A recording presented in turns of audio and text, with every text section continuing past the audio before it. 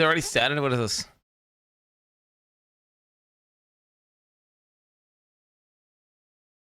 What is this? The Future Game Show. What, is it starting right now? How long has it been on for? Where is it? www.youtube.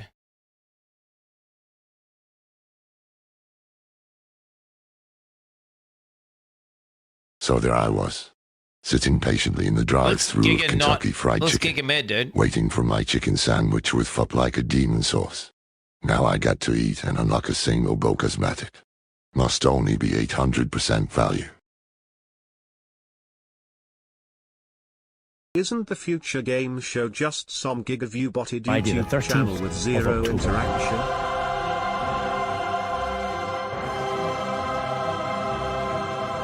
What is this?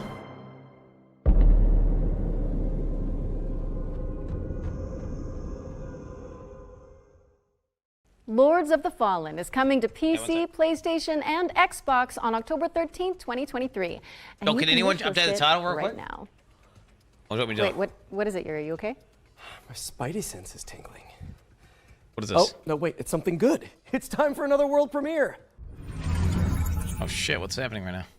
Good cheese, Team 17. You want me to do it? Because I can do it. If you need me to do it, I can go change the other computer. I'll just do it. Let's see this random girl's cosplay.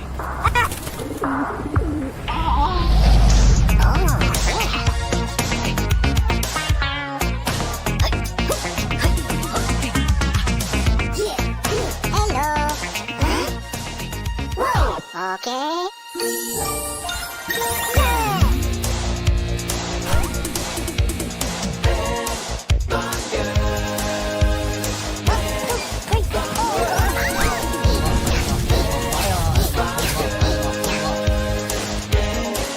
What am I listening to? What is this?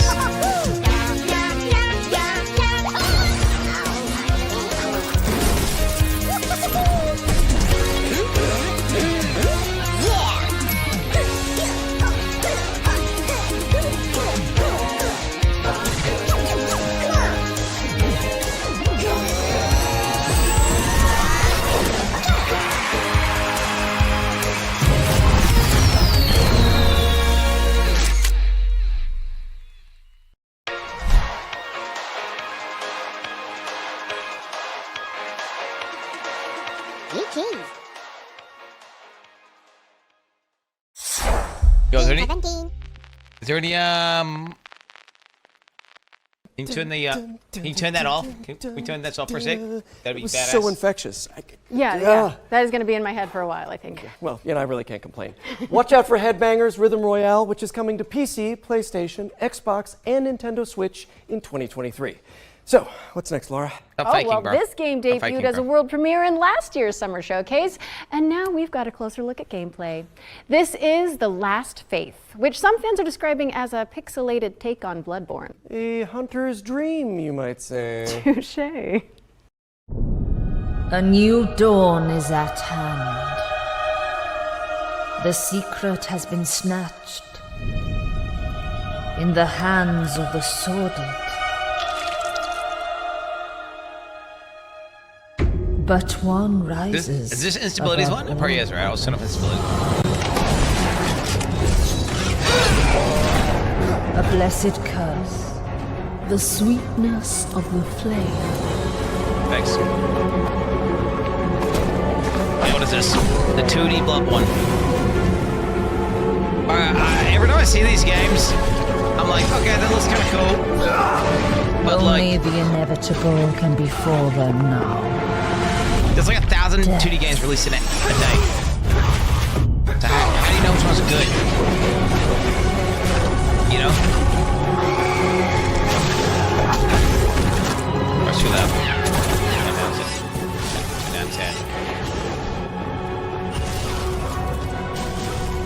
I mean, it looks cool. You gotta say, a lot of these 2D games look cool, but how do you tell the difference between a good 2D game and a bad 2D game? That's my question I'm asking.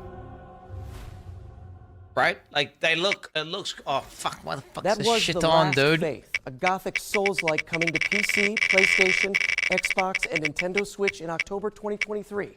And you can wishlist it right now on Steam. You can't play them all, it's not possible. We're also thrilled to announce that The Last Faith will have a beta release If you want to check it out, register for access at... Ban him! Hey, she did ban him. I'm banning you. Here she banned. Our next game is a stealth action Here she been banned. set in the wake of climate catastrophe. Let's take a trip to the world of Steel City. You guys, the ban. You make a computer crash now as well, so it's good. You're making my computer crash. Sweet ass, boys. It's crashing because you. Hello everybody, My game's I'm crashed. My Carlo computer's Bianchi, crashed. and I'm the founder and game director of Storminatica. Let me introduce you Zoe and Kobe, the dynamic duo that will accompany you during your journey. Computer's Today crashed. we are excited to show you the gameplay reveal of Steel Seed. Okay, what's this? Steel Seed is a stealth action game with a deep, complex, and lore-driven story. After a major climate catastrophe caused by humans, the Classic. AIs took control of the situation AI in as order well? to find Okay. a way to preserve life. Zoe is looking for her father in an underground facility built by machines and extremely hostile toward I them. hate that my computer's crashed right now. I can't fucking see The shit! environment surrounding Zoe That is fucking huge. bitch that I had It to takes ban. heavy Sorry, okay? inspiration from popular mangas, movies, and Mulling a anime. little bit. Mulling. Zoe needs Kobe to help with exploration, environment interaction, stealth, and combat. Their bond will grow stronger the more challenges they will face together. Okay, I can actually Facing push. enemies without using Kobe is extremely dangerous. The planning phase using your companion is essential. Sometimes a stealth approach in problematic scenarios is preferable, and a good execution will be highly rewarding. The environment will offer you many ways to deal with the enemies. Be the silent assassin. Should you feel more aggressive, Oh, it's a or if you robot. screw up the stealth approach, a fast-paced and tactical combat system will allow you to unleash your combat abilities on the enemies. Don't forget the Kobe is there to help you with ranged attacks and skills. Your companion really makes the difference between life and death. Yeah, human would just lose to a robot instantly. That's what I don't If get. you still feel underpowered, a complex skill tree system based on challenges advanced AI took will over the allow you world, to they're expand too done. Zoe and Kobe's passive and active abilities. The challenge system is designed to render the experience more dynamic and fun. Also, in dangerous times, you may require dangerous friends. Use Kobe to hack into an enemy system to make it fight with you. Your new ally will create hilariously engaging combat scenarios. There are many more abilities that you can unlock from the skill tree. Choose wisely. I mean, Thanks it looks for like a your time game, with us. chat. Steel Seed is a truly emotional experience that will test your inner humanity. The game is coming to PC, Microsoft Xbox, and Sony PlayStation. Stay tuned. Just like they need, you know, it just looks generic and kind of scuffed. Maybe it Steel could be Seed around is because coming though. soon to PC, PlayStation, and Xbox. Man, I gotta say, voice acting is so much easier when you're not wearing a skin-tight suit. Am I right? Wait a second, are you telling me you wear the Spidey suit when you record? No? We need to talk after this. But right now, we've got a double feature focusing on Distant Bloom and Classic. Go Fight Fantastic. Let's get into it. Classic, okay. Okay.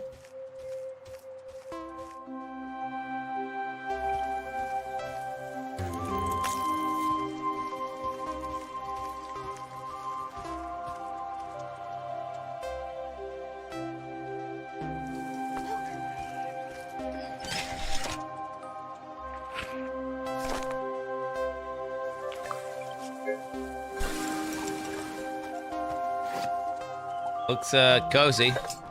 Yeah, cozy game. Restore the environment. Oh, it's one of these eco ones. Where it's about like, it's like healing the earth or whatever, dude. Holy shit. I love games like this, bro. It's so good, dude.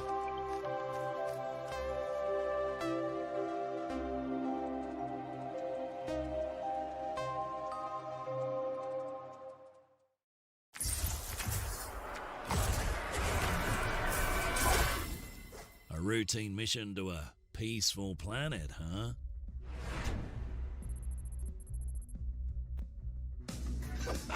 Nothing's ever routine with this crew. But one thing's for sure. we'll deal with whatever comes our way. Together.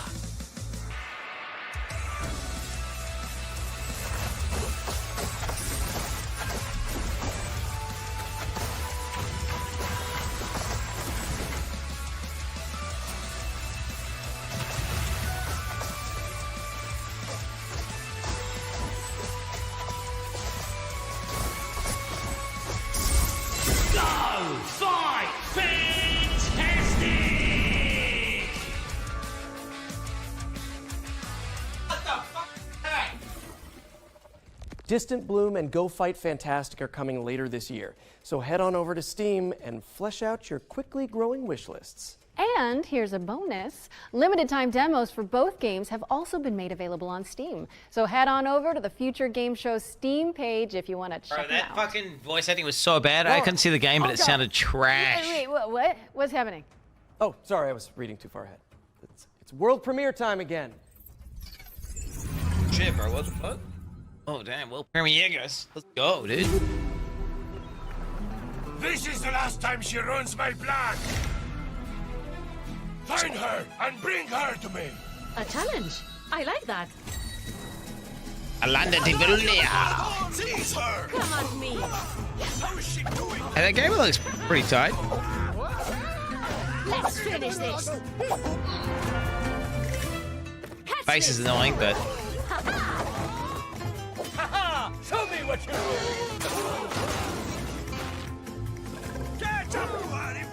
But this could be a fun game. That does look kind of cool. Duke, stop this nonsense now. Come on, amigo. Try to fight me at least. This is an I really like the anime. I like the way the environment does stuff. The animations are clean. But the question is, does it feel jank? Because it could. Either that plays super smooth or it plays super jank. Am I the only one who's never heard of her? That was En Garde, a swashbuckling action-adventure which is coming in the summer of 2023. Wishlist it now on Steam. Hey, Yuri. Yes? When you think of the three pillars of video games, what do you see? Okay, well, for me, it's got to be, obviously, big rigs, big bucks, and snow trucks. Okay, that was not what I was expecting, but boy, do I have the trailer for you. I'm ready.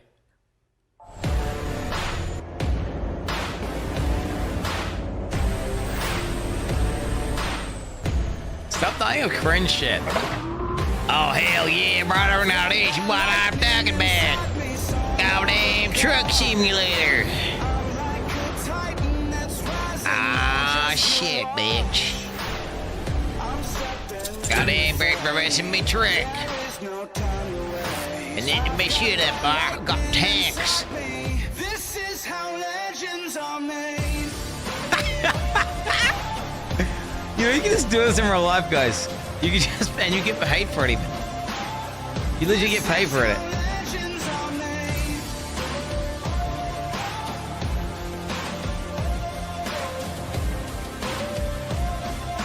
Hell yeah, I can go to work. Imagine if you were a truck driver and you drive trucks, right, all day, and then you end your job and then you drive trucks in a game. Truck Simulator is coming to PC, PlayStation, and Xbox in Q3 Be 2023. sick. So drop it on your wish lists now. Now, our next game follows a scribe who's been sentenced to 30 years of writer's block. Hey, we've all been there, am I right? Let's take a look at The Bookwalker.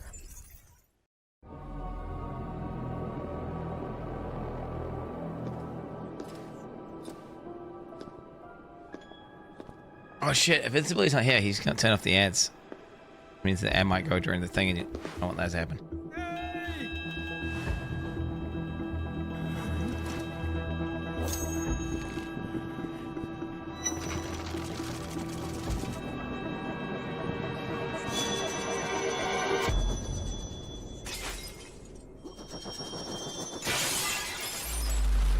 The hell's going on now?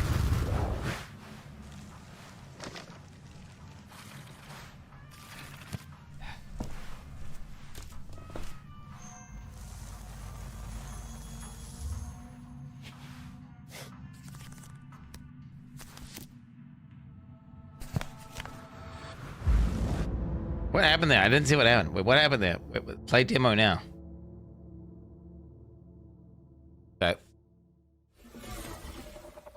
That reminds me, I really should return those library books I borrowed. You really should. Those guys are coming after you.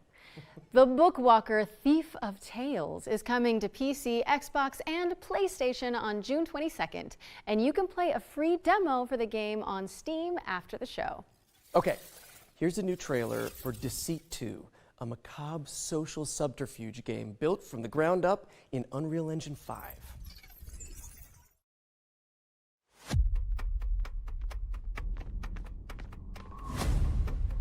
Okay, Emerald 5. Okay, game. Okay, all this running.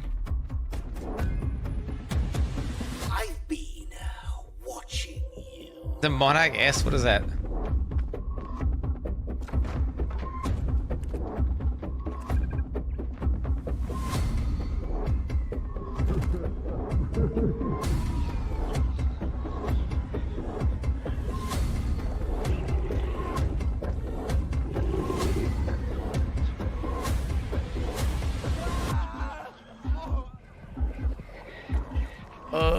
I don't know what to tell you. Like that dog shit. I don't want to be a hater. 2 is coming to PC, PlayStation, I don't want to be a hater. and It just looks Xbox dog in shit. 2023, and you can also play the beta. I'm not a now. hater. And if you like, yeah, give it a wish list. But of course, lying is only one part of our life. For some of us, anyways, maybe more. Our next game features the rest of it. It's time to check in with Paradox Tectonic, the developers of Life by You. Okay. Hi, Future Game Show. This is King Choi, Studio Director of Marketing at Paradox Tectonic with Life by You. First off, I want to share a heartfelt thank you to the gaming community, especially the life simulation players, for your overwhelming response when we first announced the game back in March of this year. And if you're just learning about us for the very first time, welcome. Life by You is designed to be one of the most moddable and open world life simulation games. Launching on PC as an early access title this September, Life by You is opening up a whole new world of creative possibilities. What is this? Be in total control of the humans that you create, the towns that you build, and the stories that you tell, driven by real language conversations. And most importantly, live out the lives and stories that you create in a world without loading screens. And oh yes, mods. We here at Paradox Tectonic are continuing to build off the DNA of great games that Paradox Interactive is known for. Is my audio fucked or is he especially sound when it comes to community-focused features and experiences. The creator tools, as well as editors that you'll be able to play with in our game, will allow you to get your hands on the same tools that our game team is using to actually make the game in order to make your own UGC and mods. Just for Future Game Show 2023, here's an exclusive look at one of the jobs that your characters will be able to take on in Life by You. Here's my human, Harley, heading to her job as the barista at the Cozy Up Cafe. Harley will need to complete a set of tasks as part of her workday, including cleaning up displays that customers will inspect and take samples from. Head over to the YouTube channel at Life by You to learn more about the game, and make sure you subscribe to be the first to know when we do our weekly video drops. What the fuck is this guy? Is this real? Dev streams that we'll be posting in the coming weeks and months. Pre-order the game on Who Epic the fuck and wants to do this? When you pre-order, you'll be able to receive the exclusive Life Begins pack and the first 100,000. But The Sims, it just does it for you, and you speed it up. You don't actually have to fucking do jobs. To share direct feedback to our game team to inform oh my God. the roadmap Can we cancel that? and the development of the game. Can we cancel that emote? Full launch. Holy, this game is excited for you to get your hands on this game. I mean, wait. And thank you so much. Someone for probably having us realized this Future game, bro. 2023. Someone's probably this is their favorite game. Eh? It's like holy shit! I can't wait for Life by You to do Life jobs. by You is coming to Steam Early Access on September 12th, 2023. So make sure to wishlist it today. Okay, time to switch things up for a sec.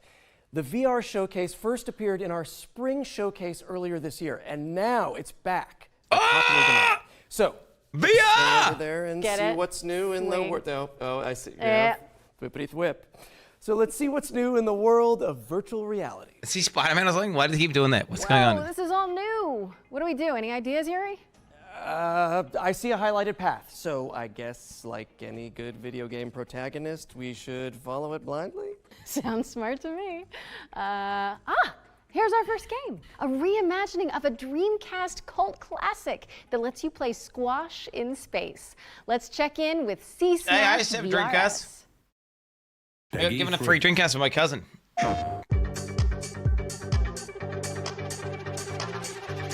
Yeah, bro. Oh shit, Sega Saga. Oh damn. Reimagined. Holy shit.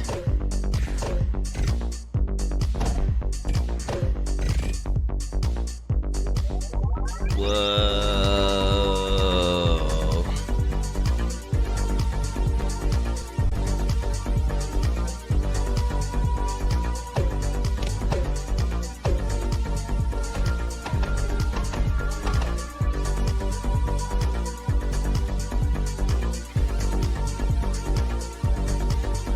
Yeah, that could be fun. If it's like table tennis. I mean, I like table tennis. You know? That could be fun. You could play like table tennis, but you know. I mean, you could just play table tennis though, I guess, but this is in space, and your friend could be in a different country. Be mindful of low-hanging right? light fixtures because C-Smash VRS is coming to PSVR 2 later this month on June 23rd, 2023. If you haven't got it on your wish list already, fix that, would you? And if you're not convinced by that trailer, you can check out a free demo for the game on the PlayStation Store. Next up, we have something for those of you looking for a different way to get your heart pumping. Take a look at this trailer for Madison VR. Google, stop. Madison VR. Ooh. Oh, wait, what the fuck? Really? Oh my god, really? Wait, that game? Is it a new one? It better be a new fucking... Is it the same game but in VR? I swear to god. Oh, this would be fucking fucked.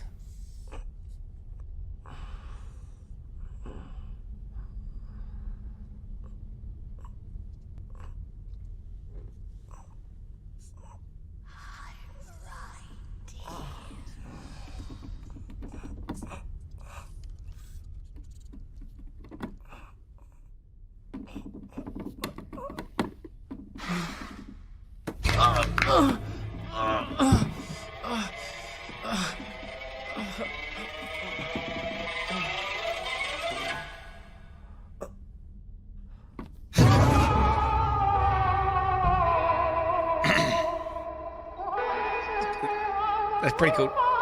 Hey. That's probably terrifying. That'll probably give... Yeah, that's probably not good, to be honest. Oh, that Bloonies. Fuck that stupid game. I played that fucking... Fuck that game, bro. It's trash, dog. Yikes. Even Polaroids are scary now. That was Madison VR, which is coming in 2023. Forget the elbow and knee pads. This next game lets you shred without the fear of falling. Let's see what's new with VR Skater. Ow.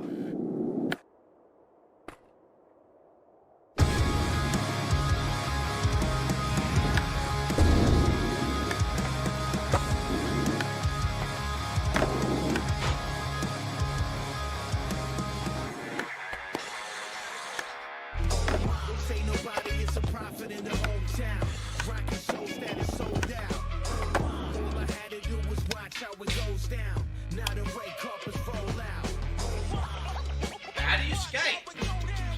How do you skate? I don't get it.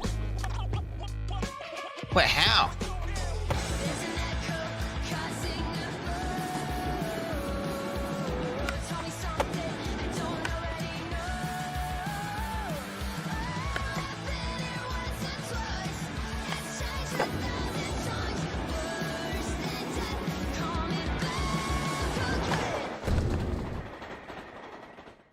Cool stickers. Wait, how do you control the board? Pick flipping its way onto Pico and PSVR 2. So you just had, I guess you have to use the little thumbsticks. Now it's time to head over here and throw it over to First Contact Entertainment, who can give us the lowdown on Firewall Ultra, a tactical VR shooter coming exclusively to PSVR 2. Analogs? Yeah, you must use the sticks. Hi, I'm Frank from First Contact Entertainment, and it is our pleasure to be here at the Future Okay. Game Show today. Okay. Firewall Ultra. We've had our heads down for a while now working on Firewall Ultra, the next evolution of the Firewall franchise, which is coming exclusively to PlayStation VR 2. In Firewall Ultra, you'll be playing as an elite contractor tasked with either downloading or defending exclusives information. You'll be able to hop in with a squad of up to 3 other players and show off your skills across varied locations in both our PvP and PvE modes. The team has been working hard to create a truly deep and immersive experience that is a treat for all the senses. We've taken full advantage of the hardware, utilizing eye tracking, haptics in both the controllers and headset, trigger resistance, and the power of the PlayStation 5 to create something that truly feels How about the PlayStation 5 Classic? Yeah, okay, it's definitely the PS5 that's helping the VR. I can't wait for you to enter the world of Firewall Ultra, coming exclusively to PlayStation VR 2 later this year. Now, thanks for watching, and enjoy the rest of the show. Firewall Ultra. I mean, yo, he's getting that bag. PSVR 2 He's getting the bag, I guess. You know? Last but certainly not least, we've got an exclusive world premiere of a new VR experience featuring a famous animated duo. Hold on to your Wensleydale. Who? What? Some sort of British one or something? I don't know. It was...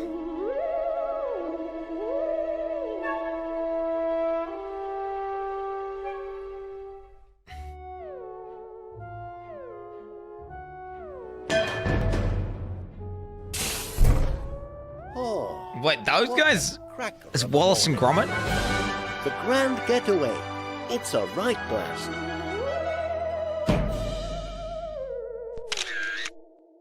What the fuck? I guess it's for kids? Looks cracking, Yuri. Wallace and Gromit in the Grand Getaway is coming to MetaQuest 2 and MetaQuest Pro in 2023. This brings us to the end of the VR showcase. We ran out of highlighted path anyway, so I guess we should fast travel. Does anyone see any subway signs around here? Anyone? Hello? Okay, we're back, and I think I've just hit don't my say liminal anything. Space quota for today. What was it? Don't forget to check GamesRadar.com and the FGS social don't say channels anything. for more info on all of the games from today's Future Game Show's Summer Showcase, powered by Intel. Okay, time for some more trailers, Yuri? Yeah, for sure. It just wasn't Let's required. pick back up with an exciting world premiere. Okay, let's go. Yeah. Okay, let's go. All right, let's go.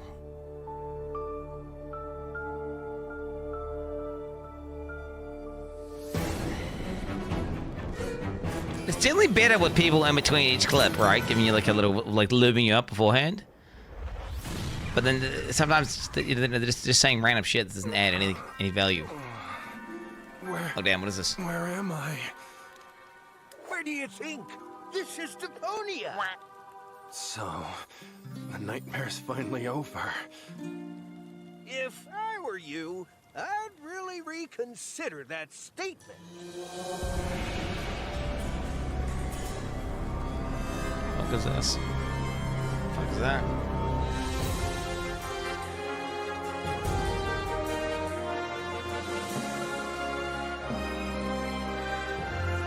Okay, new era, same trash. What the fuck is that? Heyo, this is Penta from Dedelic Entertainment, and you just watched the reveal trailer of our upcoming story-driven survival game, Surviving Deponia.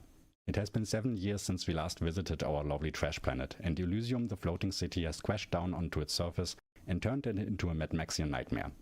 Master the environment, build your own base, and meet new as well as old friends. In Early Access 2023. Alright, there you go, there you go. There you go. That was Surviving Deponia, a survival twist on the cult classic point-and-click series. It's coming soon, so head on over to Steam and drop it on your wish list to stay up to date. Man, I am parched. Not as parched as the citizens of our next game, who live in a post-apocalyptic society where water has become new gold. Where have I heard that before? By yourself, all you've got around you is desert. Choose to band together with others, you've got life. Water. Civilization.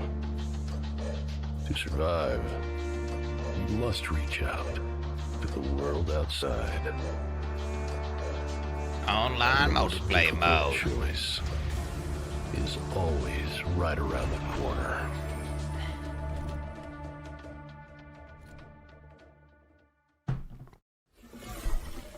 Homeseek is coming to PC on July 20th, 2023, so be sure to stick it on your wish list.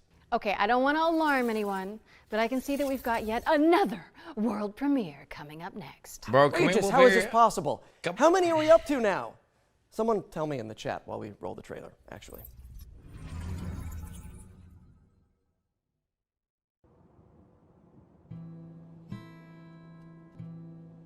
Okay. It's a dog boy. He's lighting a candle. Kind of reminds me of like a Cubone. He's in a motorcycle. Oh shit, you can do backflips.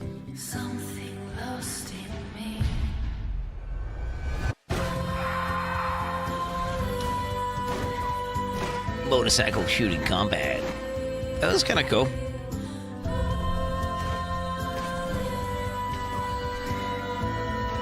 It's like a motorcycle mini game, but then you got guns. And you can block with the bottom of the mire. Like, okay.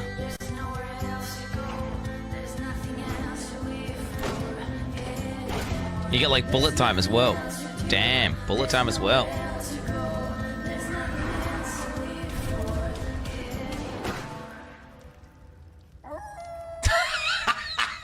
Yes, dude, yo.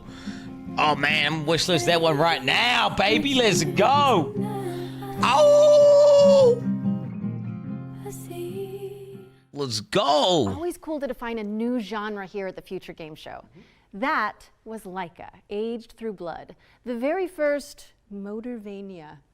That's what I'm calling it, and I'm sticking to it. No notes.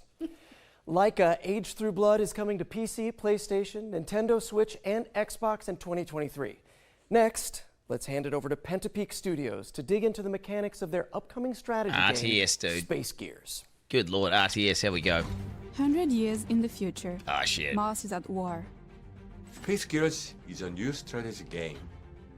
So in the fight and conquer Mars. Commander, your mechs are online and ready for battle. The ground crew is adding the final touches to prepare for your arrival. This is your camp and home base. Collect resources and terraform Mars to build an army of mechs. Space Gears is for strategy and MOBA fans everywhere. Like, okay, never mind, I'm playing this game now. Strategy and unit controls will be key to claiming victory.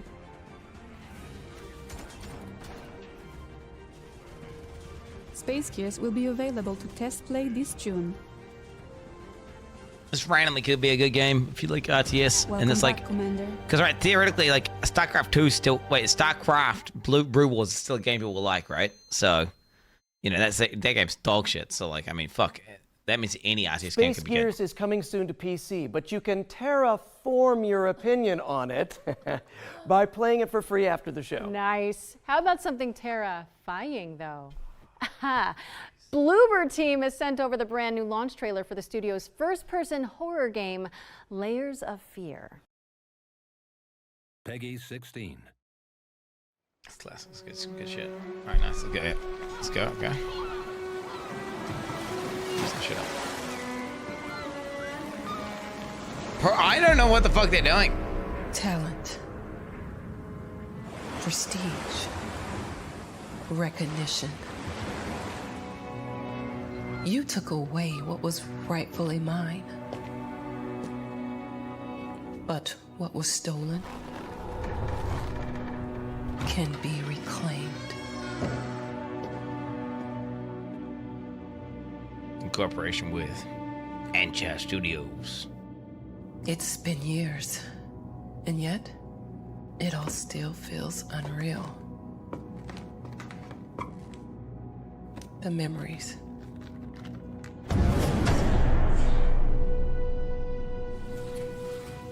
The nightmares. Did I play this game? Did I play the first game? They've never left this place.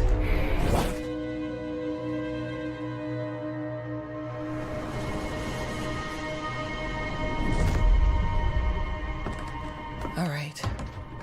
I've waited too long. It's time.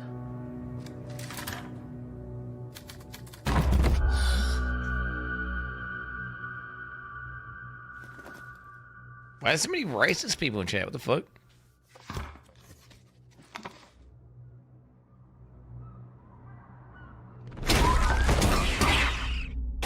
Shit, bro. What? Damn, son. What? How they?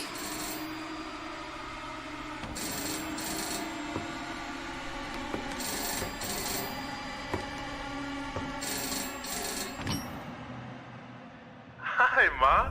Darling? Is that you? Of course, Ma. How's your book going? I'm glad to hear your voice. But how? It's good to have you back, writer.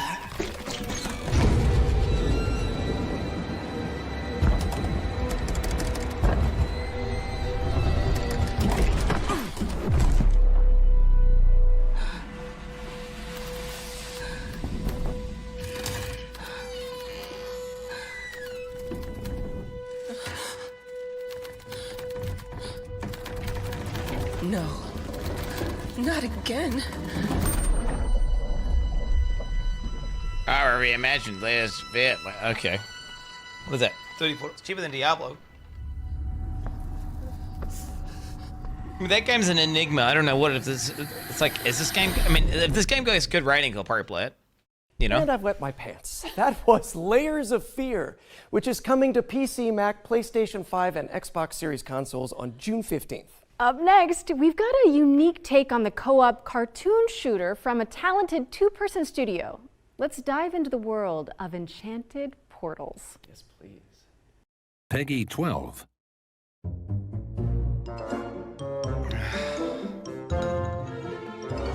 Can they put this shit as an indie pad at the end of the... Like, what is this? Oh, okay, never mind. Still going for that aesthetic, aren't they? Violence.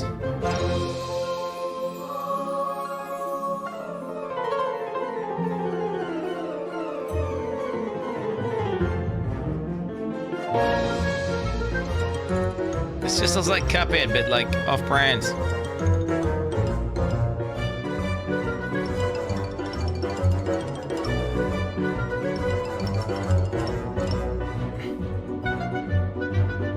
Just literally looks like off-brand Cuphead.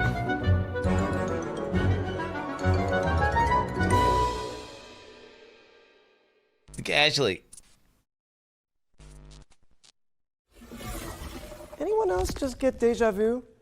Explore a variety of animated styles when Enchanted Portals comes to PC and consoles later this year. Okay, we've got a dark fantasy deck building RPG up next, full of procedural dungeons and branching narrative choices. Let's check in with Shattered Heaven. Okay. This world is nothing but an endless hell. But this ends now. A new deck building Destiny. RPG. It's ours to shape. You have no idea what you've done.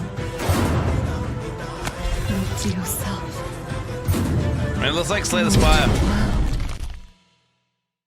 It looks like Slay the Spire, basically. Shattered Heaven is out now on PC. What's up next, Jerry?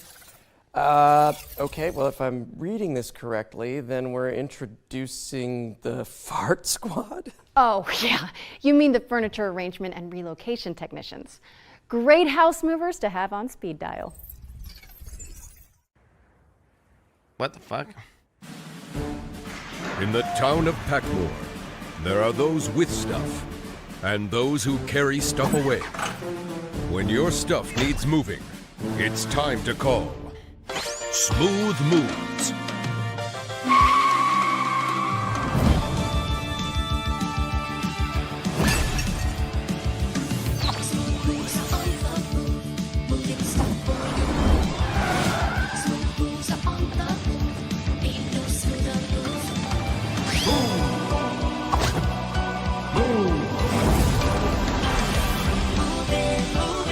Show gameplay, pussy! Show gameplay!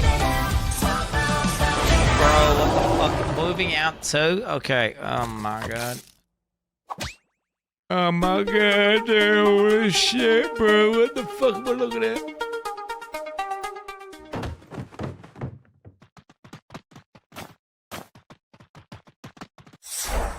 That's a game that Jacksepticeye plays, right?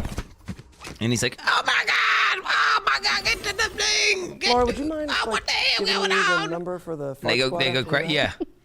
Of course. I love those guys. Yeah. Moving Out 2 is coming soon. Next up, we've got our ones to watch segment, a montage of some of the coolest indie games on the horizon. Okay.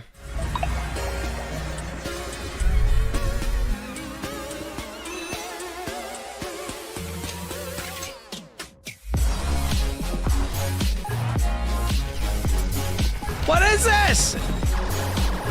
So I'm just gonna look at like the 5 seconds of gameplay and try to figure out if I want to play it. Fast forward. Oh shit, what's that?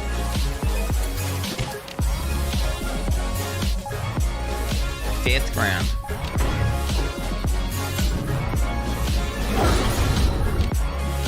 Okay, that looks tight.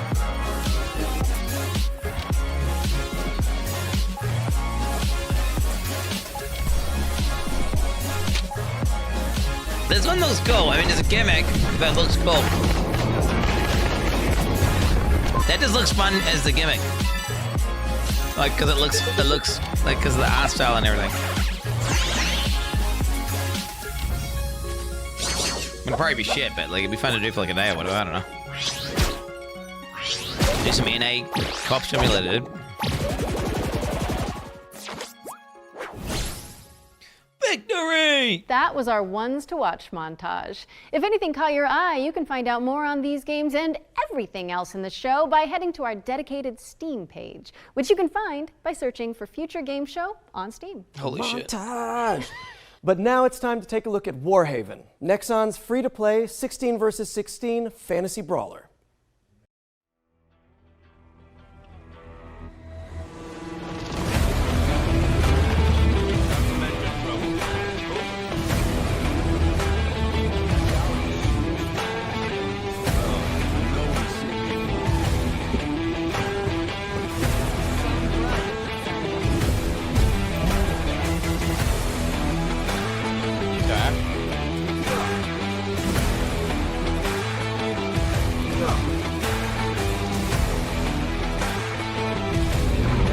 Big boy.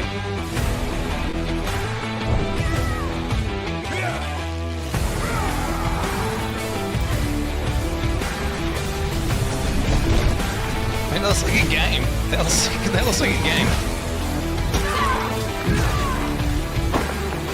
Oh shit, they got gliders.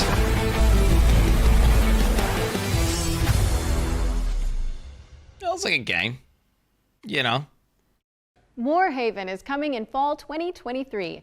Be sure to wishlist it on Steam, as you'll be able to play Warhaven during Steam Next Fest later this month. Steam. Steam. I feel like we've said that word a lot lately. Yeah, it's like we're living in a Steam world at this point, and we're Steam bots, you know, mining and exploring, building houses for the Steam folk. I am a Steam. Wait, what?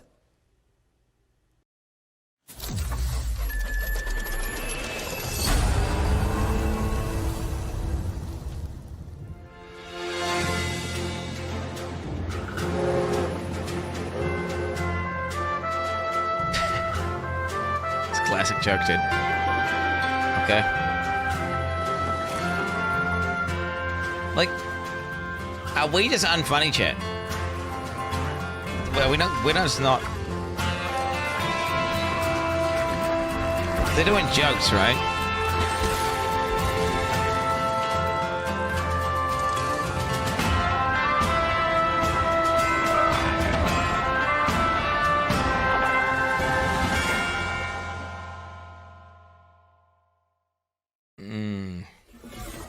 Steam World Build is coming to PC, PlayStation, Xbox, and Nintendo Switch in 2023. Make sure it's on your Steam World wish lists if you like what you saw. Now, Yuri, you've heard of nightmares, right? But what about a daymare? Sounds even worse somehow. Maybe in concept, but not in our next game, which is a third-person survival horror that's nostalgic for the 90s. It's a daymare, guys. It's classic. You must be important if he brought you here instead of just killing you. It can't be. Some knowledge is best kept hidden from the rest of the world. Reyes, you should stay out of this. You think you understand, but you're blind like everyone else. I'm gonna be sick. Reyes, you need to get out of here right now. They all seem to become obsessed with the same thing. He can't have betrayed us. That data can't be allowed to leave here. The living and the dead have contributed with their light, or the whole world will burn.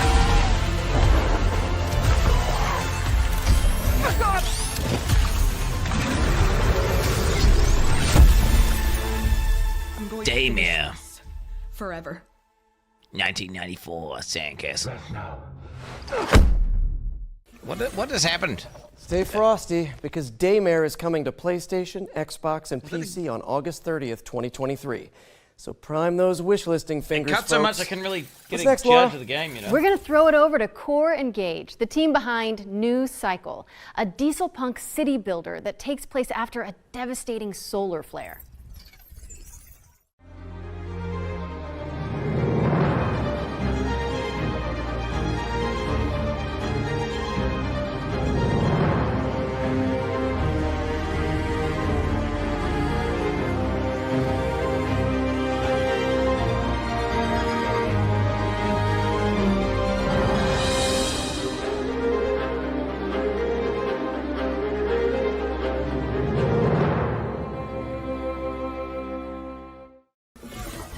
That was New Cycle, which is coming to PC in Q2 2023. You know what to do, people. We've got another I'm not world doing premiere it. now, I'm and not. it also features No. trade, but not in the way you think. Check it out.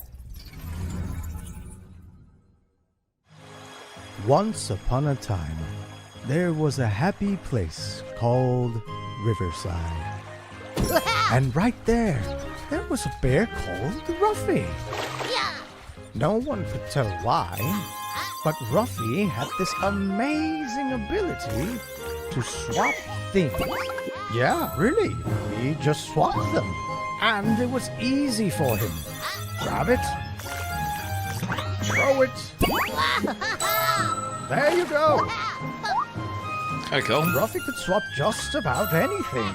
But his job had him swap paintings for townspeople. Copy and paste, swap it, you name it. Life was perfect. Until one day, a long-forgotten evil emerged out of the darkness. Devastation came all over Riverside, and the end was near. Now, it was up to Ruffy to accept his destiny and swap the bad for good.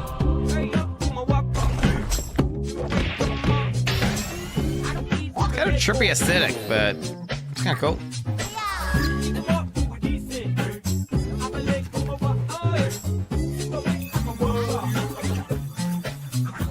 Boom! Shit, AoE, bro. What the hell? See that swap buddy?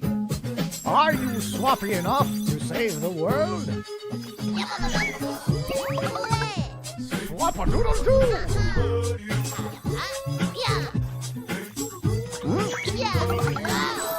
That was easy. Things might get rough, but OTK Games Expo. When's that happening? And you When's that happening now? swap alone. Wait, now? Okay, alright. Oh.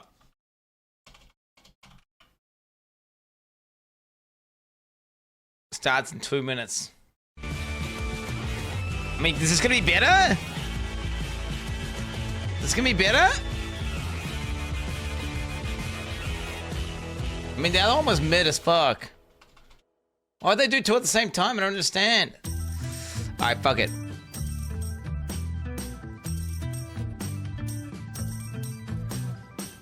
Let's give it a gaze.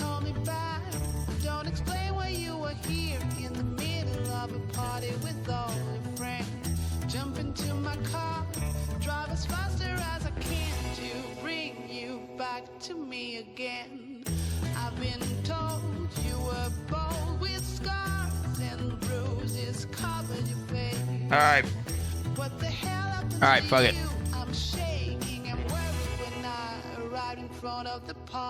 Is this gonna be am I gonna get beta, chat? What do you guys think?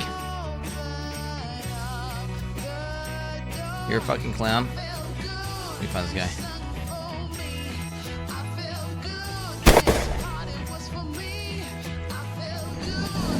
I'll done in 10 minutes. Okay, wait. Do we watch this? Do we watch this? It's gonna have... Yes, yes, yes, yes, yes, yes, yes, no, no, no, yes, yes, yes, yes, no.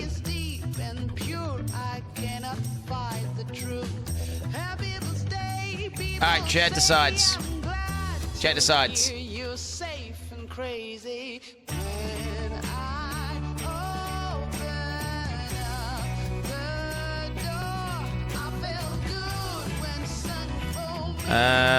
Diablo.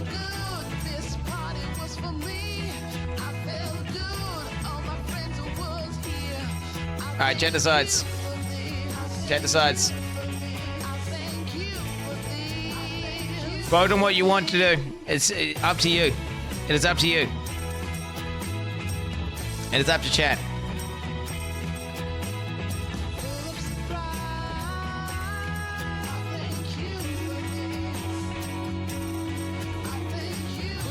Okay. Okay.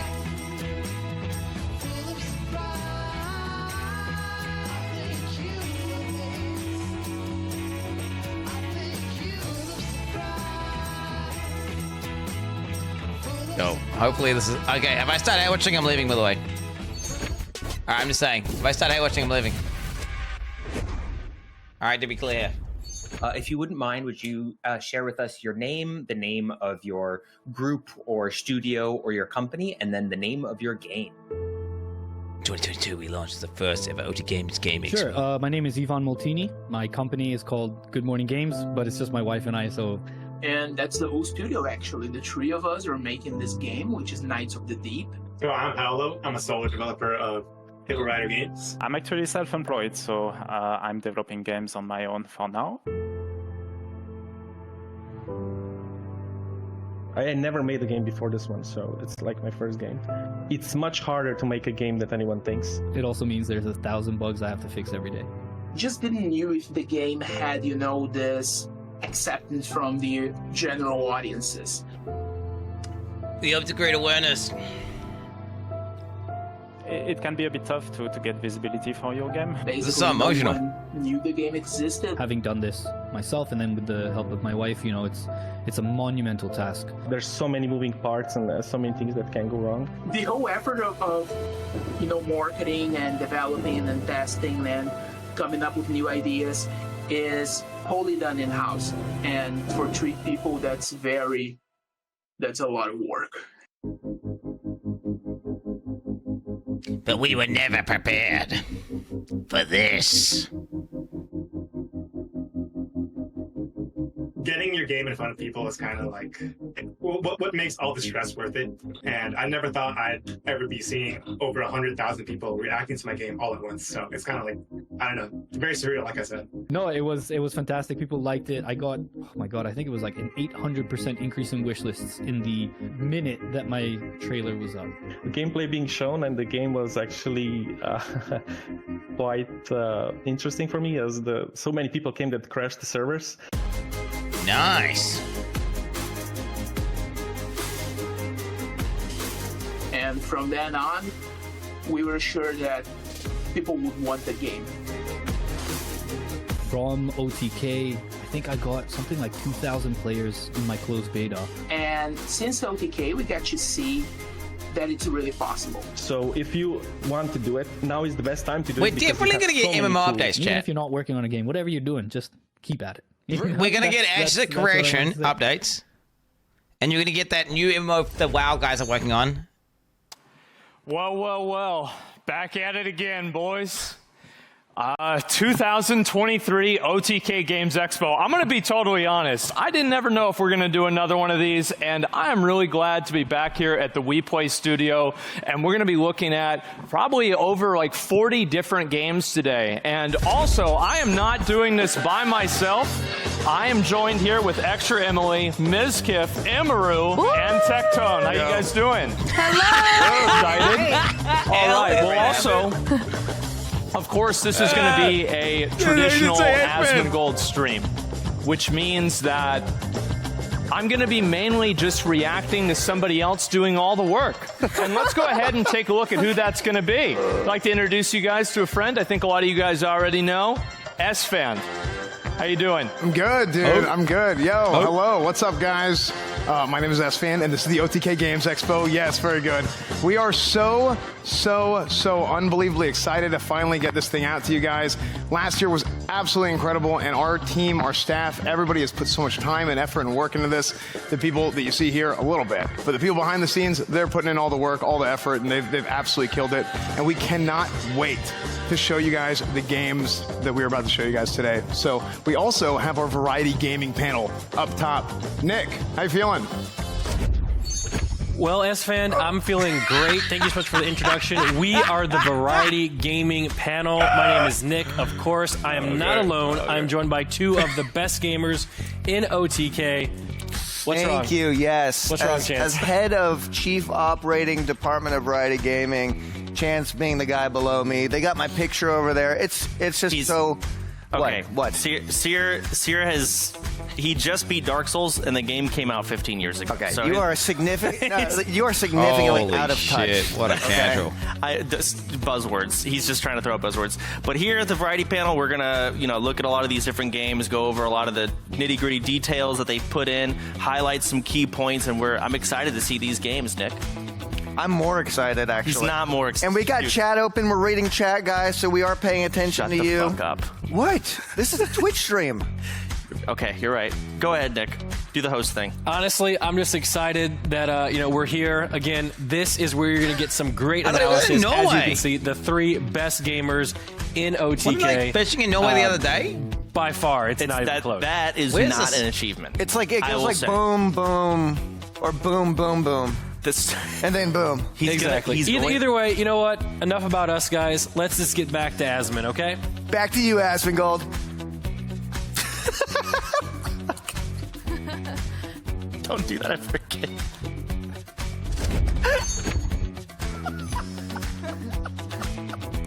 Thanks a lot, guys. Really appreciate you padding out the runtime for the show. That's going to be super important. So, guys, last year what we did is we gave away $50,000 in prizing to some of these indie developers. And this year, you know what we're going to do? The exact same thing. But it's going to be a little bit different this year because we're going to be splitting it up into two $25,000 categories. The first category here is going to be $25,000 going to the game that is the OTK choice from everybody who's on the team here. Who's that at the back? Is the game that we feel like has the most potential, and we really want to put some money towards making that game turn into a reality. Now, the other $25,000, however, is going to be you guys. That's because you guys can go over to discord.gg/OTK network, and the game that gets the most votes is going to be getting a $25,000 grant by us to help continue and make their game a reality. And for a lot of you guys, obviously, actually, you might be watching from Steam right now. You can go over to our Steam community page, and you can follow that. It's the OTK Steam community, and you can see all of the games that we're showing today, as well as wish list, and play them. And oftentimes, in some cases, you can play them today. So that's basically what we're going to be doing. And obviously, this is a tremendous accomplishment. And I'm just really happy, honestly, to see so many of these developers coming on here and showing their games. A number of the games that they showed last year I had a chance to play. But speaking of being able to play them, I'd like to actually go to one of the main things that we need to do today is our first ad, which is going to be, guess what? Starforge Systems. And so we got, by the way, chat. We got something pretty special going on here, right? Pretty special, man. This is the Mech PC. Yes, sir. Well, as you guys know, like you're watching me do an ad, by the way. And it's really good to be here at the Okay. Games Expo. I'm joined today by my good friend Ron from Blue Horse Studios. You guys might have seen some of his old work, like his Elden Ring computer, his Last of Us computer, and many more. Shit. We have something really awesome to show you today, don't we, Ron? Yeah, we sure do. We were reached out to from Starforge last year at TwitchCon. We were down there together at the same time, and I got an email from Nick. He said, "Hey, we got this real special project that we want to work on with you. Can you meet us up for a cup of coffee really quick?" And so they came over and we discussed a few ideas and hammered out some things that they wanted to see, like in this project. And we headed back to Portland with our juices flowing and just the creative energy, knowing that we were going to create something really awesome together. It looks like we did, man. Yeah. So we want to introduce to you guys our 101 custom mech PC. It's amazing, man. Honestly, this thing's basically taller than this. Oh, turn the music down. Maybe I Can you do let this. us know like the process of putting this thing together? Maybe it's a bit like that. Yeah, so we came up Maybe with it's a a bit few like that. different ideas. Some of the ideas weren't going to work. One of the original ideas was actually to create the PC just in the mech's helmet. And then we decided maybe just to do it in the bus, but the overall scale was just going to be too big. So we decided to actually just build a full-size mech and scale him down Do you like a it like little that? bit. And yeah, he has over about 2,000 print time hours into him, just in the print time. What the fuck's a Yeah, print and time? then the I'm not supposed to touch it. So, and then the post-processing, of course, like the sanding and the painting. Oh, shit. You know, all the putty work That's and 3D stuff like printed. that. Another, you know, like 400 or 500 hours to the build, and that's just the top portion. Right. And like this is the biggest PC that we've ever built to date. So this is a stand on the bottom. It is, and it And was the like PC's a really there exciting on the build side. to do. We also made this base for it. It stands on top of 3D the printer PC. redone with This is the bands, going, Q71 tower by Thermaltake. You can remove that and stand it up in its original position and put the mech on the launch platform on the bottom there. That's it. Yeah. So we got to let them know then that this is not just a showpiece. This is a fully functioning computer. Fully functioning computer in there. It's built Wait, on the- inside the- architecture. inside the, There's a 13900K process in there. The Got a MSI processor inside that with the Android? 64 gigs of Is that RAM, that, 2 terabyte hard drive. is that that, like, 1000 watt wave power show everyone supply, likes? Custom cables by Mainframe Customs. Yeah, it's a full gaming rig. You can stream on it pretty much anything. So what you're saying is it doesn't just look powerful, it is powerful. It is what is it powerful. called? Well, I want to thank you again, Ron, for Gundam. creating something Wait, so amazing. the one that started Now, I know anime or everybody's whatever. Thinking, no, you can't buy this computer. I'm sorry. But Asmund tried to buy it, and we weren't going to let that anywhere near his room. However, you can buy this. We're presenting our first limited run 1 of 20 mech PC, or our massively excellent computational hardware. This is the baddest PC in the galaxy. Featuring a Strix RTX 4090, 64 gigs of Corsair Dominator DDR5 RAM, a custom case, He's really glass nervous, etching, eh? and light box from our friends at Gallery Panda, and that part we're most He's excited really for, nervous. Intel's i9 13900KS. It's their top-of-the-line processor. It's hard, though, to with not be 24 nervous. cores, I'd be nervous 32 as I was on threads. there. The CPU is an absolute beast for content creation, and you can leverage Intel QuickSync Video for improved performance in video editing and stream encoding. Thank you to Intel for helping make this computer as awesome as it is. Guys, not only is this computer available now for purchase on our website, we're also giving one away. Head over to OTK's Twitter and enter the giveaway. Wait, you for can buy redeeming it? your I don't very get own it. Mech Can you buy it? computer. He said it's not for sale, but you can buy it? I'm here. confused. And remember, StarForceSystems.com for the best PCs in the universe. Peace. But can you buy it or not? A different one. Oh, you buy that one. Ah, so it's that one. Well, anyway, yeah, I wasn't sure if we were supposed to be quiet there or not. No, anyway, yes, there is a discount going on as well at Starforge, a 5% discount, as well as a free PC being given away on the OTK Twitter. It would not be an OTK event without a free Starforge PC being given away. But I know a lot of you guys are here for the games, PogChamp, dude, so let's get PogChamp. right into it. The first game you're able to play on Steam right now. There is a playable demo. And this game is Toxic Crusaders.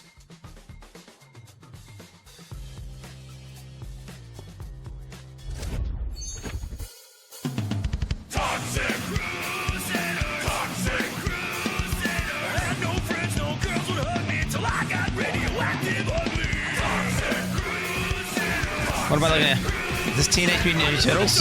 Oh, shit.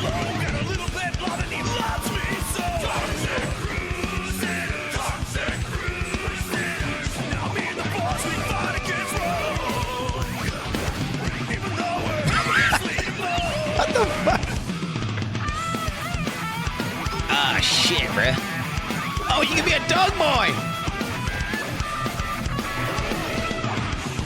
Nice. You know what? I wasn't into it too big as best, but then I was still a dog boy.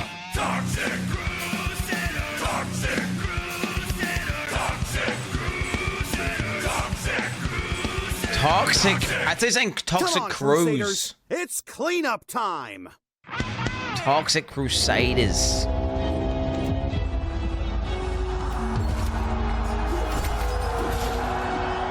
Hey, it's game doesn't look too bad. What's this? Roguelite. Oh shit! What the fuck?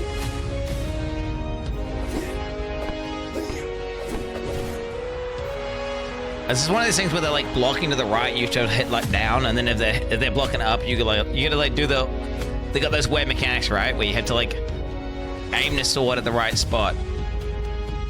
I suck at these games, by the way. Like I'm terrible at them. Like.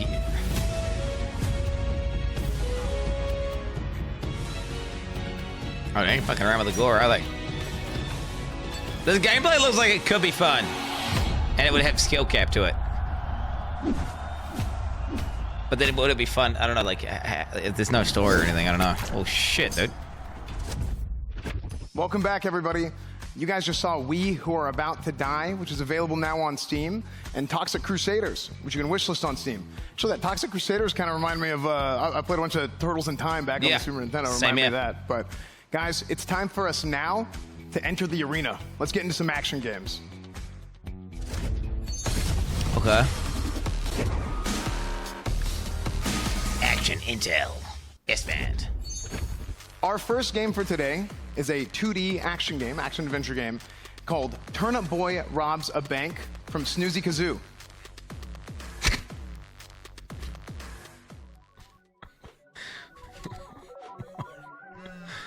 Okay.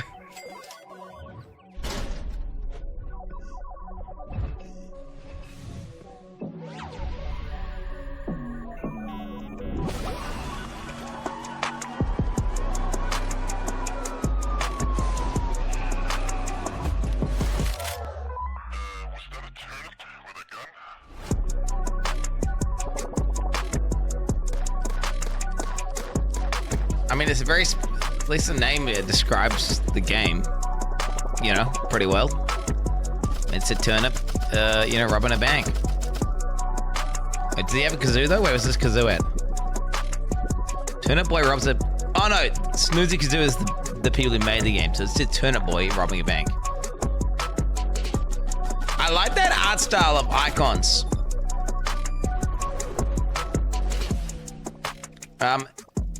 Oh yeah, you guys don't know. I'm not. We're not making a game or anything, so we need to have art style of icons. But you know, if I was making a game and I was making icons, those icons for that one look pretty good.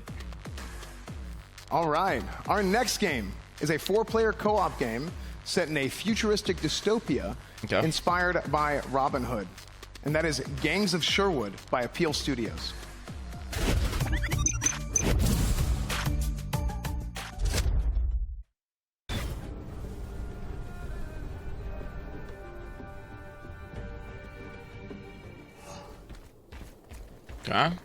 Okay.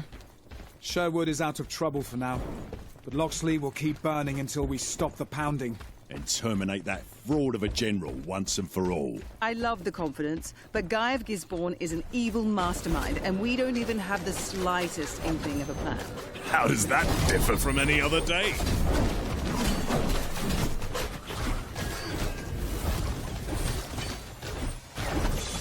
Okay, it's got combat. It's got combat.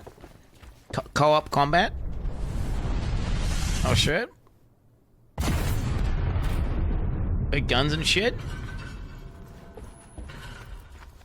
Yeah, Pee-wee's dead, bro. This combat. Needs some. I feel like it needs a little bit of music. I feel like it needs a little bit of ambient music. It's time to upgrade your nose. If you can't even smell an ambush anymore. I got an upgrade of my own. Courtesy of the Sheriff of Nottingham.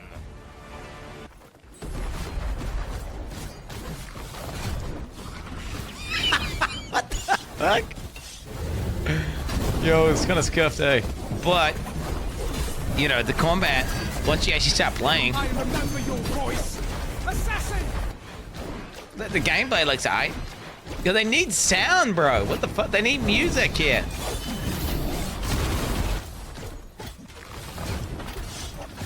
This would be like, if you just had epic music playing right now, this would be like literally 30% better.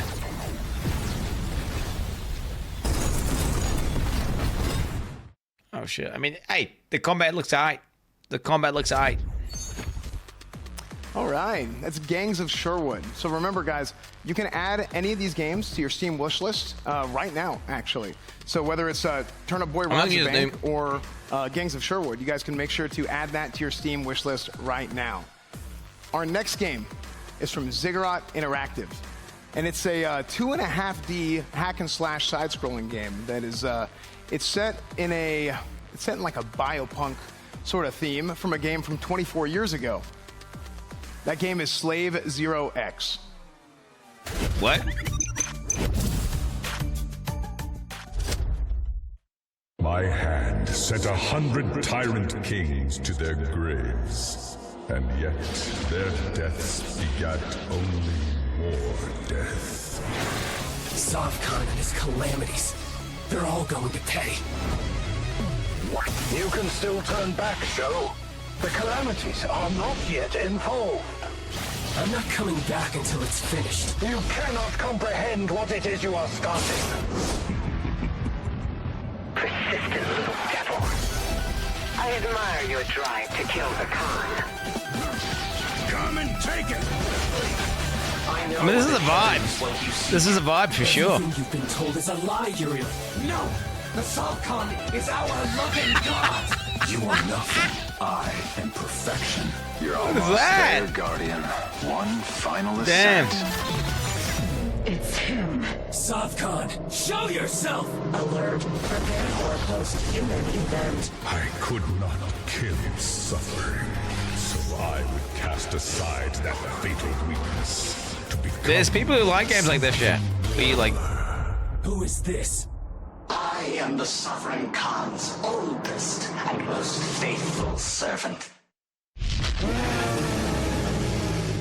do you know what? I'm actually a bit of a fan of the aesthetic. All right, it took a little bit to grow me, but like, it's kind of a cool. It's like a '90s but modern. Dude, that game looks so freaking good. All these games are going to look so good today. I'm incredibly excited to keep showing you guys what else we got. But Slave 0X, that's available now to wishlist on Steam. Make sure you do that. And Asmon, what'd you think? Honestly, like with a lot of the action games, I'm pretty excited to see them. I think especially the one that I really liked a lot was the second one, the Nottingham game. I thought that was just amazing. The Gangs of Sherwood, I mean, and I really enjoyed that one a lot. But especially Yo, he ain't gonna play anything that ain't I'm just saying. I like the kind Awesome of wave had like shit. a bullet hell type nature to it, etc. Oh, But shit, I think play after what we Soulsborne threw it games. over to Miz, let's get another soundbite for Donkey. What do you think about the game? Asmon, great question. This is exactly what the Game Expo is all about. I love Turnip Boy. I love the contrasting cuteness and violence that goes on in the game, and it really does remind me a lot of Enter the Gungeon, which I absolutely love. Puzzle mechanics look fantastic, and overall, this looks like a fantastic bullet hell game. What do you think, Emily? The art style is really cute, so I really like it, and I feel like they put a You lot what? of love This into game's the sound full of characters, shit so this all the I would time. be so Like, excited to play this as well. He sounds sarcastic. Yeah, it reminds me a lot of always. Jump King mixed with Skyrim. He just. Yeah, I don't know about that one. This game looks absolutely fantastic. I'm very excited about it. It actually is a sequel, I believe, from Turnip Boy Evades Tax Evasion, which is very interesting. Techno told me that yesterday. I thought it was a joke, but No, that's the game. Oh, yeah, it's a that's good so game funny. too. The game looks super good. I would love to play this. Looks good. I want to commit tax evasion and rob a bank. That sounds great. I do that every day now. I can do it in game. All right, so the next. So what's it game, mean? Just everyone just hates TikTok or something? The second one, I'm gonna be honest. Like, I thought it would just look awesome. Like the graphics looked great, the movement looked great, everything about it. I was really honestly impressed by it. It's gonna be better. The combo system, you got like a little bit of a. I think that combo systems are really good for games because obviously it gives the people that are like really into them a way that they can compete with themselves, etc. And just in general, I just really think the game plays well. To me, that's the most important thing. Yeah, they absolutely nailed the animations here, which is very difficult to do in these kind of genres. And there's a massive market for fantasy games like this, and with they have very unique classes, which I'm very interested in. I think it's crazy that this is like an indie What are game. those glasses It looks he's wearing, bro? high quality, and like you can see so far into the distance. It looks pretty amazing. Does he need glasses? Yeah, this game looks like something that me and the boys are going to play on the weekend, grind this out. Reminds me a lot of Vermintide, mixed with a little bit of Devil May Cry elements. Looks like it's going to be an absolute slammer. Yo, go to the Variety Gaming. So far. I can't wait, man. I want to hear what the I next don't think poems it's really a take surprise, us. but like whenever the guy came in with the really big hammer and started smashing things, I thought that was really cool, and so that was like my favorite part. Yeah. But overall, yes, extremely excited for that game. And also, third one, Slave Zero X. I'm like probably one of very many of you guys that grew up, in CC's Pizza, Mr. Gotti's, etc., playing games that look exactly like this and then crying and begging my mom for more quarters because I sucked at them. So honestly, whenever I see a new game like this, it's coming out, somebody's still carrying on the tradition, I absolutely love to see it. So what do you guys think about this one? Yeah, this really, to me, is the next step in this type of genre. You have these kind of games at the pizza place. You have these, whenever you went to the arcade. But this is the next step, this 2.5 style that they're doing right here. I think it just looks beautiful, and the side-scrolling, to me, is fantastic. I think this game is going to kill it, and you should add it on your wish list right now. Miz, you're so knowledgeable. When I look at this game, I'm like, oh, I just want to get out there and slash everyone. So it looks like a great game to let loose and have fun. Yeah, Miz, you're pretty knowledgeable, man. What's another 2.5D game that you know of, Miz? Exactly what I'm saying, Tectone. Yeah. I think one thing I love about this game is the art style is just so beautiful. And to True. me, it's exactly what the Game Expo is all about. It's just showcasing games like this that, may not be able to get their marketing out there, but we're able to just show in front of, possibly hundreds of thousands of people who can add it to their wish list right now. Just like So Trump yeah, did. anyway, how to vote, guys. Oh my Keep God. in mind that you're able to vote for one of these games for chat's choice of $25,000. Wait, 2.5D is what? Go over to So it's 2D, but then it has some shit that's 3D. Network, and you can take a look at the games that you're able to see. That's what it our is. Steam community page as well, and you're able to play. They're doing the meme. He's not fake, chat. The meme is that he doesn't know shit about it. But before we and go then to the an ad Tech break, Tone we'd guy like to knows show shit you about one it. more game, That's the and meme. we're going to take a quick break to show an exclusive showing of a new game, Alien Hominid Invasion. Oh, no.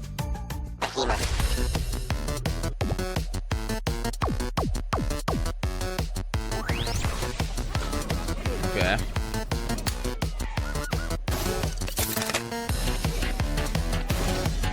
Okay, spinning around. It's going. Okay, we gotta.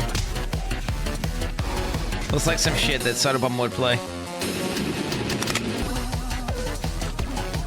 I'm not surprised that like Sodabomb doesn't actually just host the show. Considering that he's like, he plays all these shitty games. You know?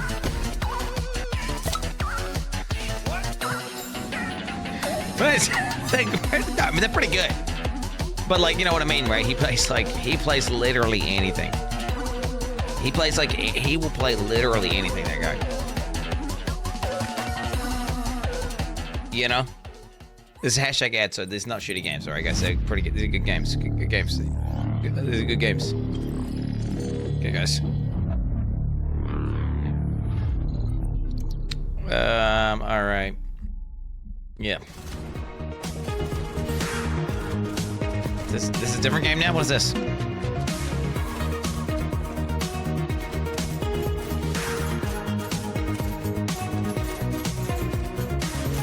This reminds me of like kind of like Vampire Survivors, but like more micro in terms of the combat. Rotator was good. I like seeing the numbers. It's all the green shit. Is the green shit like currency you need to get or what? Yeah, this looks like Vampire Survivors, but like.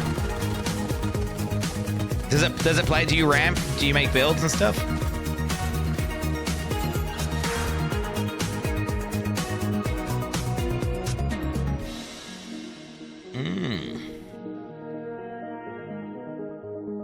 Okay.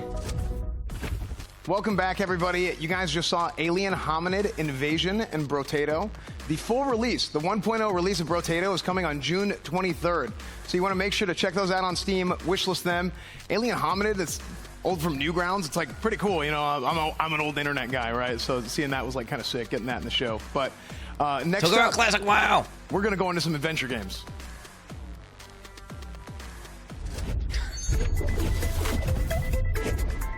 Oh shit, okay. Oh shit, okay. That's the new one, right?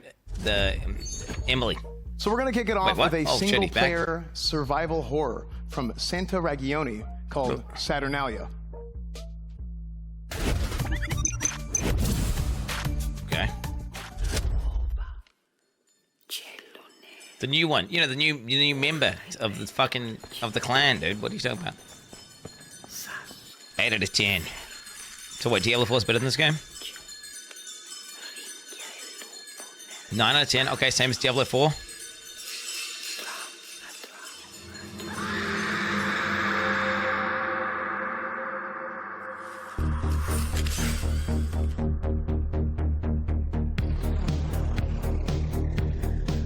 First person mode. Holy shit. Film. Bro, I can't see it. Oh my god, the overlay's covering what it says. Photo mode. Smooth animations. Oh, this is like an update. Camera customization.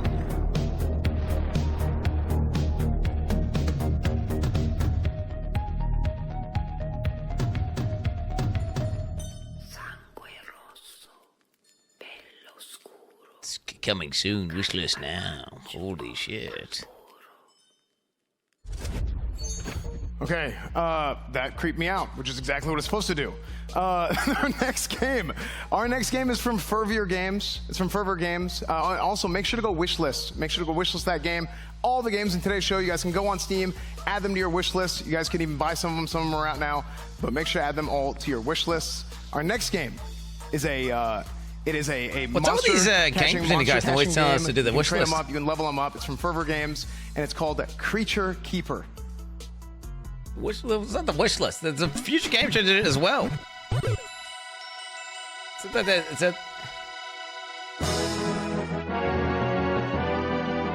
if I just don't use the wish list feature? Getting Pokemon vibes like from the soundtrack?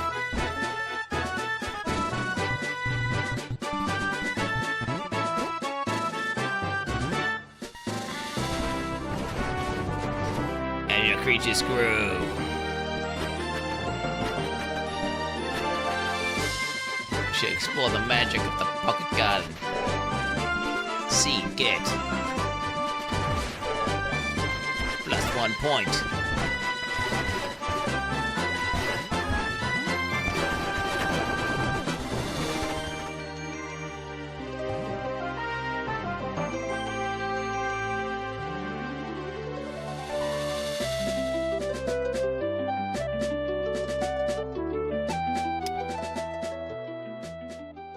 It's a game. It's a game.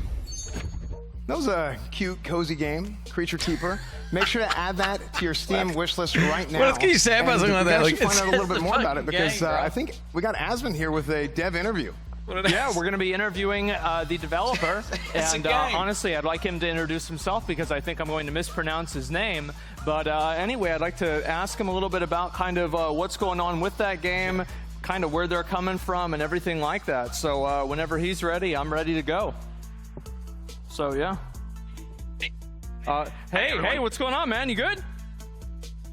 Yeah, I'm good. I'm excited. Yeah. Trailer was awesome.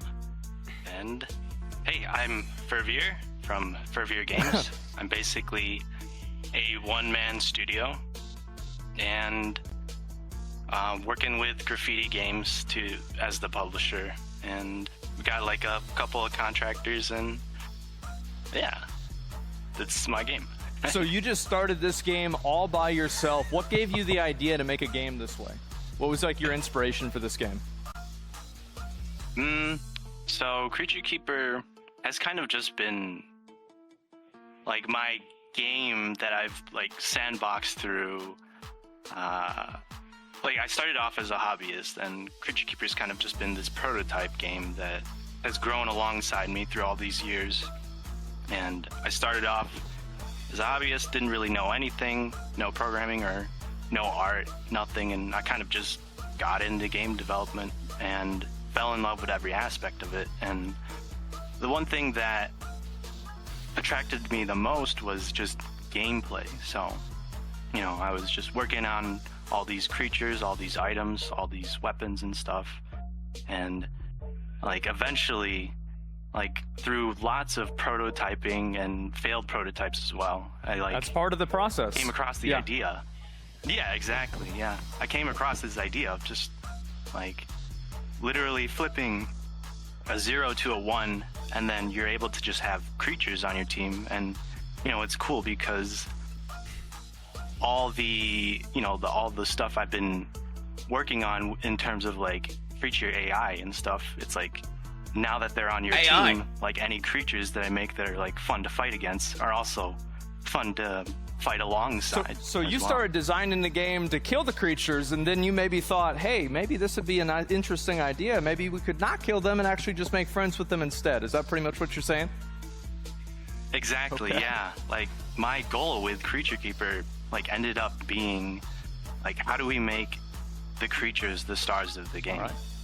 Like it's as you said, you know, like just every game is like you're fighting monsters, but in Creature Keeper you're befriending creatures. Yeah, I mean, I think it's a really interesting It looks concept. lit. I mean, What are you seeing talking about? the It looks graphics good. and everything, it definitely reminds me of a lot of the games that I Look grew bad. up with. So Look at this here. I'm really excited to see where you take the game, and thank you very much for coming on and talking about the game. Again, the game is Creature Keeper, and it is going to be available on Steam at some point, and you can add it to your wish list now. So I'll take it back over to S-Fan, and we'll continue the show. Yeah. Well, I'll go ahead and tell you guys about our next game. That was great. Our next game is from Valhalla Cats, and it's actually called, well, let me tell you a little bit about it first. It's a narrative-driven platformer that kind of channels the classic 80s, 90s animation style. It's really cool. I loved it. Check it out. It's called Stars in the Trash. Okay. Stars in the Trash. Oh, that's cool. It's got dogs in it. Nice. Okay, you know what? Oh, it's actually looking pretty lit so far. Oh, you play as a cat.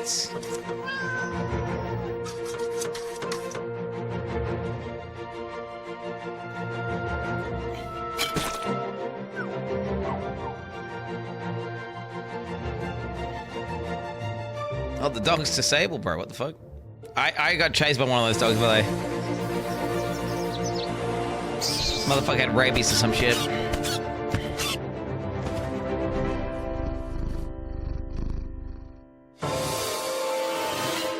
Oh shit, bro. What the fuck?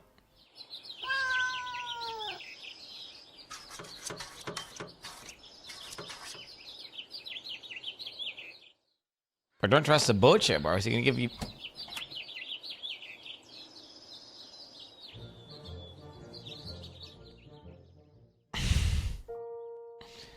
I mean, that's like a game, bro. It reminds me of that, it reminds me of like that old, like, the old art style of the, you know, the books that your mum used to read to you. Which is the name of the game, not a nickname for live Harry streamers. McClary and all that. But yeah, Stars in the Trash, you guys want to check it out. Get it on Steam, wish listed on Steam right now. And I'm going to throw it up to our Variety Gaming panel to discuss. Yo, here we Nick, go. What'd you guys think up there? Fan, we thought, you know, it was awesome. But before we get into these adventure games, I got something cool to say, okay? We are giving away 3 Voyager Creator Elites PCs with StarForge. So you got to make sure that you guys enter that. We are also giving away merch, $100 vouchers, plus gamer sub stuff, a Razer chair. You can see it right there on the screen. So make sure you guys enter this super awesome giveaway. Super giveaway. Super giveaway, which is great and awesome. So there you go. There should be some instructions how to enter that in the chat, things like that on Twitter, etc. I have no idea how to. Yeah, I awesome. have no idea. So I think we're ready to get into the adventure games. Chance, how you feeling? I felt great, you know. If we can get some B-roll of a first game here, Saturnalia. Yeah. That, you know, I love horror games. I'm a big fan of horror games, and I love it when I see a horror game take a crazy twist and just get kind of crazy with it. That game, with all those different perspectives, we've got third person, I saw some top down, I mean, the color changes and just the ridiculousness of the horror aura and take that they're throwing into it. I'm really excited about it. Yeah, you know, an interesting aspect about this game, Chance, that I read up on it, actually, when you lose all of your characters, the roads change. So things change depending on whether or not you lose, which I'm sure you do a lot of, and you're going to be experienced. So that's pretty. I don't know. Should I say Pug Champion? Oh my God! Oh my God! I'm going to be adding that one to my wish list. So all your characters die and the roads change. What does that mean, Seer? Well, you'd have to play to find out, which is what I'm going to be doing. So. But yeah, you're Thanks looking. for asking. You're looking here at the game. I like the animations. I like that. I guess is that hand drawn? I have no idea. It's very unique. I haven't really seen anything that looks like that before, and I'm excited to get my hands on it and just kind of see how it plays. It's really unique. Cool. Yeah, I personally get really scared with scary games, so it's going to be something. It shows, Nick. It shows. Well, you know what? Yeah, Seer, how do you feel about Creature Keeper? Okay, so Creature Keeper, one-man studio game, looks great, got good nostalgia. You cook yummy food, crafting trinkets, you got power-ups, you got a pocket garden that stores all your information. I'm excited to see endgame in that. What happens after level 50? Oh, the endgame. Okay. Yeah. So we got to talk with the dev, and which was pretty cool to see that he's sort of a one-man team with some contracting on the side here and there. But overall, you first look at it, it looks cute, it looks cozy. But looking at it a little bit closer, it's more than just capturing creatures. I saw a boomerang weapon. There it is, the boomerang weapon. That's my favorite. That's my favorite weapon. Okay. There's caves for you to explore. I saw some chest loot. I think I saw a talent system. You got, of course, the pet management that comes with the creatures. This game has a lot to it, but it's also that really nice indie pixel art style that seems to do well with pretty much every game that goes with it when it's done right. And this game seems to have done it right. And I love that it focuses on befriending beasts and making friends, something that I need more of. Yeah, as a lonely guy, this is going to be perfect for me. So I'm definitely going to be adding that to my wish list. Yeah, absolutely. I think being able to make friends in game is super important to a lot of people because friends are super important. We got to make sure that we find them in any way that we can. I consider you a really good friend. I don't even like you after you said about me earlier, but either way. So don't touch me. Stars in the Trash, Chance. Stars in the Trash. So that's the let's get some B-roll of Stars in the Trash here. That was the cat game, and we saw with Stray. I'm pretty sure it got some type of Game of the Year for something. I don't know. It was, but people love cats. They love that narrative-driven story. This ain't Stray. And you can tell the devs of this game have cats. They're highlighting all the different things that cats like to do, scratching on the window.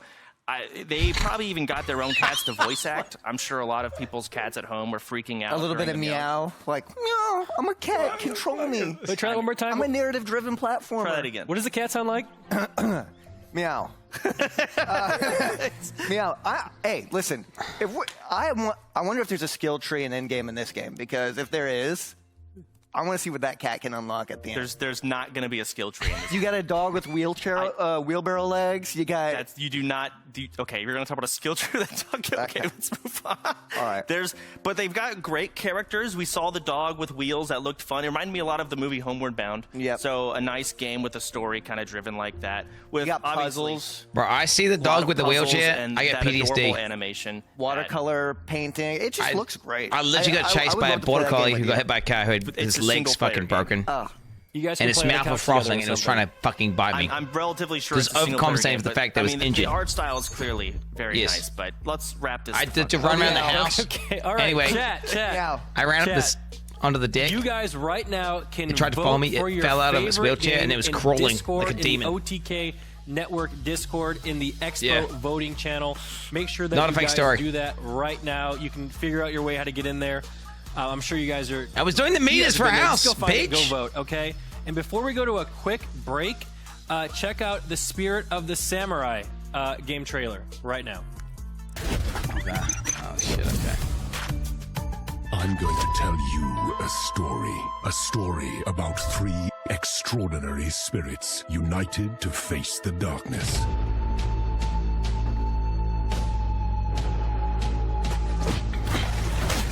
Oh shit! What the fuck? This is kind of crazy. What? Is it stop motion?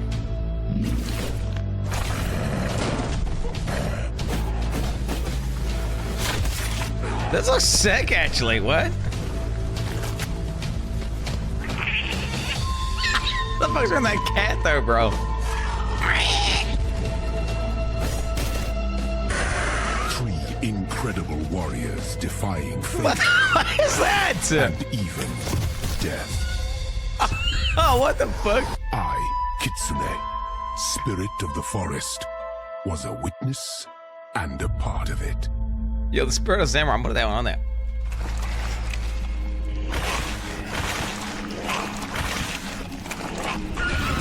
Oh no! That game actually looked good. That was like the first game that I seen. I'm like, okay.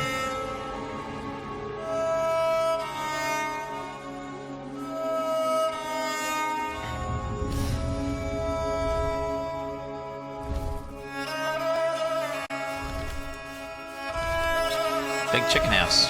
It's a chicken house. Oh shit, building, bro, building.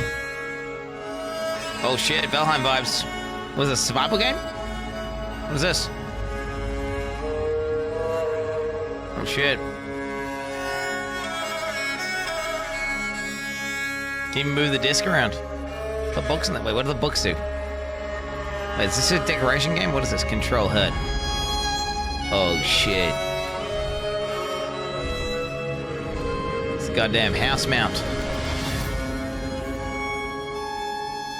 How's it going to the ground? What the fuck? Recon. Rika?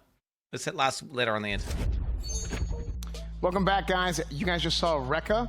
Make sure to add it to your Steam wish list right now. And we're gonna get into some strategy games. Oh shit.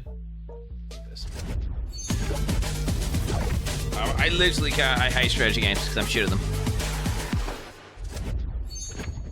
Our first game for strategy is from Ring Lab, and it's a game that you can go and you can build colonies on a forgotten moon, and it's called Scorchlands.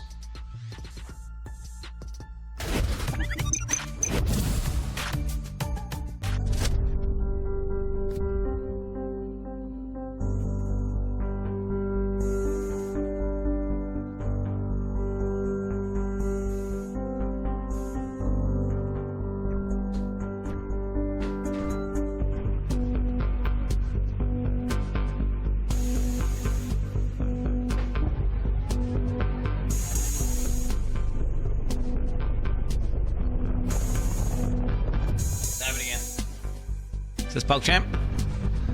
Oh, it's one of these hexagon ones as well. Oh my god, it's strategy and it's hexagon.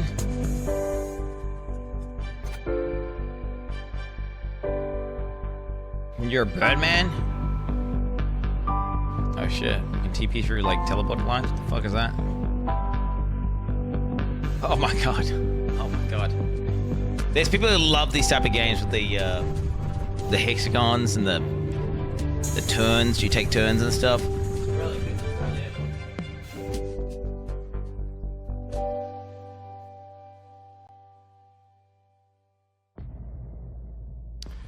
Guys, you can get Scorchlands on Steam now, so make sure to go check it out on Steam. Our next game is from Code 351, and it's a game where you're on the mean streets of Earth Last City. Got tongue-tied a little bit there, but that game is called the Project Haven.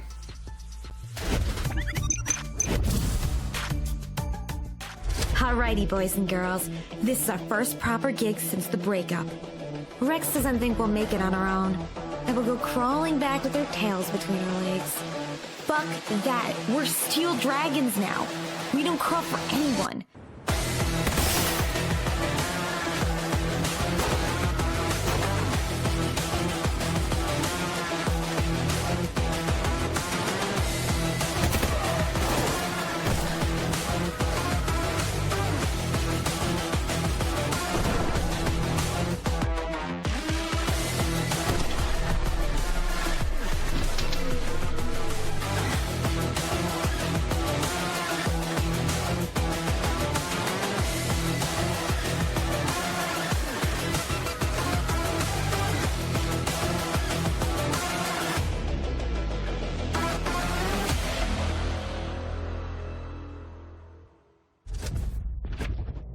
You guys can add Project Haven on Steam now to your wish list, and there's actually a closed beta sign up that's going to be available very, very soon. So make sure to check out Project Haven. It kind of has that feeling of the old XCOM or Silent Storm style of games, so that one looks really, really cool to me. I'm very excited about that. Our next game that we're going to show you guys is from Hippo Rider Games, and it's a single-player roguelike auto battler. And that game's called The Soul Walkers.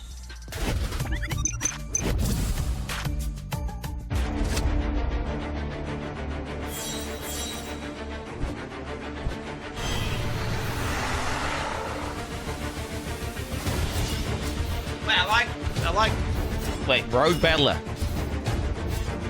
Wait, is this like the League of Legends thing? What do they call it? That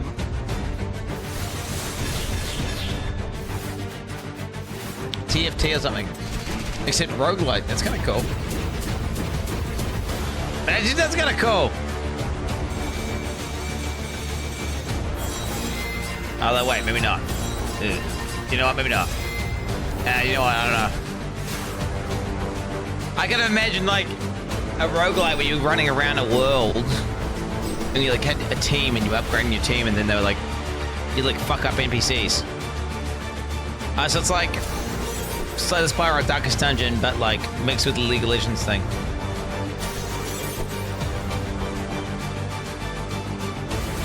Man, that would be a game. That'd be a game, wouldn't it? It'd be a game. You guys can add The Soul Walkers to your Steam wishlist now. Make sure to check it out. Make sure to add it to your Steam wishlist. Again, like I said earlier, just like all these games, check it out on Steam. You can buy some of them already, but all of them, make sure to add them to your wish lists. On that note, let's go ahead and take it up to our Variety Gaming panel. We're going to take it back to them to discuss the game a little bit. Nick, how's it going?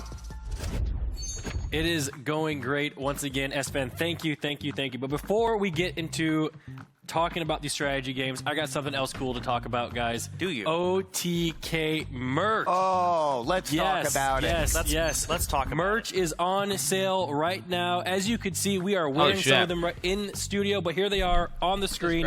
Check it out. All these new designs, they are awesome.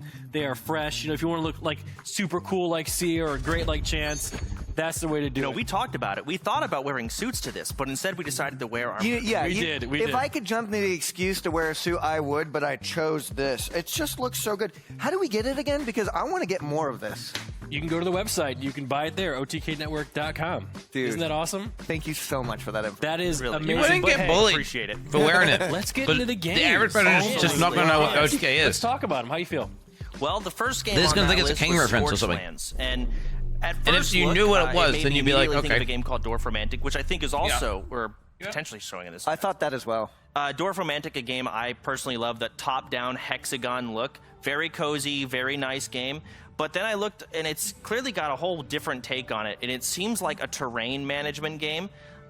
It's hard to fully know without actually fully playing it, but you also have a character that's running around. I saw a talent tree in there. So it looks like a really fun game to kind of sit back, play on an iPad. Still play it on PC, which I played Dwarf Romantic on PC, so I'm sure it'll be the same. But just a very different take on it and a whole lot of different aspects. I agree with everything that you said. I love the fact, well, I did a little bit of research, guys. Let's hear it. So you can terraform. You terraform the moon. I love terraforming. Terrain management. It's just a... Well, terraform sounds cool. Like it does sound cool. Guys, this isn't a competition with you get to build colonies, connect them with lasers, and it does remind me a lot of Dwarf Romantic as well. And I played a lot of that, and I beat a lot of that. At first look, it looks like Dwarf Romantic. It is. I think it's very but different. This is it is very different. But you're right. Colony management, terrain management. I see higher levels. I see like canyons. Are you good at that kind of stuff? No, I'm terrible at that game. But you're terrible at a lot of games, Chance. Dude, stop. It's not the place for it. But very excited for Scorchlands and happy to see it. Okay, let's talk about Project Haven. Your thoughts? So Project Haven is, I personally never played XCOM. It's a game I've wanted to at least try, but it does remind me a lot of that. But the key difference that I saw was instead of just telling you a percentage about whether you're going to miss or land a shot, it actually zooms you into first person, and you have that hip fire circle, so you get to feel whether you're going to miss or land a hit. And I thought that was a really cool take on it.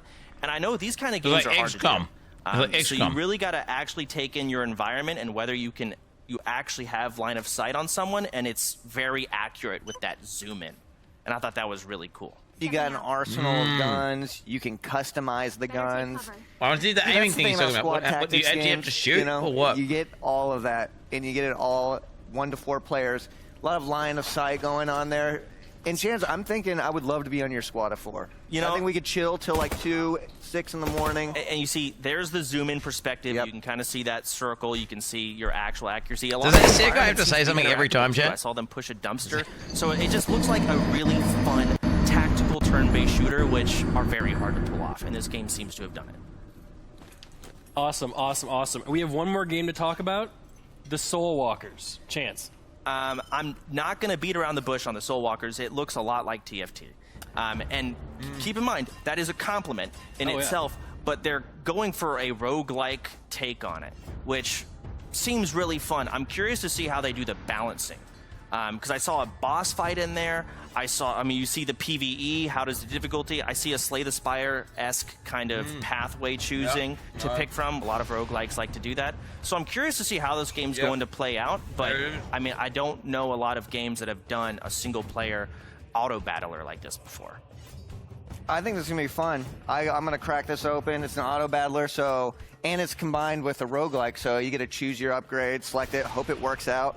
Boom, auto-battle, let it play out. I'm just going to chill. Does this guy even play games? Like we always do. Doesn't even play games. Yeah, we love that. He just sounds full of shit Right, constantly, well, I think I'm bro. gonna be really good. He just sounds full of shit constantly. I don't think so. What the Okay, fuck? well, you know what? Whatever. We're not going to talk about that. Okay, chat, again, it is your turn, guys. Go into OTK Network's Discord and vote for your favorite game in the Expo channel, okay? You guys have a say. Wait, It's why are they doing awesome. the best Make sure you go in game? and vote your opinion. Why are they It's doing gonna it with be the Spirit of the awesome. But Samurai? before we take a quick break, let's check out Karuman Hyper Auto Battlers. The Spirit of and the make sure Samurai to was add the it to best your Steam one. wish list as well.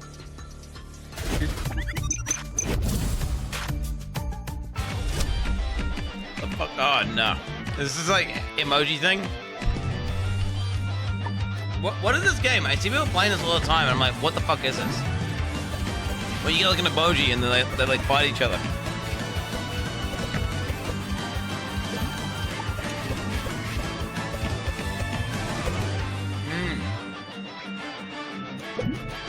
Wait, that says right. Is it not this game? The emoji game, or whatever it is, the super auto battle pet thing? This, I got. Is it not the game?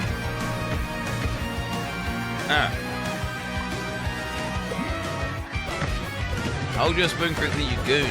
The fuck up, bitch. I was like, how much down for a goddamn please, bitch? My boss and me, pussy. Come on, me.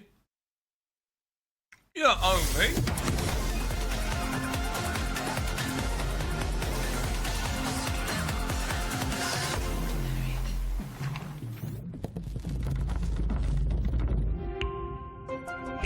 Even gods need a way to pass the time, but they have grown bored of the same old games. It was time for something new, and that's how it all began, as a simple game of cards. These cards were land, upon which you would build settlements for your followers, placing trees and stone for them to craft the tools they would need. Defend your shrine, answer the prayers of your followers, save these doomed isles, and you shall prove yourself a worthy victor. And so the game began. Would any of them rise above their adversaries and take their place at the head of the Pantheon? Find out for yourself when the game comes to Steam Early Access this September.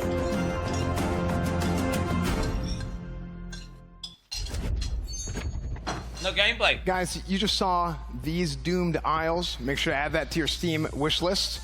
And again, just like every other game, wish list, wish list, wish list. There's probably a wish list counter on several streams right now. I don't know, probably Forson's or somebody else's. I know Forson's probably jumping for joy constantly this whole time. But we're gonna go to our next segment, and that's gonna be platformers.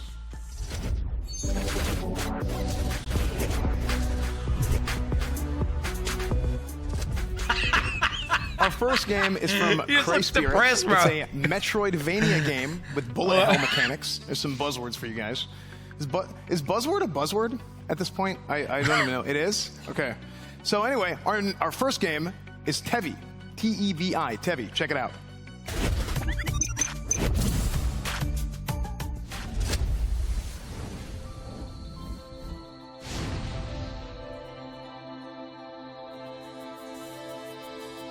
Okay.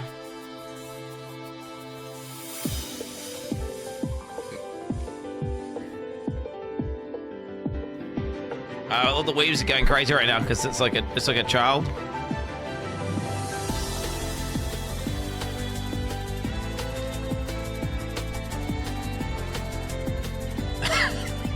I'm memeing, chat. Hey, it looks pretty cool. The numbers look kind of crazy, right? Like, what's happening there? Oh my god, help him! Help him!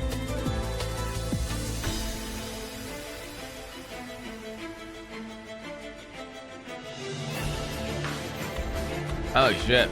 I should you got dude, more depth than fucking D4 apparently. Sag.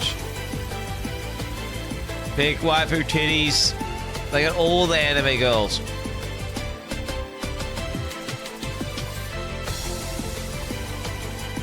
The thing with their eyes are different colors. Classic. Classic. Fucking balls flying over the screen. Yeah, I'm never gonna play this, guys. To be honest, I'm literally gonna.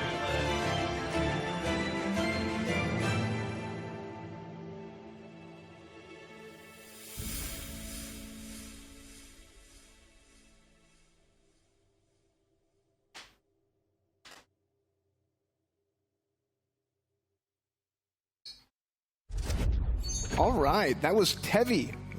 Make sure to check that out on Steam. Add that to your wish list as well. Add Tevi on your Steam wish list. Our next game coming up is from Purple Ray Studio, and it's a couch co-op 3D platformer, and it's called Bodhi Byteland Overclocked. Check it out.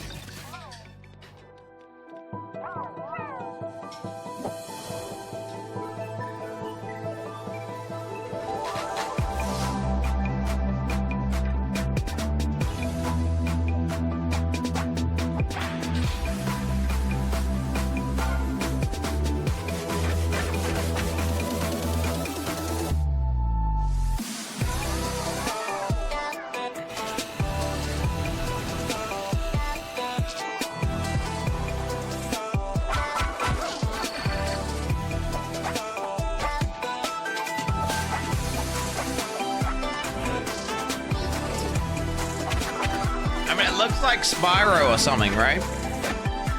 Reminds me of like one of these console games. You play on a console. This ain't Fall Guys, bro.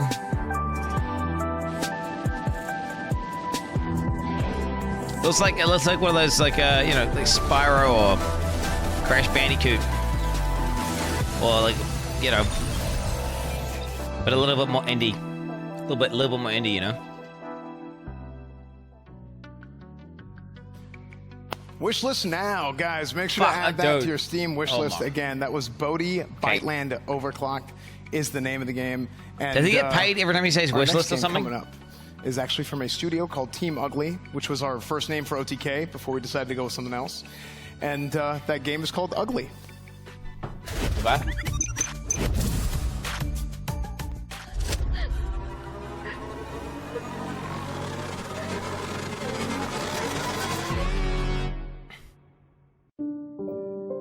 Best puzzle.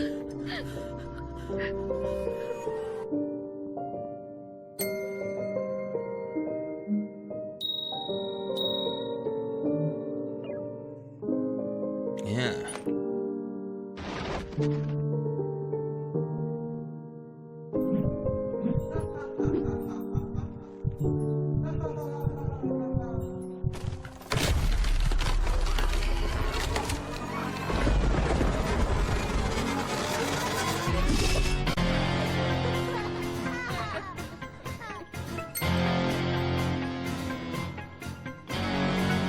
Very artistic, isn't it? It's very artistic game, isn't it? Oh, it's kind of shrubby. So it's like symmetrical. I see what he's doing. I see what he's doing.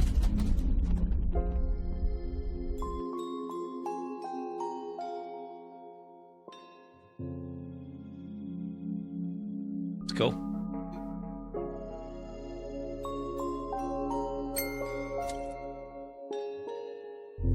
That's very, I mean, that's very clever. Very clever. Looks like a very clever game.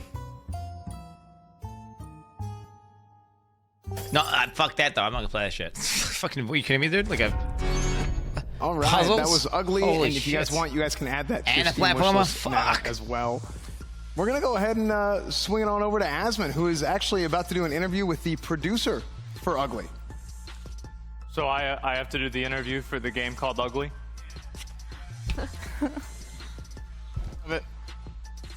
What a coincidence. Yeah. All right. Well, I kind of feel like a jackass because their name is Team Ugly, but I'd like to welcome Rita Fortuny to the show. Thank you very much for coming on. I appreciate it. He is not ugly.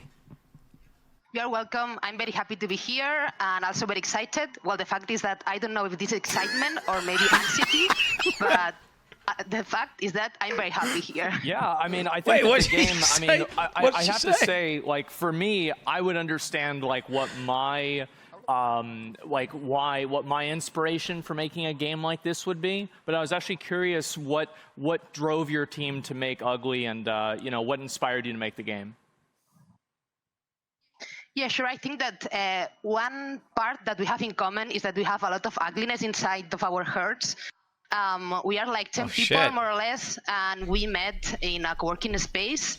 And the idea started to develop like 10 years ago in the hand of Gerard Singerlin, writing his ideas in a very sad napkin in the saddest bars from Barcelona. So the idea come up from the innovative mechanic, which is a mirror that needs to reflect the main character. And from this mechanic, it comes up all the imaginary, all the narrative, and all the stuff surrounding. Wow. I mean, yeah, I think that the narrative of the game and the way that it's designed, and especially It's even the I gameplay really like the mechanics art as well. style of the game because it's really interesting whenever you see a type of game that really kind of takes an idea that's so unique, and especially like an aesthetic that is, you know, very intentionally, you know, not necessarily pleasing, and they make an art style that's really impressive. So I really like that as well. Yeah, thank you so much. The fact is that as I'm the producer, I am also quite sad because it's quite expensive to make this kind of art because we don't, I don't know, I think that we are silly because we don't reuse assets because like every pixel is unique in its level. We try to make the opposite of the narrative, which is very ugly. Okay, so yeah, you make a very beautiful game called Ugly. Is that right? Yeah, okay. Thank you so much. Great. Well, thank you very much for coming on the show. I really appreciate it. And again, you can add Ugly It's like to the opposite your of wish Diablo, list yeah. on Steam. So thank you very much, Rita. You definitely got passion. That's passion. Bye-bye. Thank you so much. And anyway, before we go ahead and we talk about the different games, I would like to remind you all again that we do have the 20 mech PCs from StarForge for sale. They are going on. I think they're being on sale now, and as well, what is this, like a this is an 5% NFT discount for a PC coupon today for anything on But it's a physical good. StarForgeSystems.com. But now that we've seen the platformer games, Mizkif, which one reminds you the most of Jump King? The answer is all of them, Asmon. They all remind me of Jump King. Really? I think that they are great platformers, but the game that I'm very excited about first is honestly the game Tevi. This, to me, is exactly what the Game Expo is all about. Yeah. Tevi, you know, it obviously looks like a little bit of Maple Story mixed with Jump King. I think we all can agree with that, with a little bit of Anime Girls. But it wasn't a little bit. I actually paid attention to every single character. I don't think a single one of the characters didn't either have cat ears or bunny ears. Yeah, and that's exactly what we need at the Game Expo. He's such a fucking weeb, dude. It fits in perfectly with, you know, audiences like Tectones. And what I love about it is the juggling and dash mechanics that go with it. It looks very swift, which is really hard to do for some of these games. It just looks fantastic. Emmy, what do you think? This game has a lot of things that I like. I like when games have the damage numbers on the screen. I think that's really big. There's colorful projectiles going everywhere. There's so much going on the screen. It looks really fun. Visual novel elements. The art looks really nice. I think it's a really cool looking game. What do you think, Emily? I agree. I really like how you can do the attack combos, look really satisfying as well. And when I watched the trailer, I was like, oh, this looks nice. And then they added the anime girls, and I was like, wow, beautiful. Yeah, it just got better and better. Exactly. So it was a nice surprise. Super cute. Yes. One other thing that's really good about this game There that's you go. very hard to get as an indie developer is the music. I think the music in this game, to me, you could see this out of straight up a AAA studio. It's beautiful music. I saw the chat was loving it before as well. And honestly, for this side scroll, I think it'd be a fantastic platform. Yeah, I mean, I think this is the first time that I've ever seen a Metroidvania type platformer game that, like, I mean, most of these really are catered towards about 30-year-old men that are into, you know, the old games that they have whenever they're growing up, and so it's interesting to see a completely new perspective on it. However, I'd like to talk also about the second game here, Body Byteland Overclocked. I kind of like the idea of it. Originally, it reminded me a lot of kind of like Fall Guys with like the different jump mechanics where you're able to go to different areas and, you know, interact with other players. And I thought this game looked really, really nice. I think that's one thing that really impressed me about it a lot is like the fluidity of gameplay that it had. And that's something that, to me, is like a S-tier value, is the most important thing. Yeah. Very difficult to do in these type of platformers is to actually have a world that not only feels open but has a lot of things to do. Games and all platforms focus on one thing I would say about this game is there's a lot to do. There's a lot of content throughout it. There's very little downtime in this game, which is great. And overall, the puzzles look really exciting. Metroidvania, I always hear them say it. I'm like, what does that mean? One of my favorite platformers, Mario 64. They're talking about a weeb game. I thought it meant like vampires I really like and the shit. worlds that they're in. I'll be honest. The platforms, they're very responsive. I thought Metroidvania meant like vampires and shit. Like, it's just fun to watch. You can see when you jump on things, there's things exploding everywhere, colors, all the projectiles. It's just very beautiful. It looks like a chaotic and fun game. Yeah, like Castlevania. It's like vampires, nice right? That they were able to showcase a 3D platformer game, so you get to see all different movement styles, and I agree with what you guys both said. I think this is really what the Game Expo is all about. Aspen, does this remind you of like a little Ratchet and Clank? Yeah, I mean, like, well, back in the day, I used to play that all the time. Like, yeah, those original, like, PS1 and PS2 games. That's the vibe I got. Oh, my God, yeah, they were some of my favorites. So I really like this one a lot. And the last one, I guess, you know, again, I feel like I should probably be the one to start this discussion. Ugly. Very interesting game. I'll be honest, the first time that I saw it, it really caught my attention, especially in terms of, like, its style and just, like, the, it had, like, this, like, type of melancholy ambience to it, and then to talk to the producer and have them, you know, explain how they just made pretty much everything from scratch and they don't just reuse a lot of assets. I mean, I don't know, I've been playing a lot of AAA games recently and they don't even do that. Yeah, this game to me, I think it's just a beautiful puzzle game. I'm very excited about it. Tips actually wrote in my notes that this game is a story about Miskiff CX lore, which is very interesting for Tips to say. But the art in this game looks beautiful. I think we all can agree. It's something that stands out throughout this entire expo. And I just love the horror. He was the cameraman for Ice Poseidon, really right? So beautiful. And it's honestly very... Miz, those are your notes? What? Tips wrote in your notes that? Yeah. Tips wrote in my notes. I mean, what do you think? Weird. I love games like this that don't tell you the story. You just see it and figure it out as you go. Visual storytelling, I really appreciate games that do that. I find them really enjoyable to play. I really like the creative problem solving that you can see. There's some kind of like reflection mechanic. I think that's super cool. And the hand-drawn animation, especially on the bosses, it's really fluid and brings them to life. It's just gorgeous. Well, I mean, it's ugly, but it's gorgeous. Yes, I got chills watching the trailer. Like, I would definitely want to play this game. It just looks really, really interesting, and I can't wait to see what it's more about. Yeah, I really like the whole style of it, and just honestly, the game, the name of the game with the dude with the big nose, I don't know, I just think it's really funny. I'm gonna be real. So I liked it a lot. And guys, again, if you like any of these games and you want to vote for which game is going to win $25,000, head on over to discord.gg/OTK Network, and you're gonna be able to vote on the game that you guys like the most. So before we go to a quick break, I'd like to introduce you guys to the next game, Towers of Thana. Okay.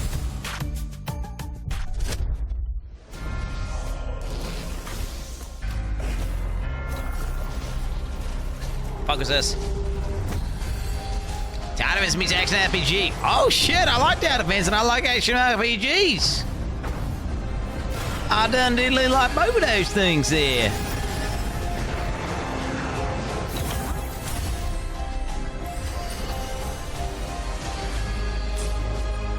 It's gonna be Blight League? What is this gonna be?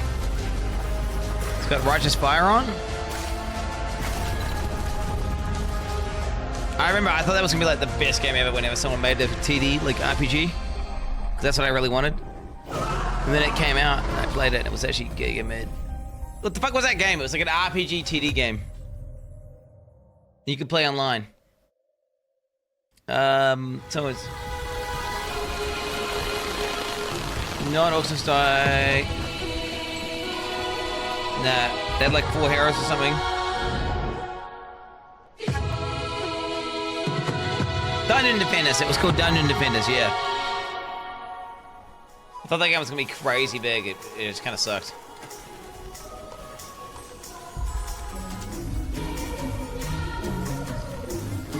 But yeah, you guys. I feel like I've seen this before.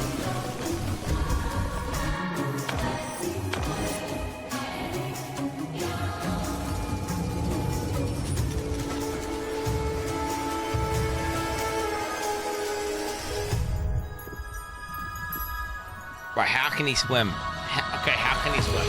That doesn't make much. That doesn't make any fucking sense, bro. Okay, he can't fucking swim. 100%. Welcome back, guys. That was Wandering Village. You guys can get Wandering Village on Steam now for 20% off. So, going on to our next segment. You know, there's a lot of times where, you know, you get the crew together, you got your friends here with you, and you got a whole nother segment coming up called Party Games. Oh shit, guys! Oh, he's in there first. That's pretty good. That's pretty good. That's no, he's no friends. Classic. What? Okay, well, it's okay because sometimes people don't show up to the party, and it's okay. It's going to be good because some of these games are online party games too. Like our next game from Hat Games, King of the Hat. I guess it's doing a pretty good job. I mean, compare what X-Men's doing to Future Game Show. Early access. What are you gonna do about it? Right? We just watched Future Game Show. You remember those intermissions between the Future Game Show? You special, an outlier, one who might just, you know? one who just might buy it. Buy the game. Become King of the Hat. Butterfly, smooth control, simple, deep competition, spicy plays. Party chaos, local and online. Let's go. Arcade mode. Hey, golf. In one. And one, dude. I used to like party games. Well, when I say party games, I mean Uther Party and Warcraft 3. That was it. Yeah, you guys play Uther Party? But for now, it's out on Steam Early Access of the Hat. Log in, boys. Uther Party. I mean, this is basically just Uther Party, right? Except, Washing Machine Junior's here. you know. All right, guys, that was King of the Hat. It's available on Steam Early Access right now if you guys want to check it out. Our next game coming up is from Bike Parrot, and it's a fun snowboarding game. I was a huge fan of SSX Tricky growing up, so this next game might appeal to some of you guys who are into that sort of thing. Slub Crashers. Slub Crasher. The fuck is a slub, dude?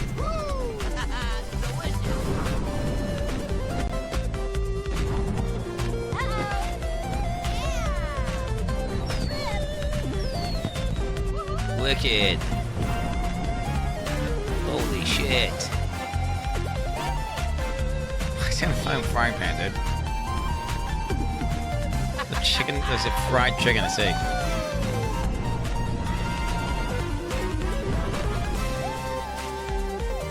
Remember that game would be lit, like back when I was 10 or something. I can see, you know. Just play like Sonic Adventures and race with my, cousin. All right, so our guys are going to play a game of Slope Crashers right now on the couch. So, Asmon, you want to go ahead and lead them? Yeah, I mean, whenever we're ready to go, I'm ready to play. Oh, shit. I'm going to be honest, the last time I played a game like this, I was about 11 or 12, and I'm pretty sure it's going to show. So I'm a little bit nervous, but, you know, I think we're ready to play, and we did one test run, and I just completely embarrassed myself. I'm going to be totally honest. Like, I actually, it was so bad that I was losing so bad, I actually claimed that I was one of the other players because I didn't want to acknowledge how bad I really was. So, yeah, that's the position that we're in. And again, guys, you can add this to your wish list on Steam. But in just a couple minutes here, we're actually going to get into the game and actually play it ourselves. You guys excited? Yeah, it looks cute. I'm very excited. This game is super fun. Who actually, who won last time? It was probably me. No, actually, it was me. Well, I mean, I don't know about that. It was literally me, but all right. Let the record be shown that you're playing the best character, and I just feel like that's kind of ridiculous, and I'm playing the worst. So if I win, you should be very embarrassed. Okay, I'll keep that in mind. Good. Dick tone. You done talking shit? Oh, shit, bro. Oh, yeah, sorry, Asmon. Yeah, okay, all right, cool. So, yeah, I mean, I'm pretty sure, you know, I'll win this time, right? Because I spent a lot of time going the opposite way around the track whenever I was playing, because I just didn't really know anything. Well, now you know the map, so there's no excuse. You'll win getting last. Yeah, all right, we ready to start this? Yeah. Like, can we start the game? All right. Press X whenever y'all ready. Let's go ahead and do it. So basically, I get to be the parrot. Okay. See, this is the gameplay, man. Let's see here. Have the gameplay. And I think that I'm. Why is the guy saying Emu is only a second? Yeah, we're waiting on Lemur here, player 4. It's probably extra Emily. Did you press the A button? You the Lemur? There it is. Sorry. Oh, yay! Let's get into it. All right. Hey, so before you guys get started real quick. Yeah. This is actually a demo for the game that is available right now, chat. You guys can go and you guys can check out the demo right now, and they're going to get it loaded up right here. Oh, Yeah, I'm gonna boy. put it in. All right, here we go. Who's the cutest? Yo, press A. He was like, Asmon's here, man. Emu is a 6. Okay. This guy's fat. Like, what? He was just, everything he was saying was negative. Asmon, Like, fuck just him. don't lose to the bots, and it's fine. No, watch, bro. Like, I'm gonna pop off. Winner gets $1,000, right? Nope, that's not true. Unless I win, then it's 2,000. Okay, Asmon goes to what? The goes to the I'm top. getting sick combos. Whee! Yeah, so goes coming first. Second, fifth, sixth, Bro, I think seventh, it's eighth. rigged. I think the game's rigged. 8th place? Oh, hilarious. Wait, how? I thought there was only 4 people. How am I in 8th place? How's it look back there? Because there's bots. Wait. Where am I going? Wait, Emu's coming. Oh, no, she's lost. Down the hill. Why are they going off the map, bro? Stay on the road. Stop jumping. You're getting railed by bots. Retarded, bro. What the fuck's he doing? I'm beating Stop one. spinning. No, you are now. You are now. Okay, all right. No. What? We're good. Oh my god. See, like, back whenever I used to play, this is where I would unplug other people's controller. Dude, this and I would win. TCP. Bro, is this thing bugged? I think this game control's bugged. It's like you can't control thank at God all. I go through that tree. What's that? Wait, who's top left and bottom right? God, yeah, whoever's in top left is really good. Okay, so who's bottom right? Wait, I'm bottom right. Is that bad? Man, this guy's crazy. Whee! I think it's control's bugged, I'm gonna be honest. Okay. Oh, I just pooped some stones. Here we go, it's over. Okay. Am I winning? Mud on the ground. Nah, but whoever's in top left is probably super smart and really good at this game. And probably really handsome. Oh, did you too, play right? this off stream, man? Are you kidding me? No, dude, I guarantee you Tectone played this for like 8 hours off stream. I guarantee you. And dude, check his Steam profile. I know Tectone, this guy, dude. I swear, dude. What do you mean? 100%, dude. No? 100% chance this guy went. It's God-given natural talent, baby. I'm a gamer.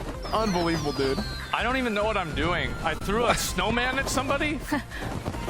Wait, I think the snowman hit me. I hit myself with my own attack. That's impressive. At least I'm not in the 8th. Like Asmon. I agree. Guys, I'm about to come back. I'm gonna come back real quick. Watch. Sure. She's so bad, bro. I like how pretty the map is. It's very calming. Oh, hey, I finished. Are you guys still playing, or what's going on? What? Oh, okay, that's crazy. No, I'm on my way. Why are there bees attacking me? Yeah, it's real crazy, right, Techno? Oh, yeah. Oh, shit, that's going to pause it! Aspen almost beat Wait, I finished it. I beat it. Let's go, dude. I finished it. Whoa. Oh my god, I can't believe it. That didn't even happen last time. I'm gonna be totally honest. It was so bad that the game must be an ad, eventually right? just Why like are they said playing it? time out. It's going on right now. Time out or something like that. Yeah. It's like basically. I'll be better, from my point of view, the gameplay looked anyway, mid as fuck. Please, guys, make sure to add the game to your wish list, and we'll take it back on over to S-Fan to continue the party games. Yeah. Okay, so like Asman said, of course, you guys can add to your wish list now. There's a demo available. That's what they were just playing. And we do have our next game coming up, which, again, will probably be a game that Techno practices off stream, just like he clearly did for Slope Crashers. It's from Asafa Guys LLC, and the game is called Asafa Guys. Okay. What the fuck is this? Esophagus.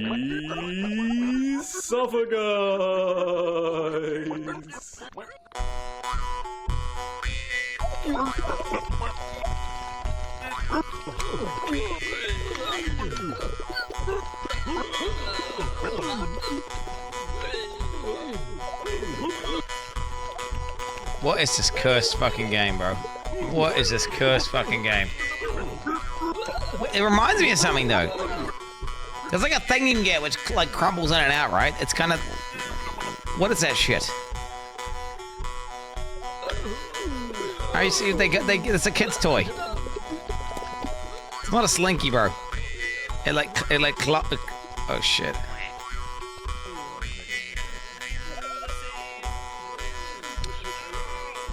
I mean, this looks like a game, doesn't it?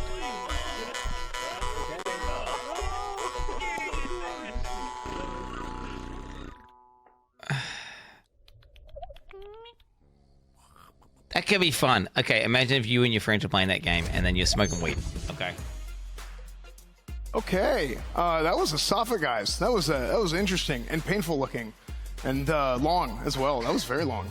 Guys, you guys can go check out Asafa Guys on Steam and Epic, actually, and you can go to asafaguys.com and check out all your latest neck-worthy news. So yeah, what did you guys think over at the over on the stage, Asman? Well, I'm gonna have to just take a couple of minutes to really gather my thoughts on Esophagus. Really gotta just sit down and really process everything that I just went through. So let's talk first about King of the Hat. What'd you guys think about that? You wanna go first, Techie? Yeah, no, you got it. I can start. I'm a sucker for games with pixel art. I just love it. I think it looks great. I really like the art style. It looks like a chaotic, fun fighting game. Some Smash elements, clear visuals, and it has a fat cat. This looks like the kind of game that you would play with your Discord friends over and over again. It looks like a lot of fun. I think you can be like a washing machine character or something. I actually never used those, so now I can become what I'm not. It's perfect. Oh, wait, no, I get it, right? Because the washing machine, the hat for the washing machine is the dirty laundry hamper. Oh, that's always piling up on, on my chair. Yeah. That's the same thing, but it's like it used to be on the chair and then it was on the bed. Then there was so much on the bed and on the chair, I had to put it all out into the garage. And it's like now it's a whole different situation. Yeah. So also, guys, I forgot to mention, I apologize, that we are doing a super giveaway. What? That's right. Are you kidding? That's right. What does that even mean?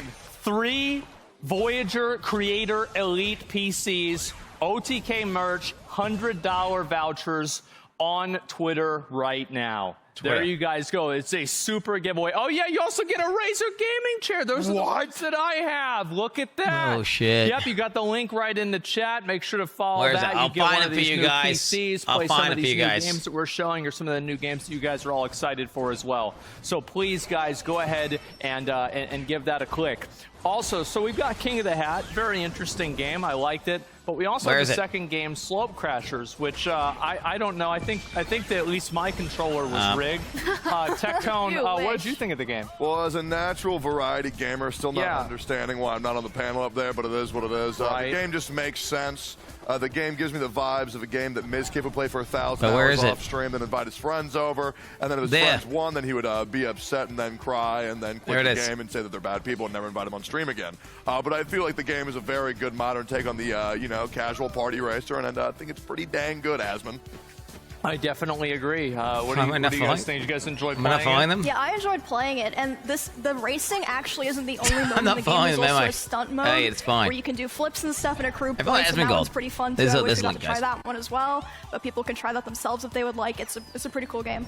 Yeah, looking at this trailer, it makes me want to practice the game and try to do some cool flips like they're doing, because I was just wiggling left and right, but I feel like this game has a lot of replayability for me, so it was really fun to play. Yeah, it looks like another game that Mizkif would probably have a worse PB than Lucario. You're right. Man, the one time he's not on the stage, you just got to get them all out, huh? Is that right? Okay, all right, yeah, I see how it is. All right, well, we have one more game, and this last one, Safa. So, basically, wow. Pretty much like, so what I was... Something phallic about this game as well. Because, like, I guess it's the long necks. You okay? Well, I mean, like, you're like one of... Yeah, it's like Mount Your Friends, but is that a pokey sleeper mode? Because they have like the long. Look how wiggly. Yeah. Yeah, look at that. Wow. So I think it's interesting that this game you have to work together rather than versus each other, so you kind of have to go towards a common goal with your very long necks. It's very nice. Yeah, I don't really know what's going on, but I'm definitely uncomfortable when I watch it. Yeah, when I get the Discord gang together, when we're playing a party game, I want to be laughing until my stomach hurts, and this looks like the perfect game for that. It's you guys know giraffes actually fight like that in real life, where they just like hit each other with their necks? Oh yes. Yeah. So I just think of that. I just think it's funny. I'm gonna be honest. I think it's funny. So guys, listen. If you want to vote on one of these 3 games, discord.gg/OTK. Why don't you vote for the good game, though? You guys will have your chance to. I think the best game they had was an ad. One of these games. And we also have because they have like ad games and then other games. In today, we did say that we would have quite a bit of an announcement. And is this the big announcement? This is the biggest announcement for 3 years. Yeah, are we ready? Is it time? Oh shit! The biggest announcement in 3 years. It's time. What is it? Go ahead. What is it? Their own game or something? What is it? First impression that a game makes on the audience is far and away the most important. I think with game publishing today, what type of things do I dislike about it? I don't know. The fact that they're making their own game publishing has to come out with an apology DLC about maybe 10 days afterwards of the release. We've seen plenty of times, especially recently, where games have come out because they need to come out by a certain time. And the OTK game? One of the things I'm not super fond of with publishing today is a lot of creativity is sometimes taken out of the control of the devs and placed into the hands of the publisher. It's pretty predatory how things work between publishers and developers today. A lot of the times, deals are not very equitable for the indie developer. I think the most important one is being aligned with the vision of what that's the creators Chris are trying to Chickalary. Mad Mushroom is a publishing company that is going to be a little different from other publishing lead companies. Game strategist. We made Mad Mushroom to kind of cut out the middleman and really give much better offers to these developers. One thing that we really want to do with Mad Mushroom is make sure that the creative vision and the overall final destination of the game is what the developers have in mind. Mad Mushroom, unlike a lot of other publishers, we have access to marketing tools because we are streamers. We can push games organically. We can show the game in a way that's, just people having fun. A lot of marketing feels like a bit detached and might not catch people's attention. If you can build an authentic relationship with your players and with the community through the creators, it's critical. But beyond that, we're also looking to provide a number of other full suite publishing services, including quality assurance and feedback during development, localization services, live ops, platform relationships, financing, and more. Basically anything any of the major publishers can do, Mad Mushroom can bring to the table and work with development teams to craft the right move forward and partnership that makes sense for them. all of us at OTK are gamers at heart. That's why we got into streaming, that's why we got into content creation. And in some cases, it's why we play games every single day. Risk of Rain 2 is a massive gem, probably my favorite game. Slay the Spire, Hades, Gunfire Reborn, Terraria. I really like Nintendo games. That's probably my favorite. So I like speedrunning as well. Whether it's a small one developer game like Vampire Survivors, or it's something that's massively like a multi-billion-dollar game like World of Warcraft, I like all different types of games on the spectrum. You know, playing vanilla World of Warcraft, classic World of Warcraft from years ago to Chrono Trigger, Metal Gear Solid. Yo, I met him in real life. Do you know what he did straight away? It was I told him about classic WoW for like 20 minutes. World of Warcraft. I've always played a lot of League of Legends. I also like RPG Maker games like Amori and Undertale. I think that they're really cool. He's a one-game Andy. I play these indie games all the time, all day, and I feel like relatability, understanding the space, making sure we're still in touch, understanding the foundation and what can really help an indie game, and what makes an indie game stand out and be better than the others, I think is very important, and we have a very strong understanding of that. Oh, shit. Not to mention also getting a streamer's community involved. I think it's really great to. I was told that Admiral Bulldog actually found Among Us. That's what I was told. Showcase their game. When we announced Project Honor at OTK's first Summer Game Expo, we got tens of thousands of new Twitter followers. Hundreds of new applicants to the studio to work Some of us claiming that he did. So developers are very tight with community. That's part of what separates them. Congrats on the 2 subs, bro. They do listen. They do take feedback. They don't have 8 different emails they have to go through to make a change. They will make the change. So it's that direct conduit to the community that makes the relationship between indie devs and content creators so synergistic. Development process for games and publishing them, I mean, this is a multi-year process. So being able to be there the entire way through and understanding kind of how an audience is going to adapt and react to a game whenever it comes out and see how people will enjoy it and be able to predict that. I think that's a unique insight that we can provide as content creators. I've been doing it for 15 years, taking lists of games, and I go through and I find what's good and what's not good. And there are some games, especially like the indie games, that are not published. My role, I would say, is to find those games and say, hey, this is a gem. This game is amazing. We should get this on a pedestal and let everyone see it. Developers should work with Mad Mushroom if they're looking to truly collaborate with a publishing partner. It is not publishing of a decade ago or even 5 years ago. You are literally working hand in hand with influencers to figure out how to make your game as enjoyable as possible, not just to play, but also from a content viewing perspective. One of the things that I love about the Mad Mushroom team so much is that we are an amalgamation of so many different perspectives and experiences and gamers. I think that really, for me personally, it's such a cool experience right now because it really just feels real. Ultimately, as lifelong gamers and people that are passionate about this space, we've wanted to get into game development for a long time. Mad Mushroom gives us the opportunity to enter the games industry while at the same time elevating and amplifying the message of hundreds of indie developers. Without taking away IP or an excessive amount of the revenue that should truly go to who creates the game, the developer. If you're a developer and you're interested in us publishing your game, you can go to madmushroom.gg. That is our website. If you want to take a look on there, we have all of the rest of our information. If you're a game developer and you'd like to see you have your a game be a reality, check it out. We're very and it's like not you haven't sold it or anything, doing it. and then you go to that website and then what? These cunts test it and they're like, all right, this is not bad. They get feedback, well, and then they release it, and then they get a percentage of review. If we didn't get a chance to announce a new company, we have Mad Mushroom, our new gaming publishing makes sense, company. and then they advertise it for you. I'm extremely excited about this. We've been thinking about this for, I don't know, probably like over a year now, and finally all the pieces have come into place. They are in order, they're ready to go, and we're going now. And I actually think that, you know, obviously I could sit here and talk about it, and I'm sure I will for many hours in the future weeks, but I'd actually like to take it on over to Soda Pop in here, and let's have some of the people from our Mad Mushroom team really tell you about what's really going to happen with the company. Hi guys, Chance here, and I'm joined with an incredible backgrounded team. We've got Mike Silbowitz, Chris Kaliki, and Tips Out, baby. And we are so excited to talk to you guys about what's going on. I'm sure Tips is also just excited. Tips, how do you feel? Honestly, it's incredible. We've been working on this, as Asmund said, for quite some time.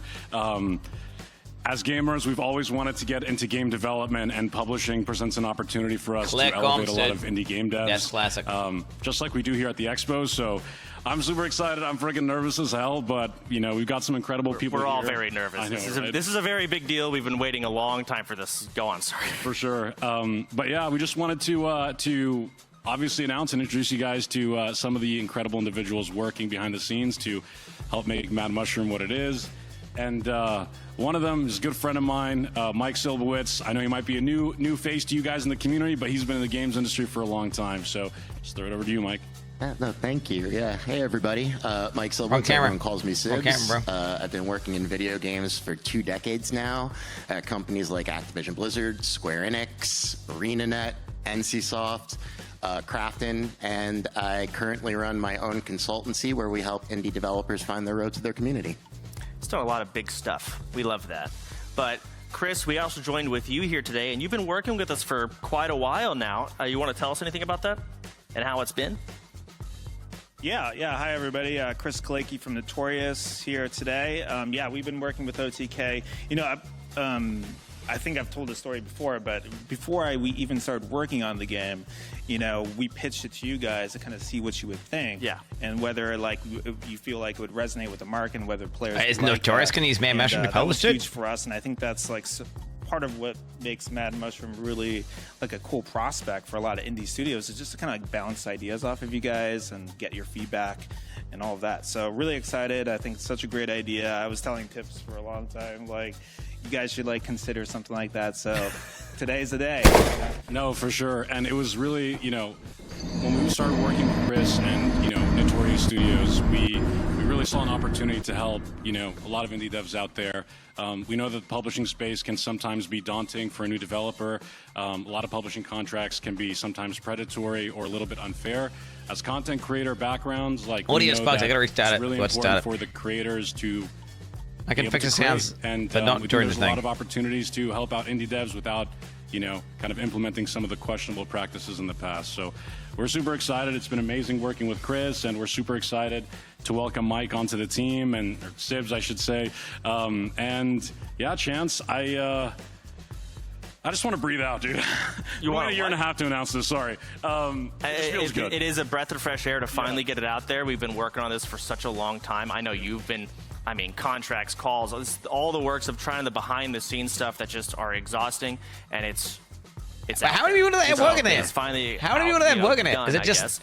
And do they have extra Mike QA people, or what's the deal? We've got a phenomenal background, a great team. Did we have any ad reads? Well, obviously, again, guys, welcome to the generation of Mad Mushroom. If you want to keep up with Mad Mushroom, all of the exciting projects and announcements that we have in the coming weeks and months. They said they're doing QA. Definitely check us out. We're actually running an quality assurance, super awesome, super giveaway, I think is what Asmongold called it a little bit earlier. And if you follow Mad Mushroom on Twitter, just check out that giveaway. It'll show you all of our different socials. If you enter the giveaway, you'll be able to, just keep track of where we are on socials and what Mad Mushroom has coming. So, again, super, super excited to be working with an amazing team at OTK. Always blessed to be here every single day, and excited to work with the rest of the guys on this panel. And yeah, that's pretty much all I got, Shane. I need the Mad Mushroom T-shirt though. I don't. I'm still wearing the OTK one. Mine got ripped on the way here. I'm sorry, but there's only so many ways we can say that we are excited. We are serious about this. We've got a phenomenal team, and it's finally out there. We feel really good. Thank you guys for coming out, guys. Up next, we have. Airborne Legacy for the next game. Check it out. Okay. Oh shit, there it is, dude. It's pretty cool. It's pretty cool. But it sounds like what they're gonna do is... Stories tell of a time when the skies were lost. When we could no longer build among the clouds. No, what it does is... hey, we'll promote the fuck out of your game and you'll sell the game a lot. And we could no longer explore and then we take a cut. Vast horizons. Which, that's a business deal. But right? We never lost that way. And it makes sense. No. Our problem. Right? Like any publisher. Yeah, exactly. Survival. That's like this being. That's not a scam check. We must defend ourselves. That's just like Business. We must seek out and defeat That's business. our enemies. We must restore the airborne empire. Guys. .gg.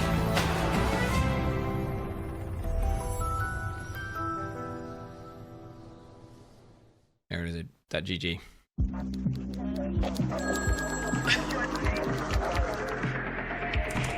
Man, that pizza looks lit though, bro. I'm just saying. Oh shit. GTA like that's like GTA 2. I need some backup here, dispatch.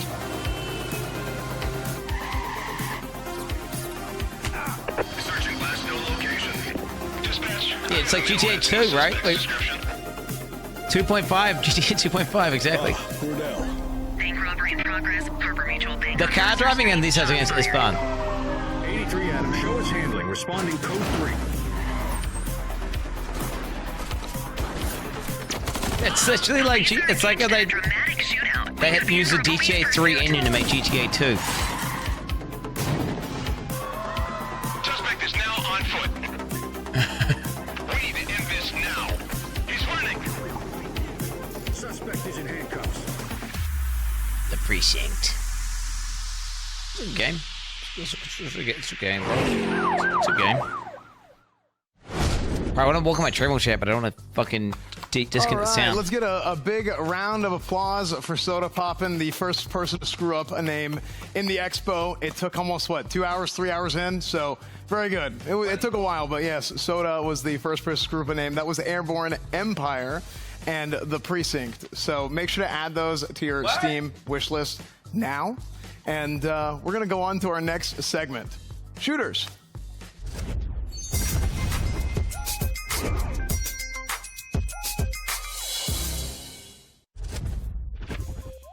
So our first game coming up today is a game by Replicant D6.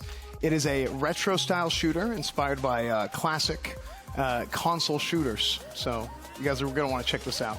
This game is called Agent...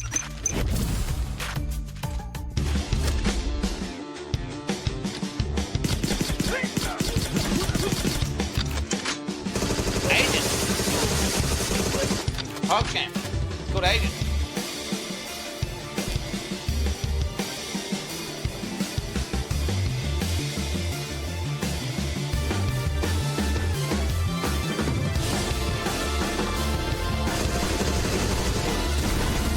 Yo, how do I ground this? What do I need to plug this into to ground it? Wait, what do I need to... If I tie this to my disc, does that ground it?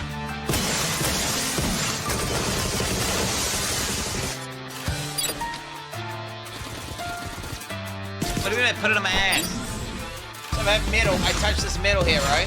And then I stick that.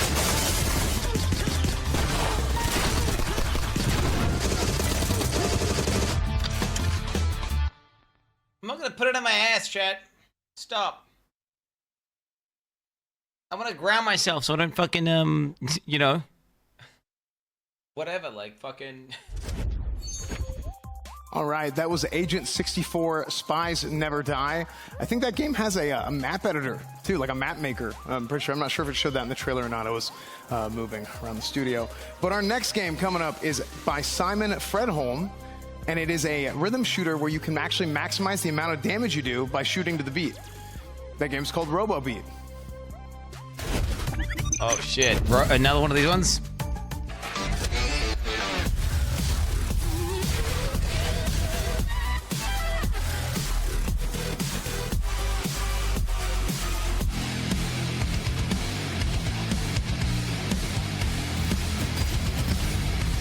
Do you guys like these music? Do you like these games?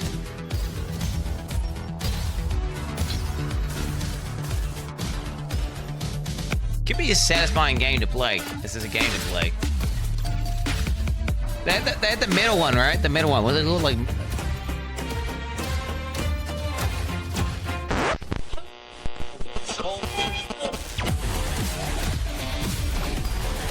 What's happening?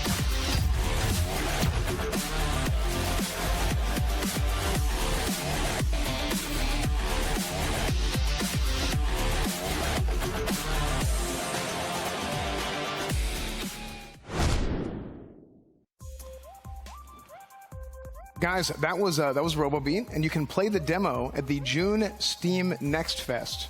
So you guys are going to want to check that out. That demo is going to be here very soon.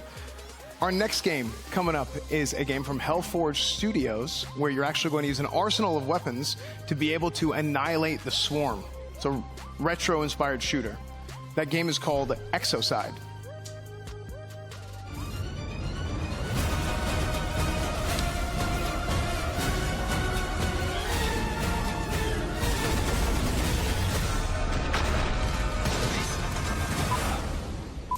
Wait, it's not working. What's this? Okay, wait.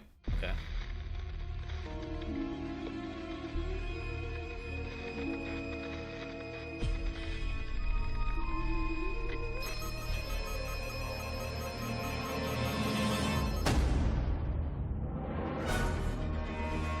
Okay.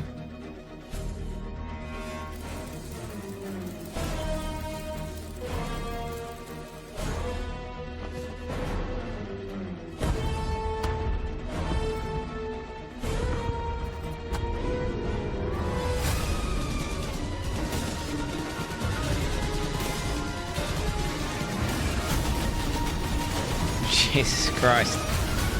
This is a Moon game, chat.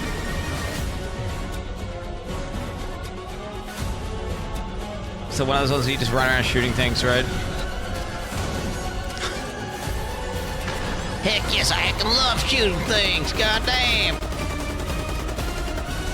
Goddamn, shoot the alien! I'm jumping from platform to platform.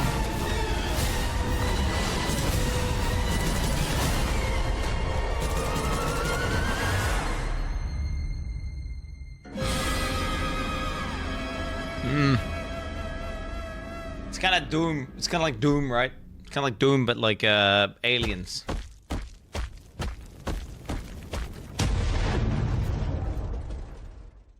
It's like, yeah. All right, that was Exocide. You can make sure to Cool add that font. to your Steam wishlist now if you want. And we're going to go ahead and actually throw that back up to our I Variety want to do some Gaming desk to discuss. exo-size. Nick, what did you guys think? Chat. Thank you, S-Fan. I'm actually super excited that we get to talk about shooters, but before we talk about shooters, there's one thing I have to mention, guys. The merch. It's on sale right now. Check it out. Look at these amazing pieces of merch. We're wearing them here in the studio. We all look better than we normally do. I am so comfortable. I just can't express enough. You've been talking about it the whole time, too. I can't talk about it. You're like, merch. Like, I don't even want to talk about the merch. I just want to talk about how comfortable I am in merch. Yeah, except I just need you to talk a little bit less, like a little bit less. Okay, actually. that's great. Okay, guys, OTKnetwork.com. Make sure you guys go there to check out the merch if you're interested. It's awesome. It's comfortable. Anyways, let's get into shooters. I'm glad that we are talking about shooters because we are the best shooters in OTK. Most of them down there couldn't even get out of bronze if they wanted to in any shooting game, but we were the best. Chance? Well, let's jump into Spies Never Die. Let's now, do it. I mean, clearly off the bat, you look at that game and you instantly think the Nintendo 64 007 GoldenEye game. Yes. It's clearly, going for that vibe, look, and pretty much most everything. But it's going to be cool to see that game revived in a new setting and just overall revived. I think the biggest highlight to come out of this is, next generation AI. That's one big thing, but mostly there's a map generator. Yep. So replayability might be unique and cool, and I'm really curious to see how that comes out. I grew up on GoldenEye. We're talking Friday, eating pizza, greasy N64 controllers. You got the classy, blocky guns, proximity mines that they showed. I don't know if there's a slappers only. I hope that's there. And they reload the guns. They got the animations where they're all like, you got the clunky face-mapped AI characters. When's the last time you played GoldenEye? That's a really good question, Chance. I will say it is something going back. I just saw right there. I was going to ask. I'm wondering if their aiming is going to be similar to how it was back then, and it looks like it is. It is an experience going back to that. It's I'm not going to say good or bad. It's so the way you aim is just like on the N64 as well. You hold down that aim button, and then you kind of like move the crosshair around. And it's looking like it's got that auto aiming that GoldenEye used to have as well. So the gameplay is going to feel somewhat the same. Obviously, a graphics. You might need auto aim. I don't really need that. Okay. I'm just generally good at that stuff. Okay, so you're going to do the whole thing where you hold down the crosshair and your character doesn't turn, but the gun does. Okay, that's cool, Seer. What do you have to say about that, Nick? You know, you really actually play a lot. Curious. What do I have to say about this game? I'm curious. You ready? Yeah. Here we go, I'm excited to try it out. Okay, guys, let's. Would you say you'd put that on your wish list? Absolutely. That's going straight on my wish list. I can't wait to go home, play this game, and be a lot better than Shroud at it. So I'm super excited. Okay. Either way, let's check out the next game. Robo Beat Chance. Robo Beat. I mean, it's a rhythm game. There's been a handful of them that have come out. I forget the name of the one I'm thinking of, but it's clearly a lot more metal. Music Shooter 5000. That's not it. But this game, it's not locking itself into the genre of just metal. It seems like it has a large variety of music. And instead of it being just blood and guts everywhere, we've got a lot more colorful teal, green, and colors, I guess, more rainbowy. Which is an interesting take on it, and it's cool to see the variety come out here. I see the jumping mechanics seem pretty nice. There's tons of guns and gunplay, and it seems like a lot of guns built around the fact that it is a rhythm game. That's the real so you game. do more damage when you shoot on the beat, right? When you hit the target on the beat, it goes. I don't know if you saw the person open the file. I'm going to tell you right now, I will not be able to play this game. Why? I have zero rhythm. Well, you have zero skill, so. And dude, this is sick. It looks like you can actually switch songs mid shoot fast too. It's like the DPS joke. I'm curious if you can use that in the gameplay. Like, hey, I want to use the same one. More beat. I don't know. I'm terrible at rhythm games, but I know there's a massive fan base for this type of game, and I'm sure they'll all be excited for. Do you think Shroud will play this game? Huh? Do you think Shroud will play this game? No. I don't think so. It's like Twitch chat farming basics, bro. I would be a lot better. It's low than Shroud effort. At this You are a lot It's better low than effort. Shroud. Let's jump into the next game. Let's jump into the next one. Chance, take it away. The next game we got on our list here, Exocide. Not a rhythm game, just a shooter. But the amount of gun variety that this game seems to have is way over the top. I mean, even the guns in the top right and the top left, that seems to be their really unique area here. I'm not even sure how those work. Are those like triggers? I have no idea. We've got miniguns. I think the main thing that this game needs to really capture and get is the feel of the gun in a game like this. And I saw some shotgun blasting. It really made you feel like you were blasting someone in half, which is really important to capture. It's a good feeling. Yeah, it really, truly is. They've got a large variety of enemies. You see a boss fight here. You see, your basic AI just running at you, the people just to clear out of the way. Sliding mechanics I'm looking at right now. So it's going to be a really fun, it's going to feel good to play it. A little bit of information that I got while doing my research. Yeah. So you can either wield 4 weapons or what they should at the end, one huge gun. So you can either choose one or the other.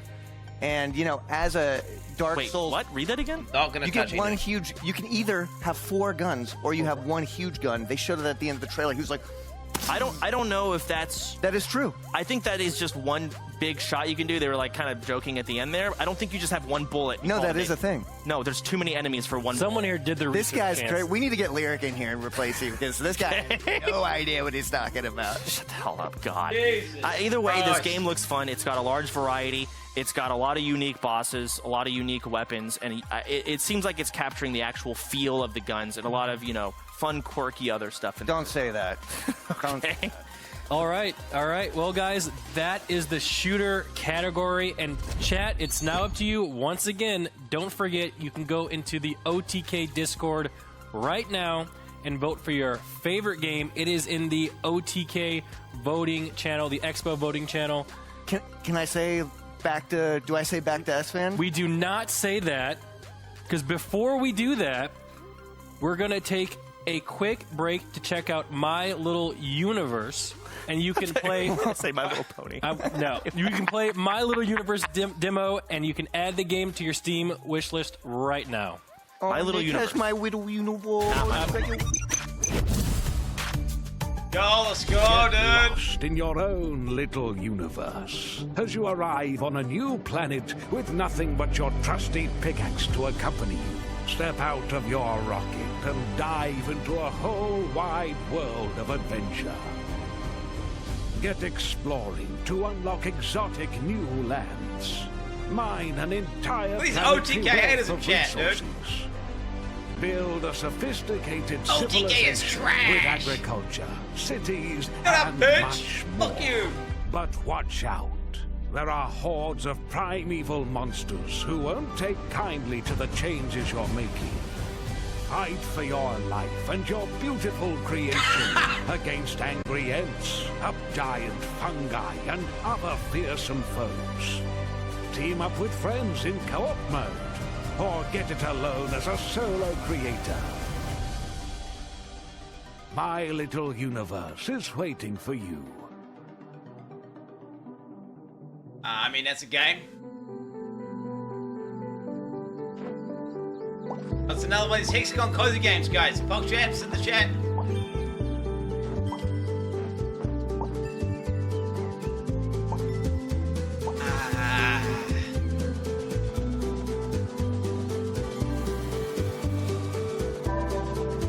Hexa garbage.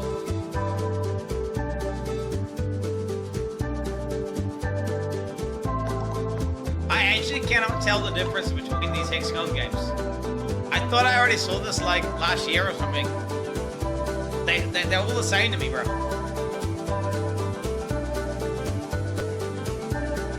But I know Abby likes games like this, so you know, it makes sense.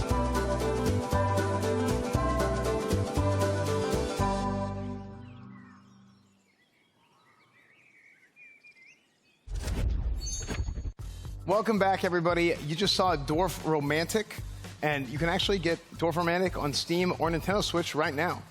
So, before we go on to our next segment, well, first off, by the way, Seer, anytime you want to say, like, back to S-Fan, that's always, you're always able to do that, okay? Don't worry. Yeah. Yeah, absolutely. Guys, let's get into some simulations. Oh, shit.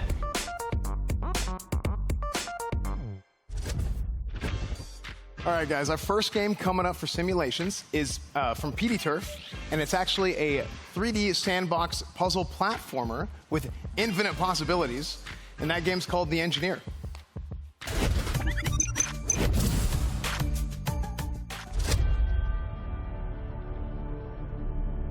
In an era of profound engineering enlightenment comes a tale of sheer incompetence. In this gridless sandbox building game, you play a clueless engineer struggling with the fundamentals of physics. You must master the art of designing different types of structures, It's a good chit-chat game. It's, you guys are clueless. and more. Your intellect won't be the only thing tested. You'll need to show dexterity and athleticism, if you have any.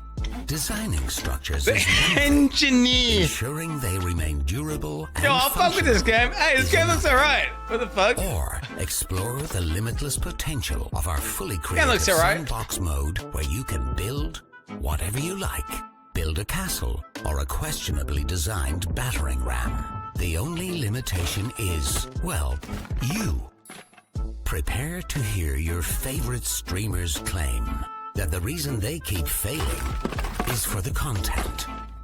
So chat, wishlist The Engineer. Oh on shit, he's Steam talking to today. Twitch chat. What the fuck? Better ad, bro. When? Okay, what? Who's the guy with pink hair? I don't know. Making That's fun a... of freaking Soda for getting What's the name wrong. Asmon? It's Engineera. My bad. I thought it was Engineer. Okay, unbelievable. And of course, guys, you can add it to your Steam wish list, but we also have a dev interview. Asmon's going to interview the dev, so yeah, I screwed up the name, and he's right freaking here, so unbelievable. Let's take it to Asmon. We got an interview. That's good. I get to talk to him. I got something to say. Yeah. Yeah. It's like he made me fat. Can you believe that? Okay. Oh my God. No. Not very inclusive, Well, Asmon. anyway, we are on right now with the developer of the game, Sealand Farrell.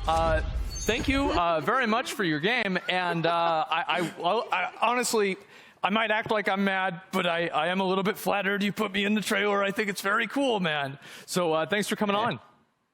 I should have added a disclaimer that all characters depicted in the trailer are fictitious, and any resemblance to any real people is purely coincidental, of course. Who was the pink that's guy? fine. People call me fake all the time. So what caused you to make the game? What got you into it? So we're actually a two-person studio called PD Turf, based in Scotland, myself and my good friend Neil Mackenzie.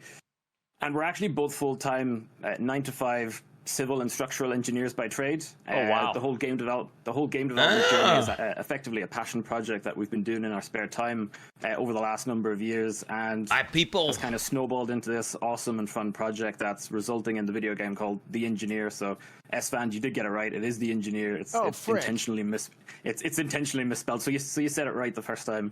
I redact my apology. Thank you, by the way. I was going to call it The Enjoyer. So, really, really appreciate that. And so let's say that you are an engineer.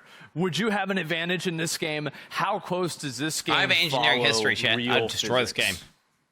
So it's based off the Unreal Engine, which has a PhysX engine built into it. So if there's any structural or mechanical or any other engineers out there that do like finite element analysis, it's not quite that advanced, but it does follow fairly realistic physics. So in terms of if you compare it to like a building game, my granddad was an engineer. His dad was an engineer. His dad was an engineer. Or Rust. Right. I'm an engineer of content. In this game, you actually build everything piece by piece, and every single piece has physics simulated in it. So now even the character himself, we almost pride ourselves in the fact that there's no animations in the game whatsoever. The character is fully physics My dad's a computer engineer as well. The character is walking across a plank. The force of his weight is distributed through his feet, and if he's too heavy on it for a specific member, basically that'll crack and break. So it simulates physics as realistically as a game engine can, effectively. I think that's so cool. Yeah, I mean, just going out on a plank and just seeing it break because of the physics engine. Yeah, I think that would be amazing.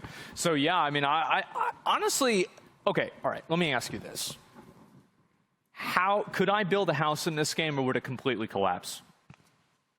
No, so when we're making the trailers and the funny TikToks and all that, I actually spend quite a bit of time deleting members so that it collapses in a funny way. Okay. The structures do actually hold up. It's not that hard to kind of build a house or build a castle or build basically a vehicle or whatever you want. It's not that difficult, but depending on how big you build it, then obviously it can collapse in funny ways as well. Well, I've had that happen in other games, and to be honest, I've messed up Fortnite buildings before, so I wouldn't put a lot of faith in myself. But honestly, man, I'd like to say thank you so much for coming on the show and being part of this. Yeah.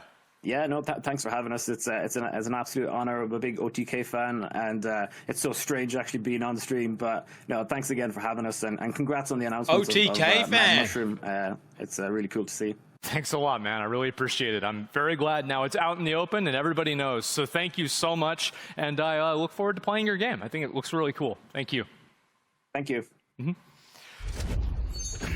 Man, the way I looked in that trailer.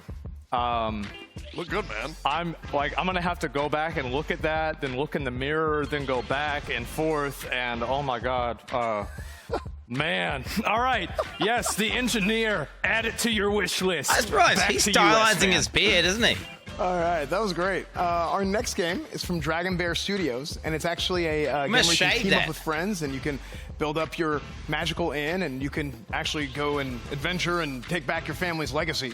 That game's called Enchanted.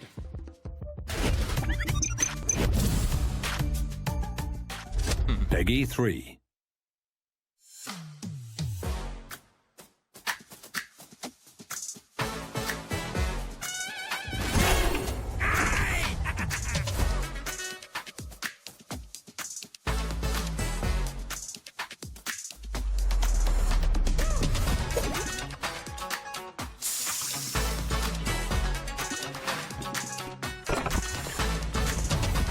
It's like that cooking game, except like prehistoric. I think it is. You go around and like you it looks like the Overcooked game or whatever it is, but they reskinned it. LITL. Y'all login.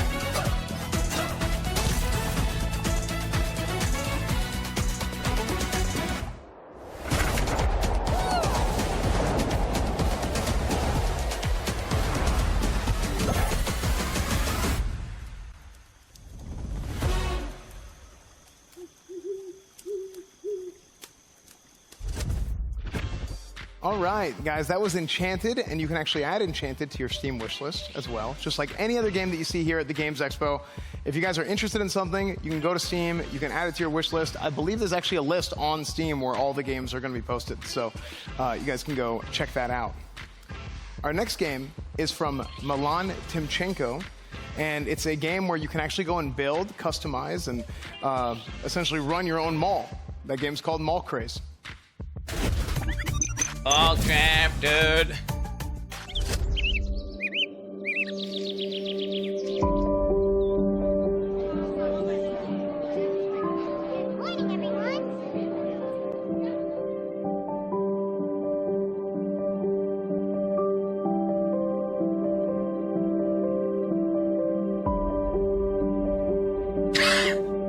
Hell yeah, brother.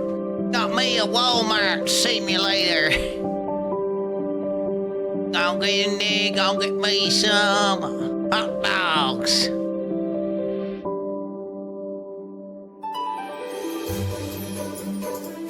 Go get me some jam jelly.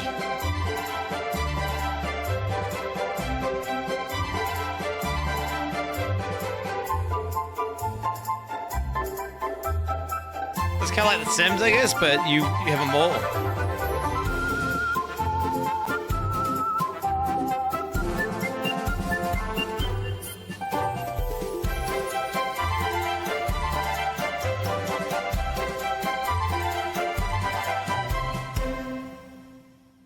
Jesus.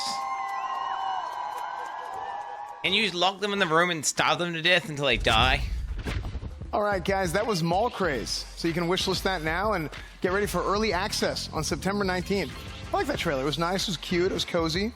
That was super cool. So let's go ahead and head on over to the stage. We'll send it over to Asmongold to talk about the games. What do you guys think? Oh, I'm very excited. I liked a lot of the games. I thought they were, especially the Engineer, I'll be honest, I thought that game was really, really cool. Before we get into that, however, I do want to say that guess what? We're doing another PC giveaway. What? We are giving away one of the mech PCs. So take a look. It's going to be on the, I guess it's probably going to be on Twitter. You guys can participate in that giveaway. Again, you can see the specs on the screen as well as the PC itself. That is one of 20 PCs. And oh my God, I need to get one of those myself. That looks really, really nice. Wow. So yep, there you go. Make sure to join into that, and you can have a chance to get that PC. So the first game that we saw, The Engineer. I think this is a game that games like The Engineer do a really, really good job of making streamers look stupid. True. It looks good. I can't wait to build some random. The game, bro. It's the game's fault. Build it up for 2 hours, break it accidentally, lose my mind, close my stream, tell my chat I hate them, then do it all again the next day. Exactly, Tectone. Exactly what I was thinking. And this game is exactly what the Game Expo is all about. I mean, you know, bridge builders like Polybridge do very complex physics. Everybody knows that. But this game takes it to an absolutely new Can we level. not see? Having you Chat, cross stop the saying bridge shut the fuck yourself, up, I think it Tectone. makes it so much more enjoyable and exciting. And also for chat to see, it just seems like it's going to be a lot of fun. Okay. These similar physics remind me a lot of Human Falls Flat, which was one of my favorite games when I was a small streamer. I loved playing it with my friends. What do you do in that game? You're basically two blobs, and you have to try to direct yourself to try to get to, you know, specific goals using, you know, whether it's blocks or any type of physics. And it's very exciting and fun to do with friends. I think this game is going to be very similar with that, and I think the chat is going to absolutely love it. Emi, what do you think? Yeah, this looks like the kind of game that's both fun to play and fun to watch. I really enjoy those ragdoll mechanics. I think that they're really funny. It just looks like a really entertaining game. Yeah, That reminds me of playing Valheim. Broke his neck. Very well, yeah. Second game, obviously Enchanted. We already took a look at it. I'm gonna be honest, I've never really played a game like that before. I mean, like they're, you know, usually games like this, I think some of these you play with friends and stuff like that. So that kind of is like an immediate non-starter for me.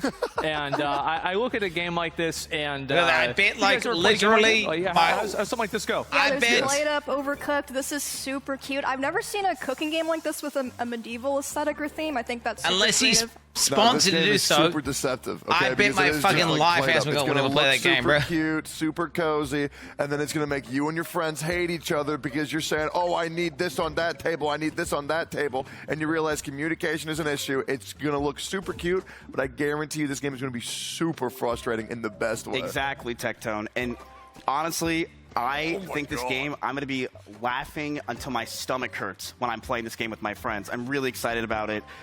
It looks like it's going to have boss fights too, which is extremely interesting for a game like this, which is similar to Played Up and Overcooked. You know, looks like it's going to be a great game. I actually can see myself playing this with my girlfriend Dickie, and I think it's going to be a lot of fun with her. And I just love the art style. Wait, your girlfriend who? And I can also see Offline TV playing this game after a long day of Valorant. So looks like a really fun game. I'm excited to see people play it. Super exciting, very cool. I might try this, and if I do, I'm sure anybody that plays with me will never do that again. So, the third game, Mall Craze. I actually want to take a look at it and just kind of look at kind of what the game has to offer. I'm going to be honest, whenever I used to play like simulation games like this, I was always like one of those idiots that never cared at all about making things look good. Just kill people. I would just stack them on top of each other. What? Yep, I was one of those people. And it's my house now, by the way. And so I take a look at this game, and it's like you've got all these fancy like door frames. It's like a nice mall and everything like that. Oh my God. Like it's a lot to take in. You guys ever played something like this before? Oh yeah, I've played hundreds of hours of games like this. But this seems like a game where you boot up Twitch at 3 a.m. You see Thilvy Vale, Seer, Germa playing some of this, real cozy vibes. I love stuff like this. And I don't think I've ever seen a simulation game try to bring a mall to life. You know, I've seen like roller coasters and stuff, but never a mall. This looks super cool. I wonder if can you make like a Hot Topic and put like a bunch of emo kids in the Hot Topic and like make it to where they don't let certain people into the building if they're not wearing enough black or something. Yeah. Well, Emmy, you recently did that, didn't you? You went over to Hot Topic and dressed up like an emo, right? I did. Do that in this game, too? Oh, shit. Okay, yeah, I'll try it out. Looks fun. Yeah, this game looks very beautiful, Asman. I totally agree with you. It reminds me a lot of Roller Coaster Tycoon, which I loved playing when I was a kid. I'd go to Hot Topic and buy that game there. I really enjoyed it with my Adventure Time lanyard. This game also, Jurassic Park Manager, if you guys ever played that, or Shop Simulator. Very similar game to this. A lot of complex things in this mall, though, and I'm excited to see. I think this is going to be a great game for a streamer like Lyric. Skippy Poppin might play this as well. It looks really just well done, and I'm excited to see it. Great insight, Moose. Say Viki earlier? So anyway, so if you guys liked any of these games, if you thought these games were cool, go on over to discord.gg/OTK Network, and you guys can vote on the game that you all liked the most, which will again win $25,000 to continue to fund their development of the game that you choose. And before we go to a quick break, I'd like to show you guys the next game, Odenfall. Oh, I like the name Odin. And Fall, okay. Got swords and shits. Guns.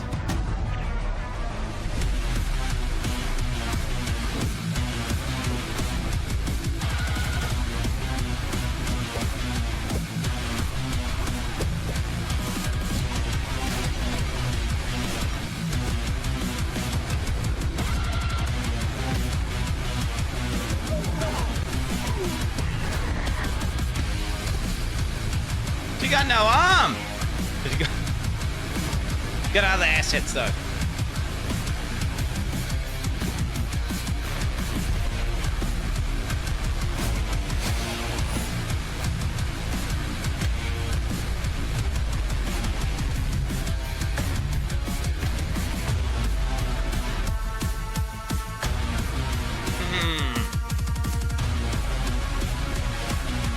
game that's been played for nearly 1,500 years finally got a new update. Chess? Oh shit, it's chess, bro. Oh shit, chess 2.0, dude!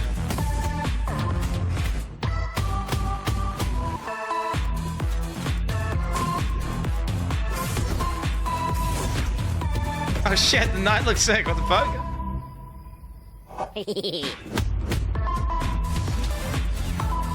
Like what, a rook is more powerful than a fucking... Wait, what does a queen do? A queen must fucking shred, right? Like, queen is the best character, right?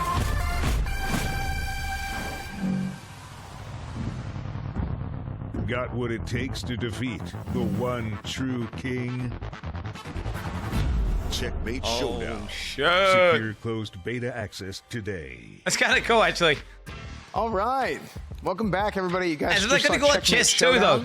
You can wishlist that on Steam, and they're actually, just like they said there, they do have a Kickstarter that can guarantee you closed beta access if you guys want to partake in that. All that is available. And also right before that, you saw Odinfall, which, again, you can wishlist that on your Steam. So make sure to check those games out. Make sure to check out all the games. And make sure to check out these games coming up in our next category, which is roguelikes. Oh! Okay, a good category.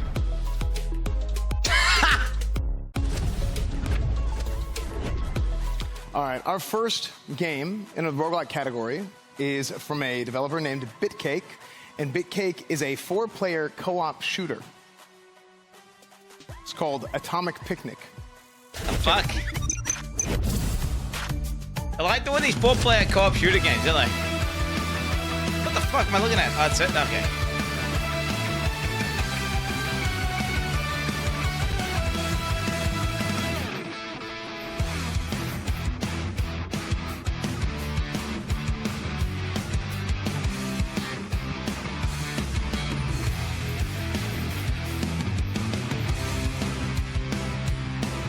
Oh shit, chat.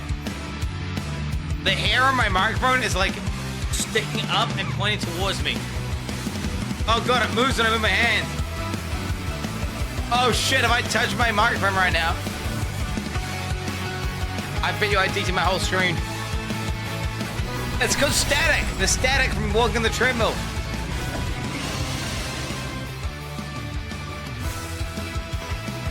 I'm completely DC from the computer though. I've made sure I'm plugged in over there. Yeah, how do I ground myself? All right, that was Atomic Picnic. You guys can go and add that to your Steam wishlist now, and there's also a, I believe there's a demo available as well. I saw on the ground, so in the heavens. You guys can check out Atomic Picnic. Next up, we have a game from Dino Boss, and it's actually an intense action roguelite that's inspired by 80s action movies. So you guys want to check that out? It's called Demon Spore. Oh shit.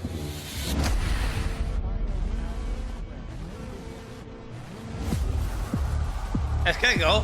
Gotta go.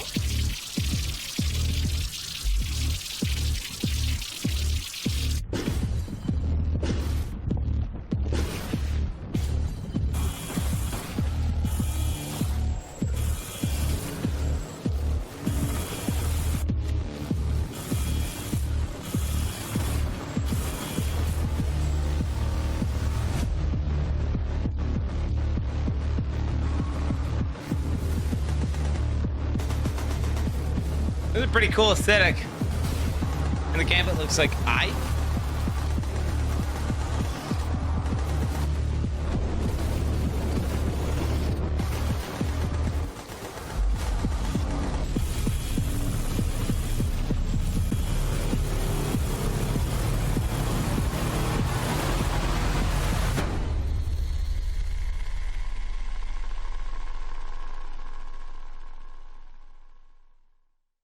Abby Quinn, Quinn's Kitchen. All right, okay, very cool. You guys can wishlist that on Steam, No, Demon sure. Spore, or you can go to demonspore.com and even get on their newsletter if you guys want to do that I'm gonna as go well. touch the kitchen, one second. Our next game coming up is from Flipfly, and it is an action-packed roguelite adventure, and it goes across land and space. And that's going to be Whisker Squadron Survivor. Hey, I touched the kitchen and fixed it. Yeah, touching the kitchen fixed it. I'm not. I grounded myself. From the creators of Race the Sun comes a new roguelite shooter, Whisker Squadron Survivor. This corridor shooter blends survival and action and thrusts you into a front row seat to a world that's been taken over by the Swarm. These rapidly multiplying robotic bugs are hell-bent on destroying everything you love. You are part of an elite feline pilot squad tasked with defending your planet. Destroy Swarm robots, collect the scrap that they drop, and level up your ship and weapons with randomized upgrades. Okay. In addition to your initial primary weapon and missiles, you'll be presented with a selection of passive items in your run. Fans of other survival roguelike games will feel right at home here. Some of the coolest upgrades we have are Drone Buddies, Pulse Wave, and Chain Death Lightning. Oh, shit. Build your ultimate loadout with your choice of feline pilots, ships, and weapons, and take off on a run that gets more intense with each wave. Be cool if you can play with joystick. Dodge trains while clearing the Swarm from the city's main transportation corridor, or test your reaction skills by avoiding the many obstacles in a glowing vaporwave world. Either way, your mission remains the same. Wreak vengeance on the Swarm and try to survive.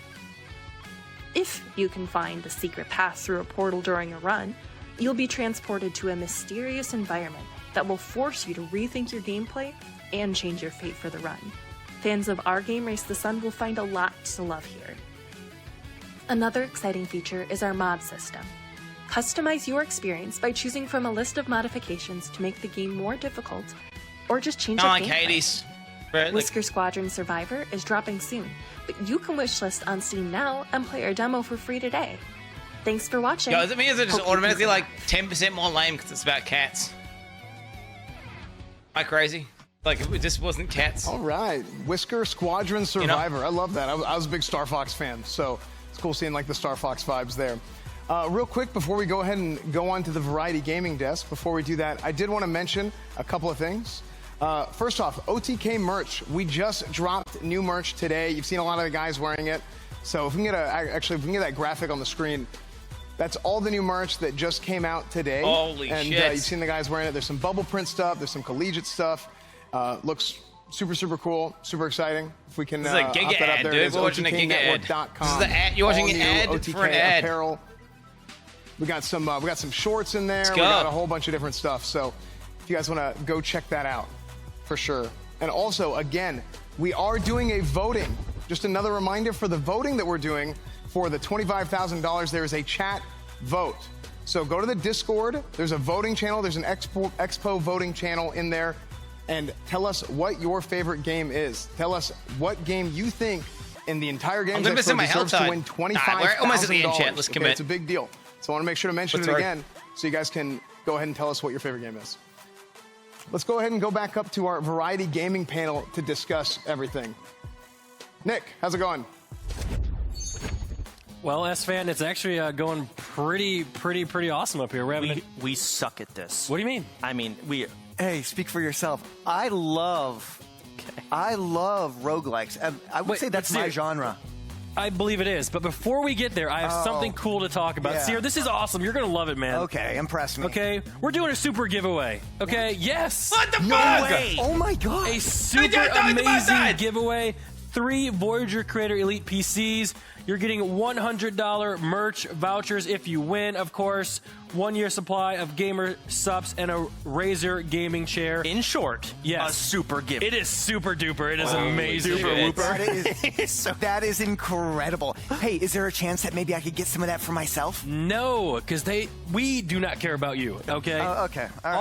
Also, check out the OTK Steam page in Steam. Check it out. There's some cool stuff going on there, so make sure you guys go there and check it out.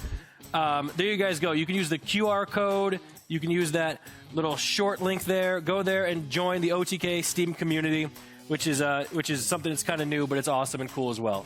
We do love that stuff. We do. So let's get right into the roguelikes. I've been waiting because I'd say roguelikes are my thing. In fact, I taught you how to play Risk of Rain 2. But I love it when you play Risk of Rain 2. What do you do in Risk of Rain 2? You go around, you upgrade your weapons, you hope for the best. It's a How do you roguelike. upgrade your weapons, Seer? You unlock them, Chance. It's a roguelike. That's what you do. You upgrade. There's little boxes. Literally not. That's literally what you get. Little boxes, right? No clue.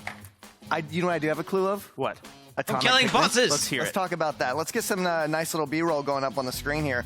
You got anime style animation. Looks satisfying. I mean, I can tell you one thing. Tectone will be playing this game. So I actually got to play the demo of this game. This is. It's got to play the demo of this game. That's so cool. It is clearly Risk of Rain 2, which you have no clue. It takes a lot of elements from that. It's got a lot of the Hades and Vampire Survivors elements as well with the upgrade system. You saw the 3 cards popping up and the gems that you run around and collect. It seems like those 3 games kind of made a baby. And the one thing that outside of that is, does it play well? It is very fluid. Something that I personally like the most when I was playing it, that I noticed right away, is how smooth the grappling system is. You have those 2 dashes in the bottom middle, and it actually plays like butter, which is awesome.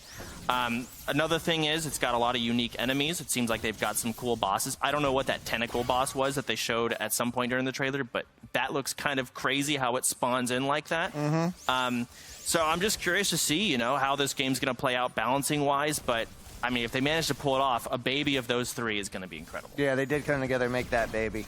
We got Demon Spore. I mean, Nick, what do you think about Demon Spore?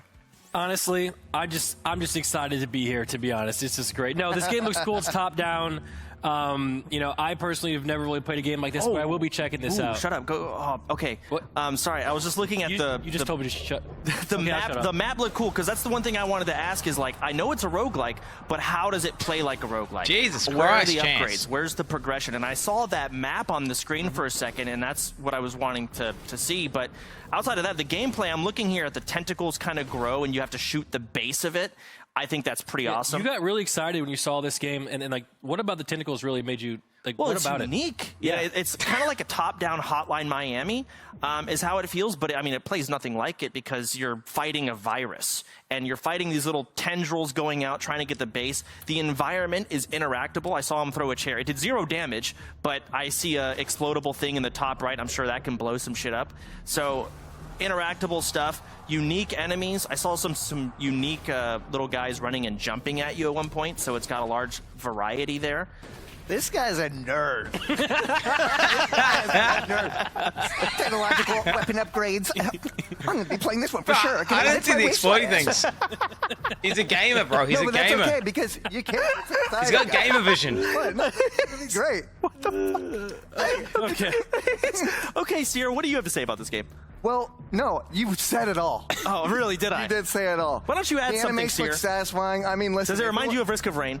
No, no, actually. It's a completely different style of game. I mean, listen, if we want to get technical, you blast your way out of a tentacle hell as a failed lab experiment gives birth to rapidly growing viral horror, and this action-intense roguelike inspired by 80s monster movies. So we're talking John Carpenter, The Thing. We're out there, we're in a lab, things are going crazy. Monster, tentacles, weapon changes.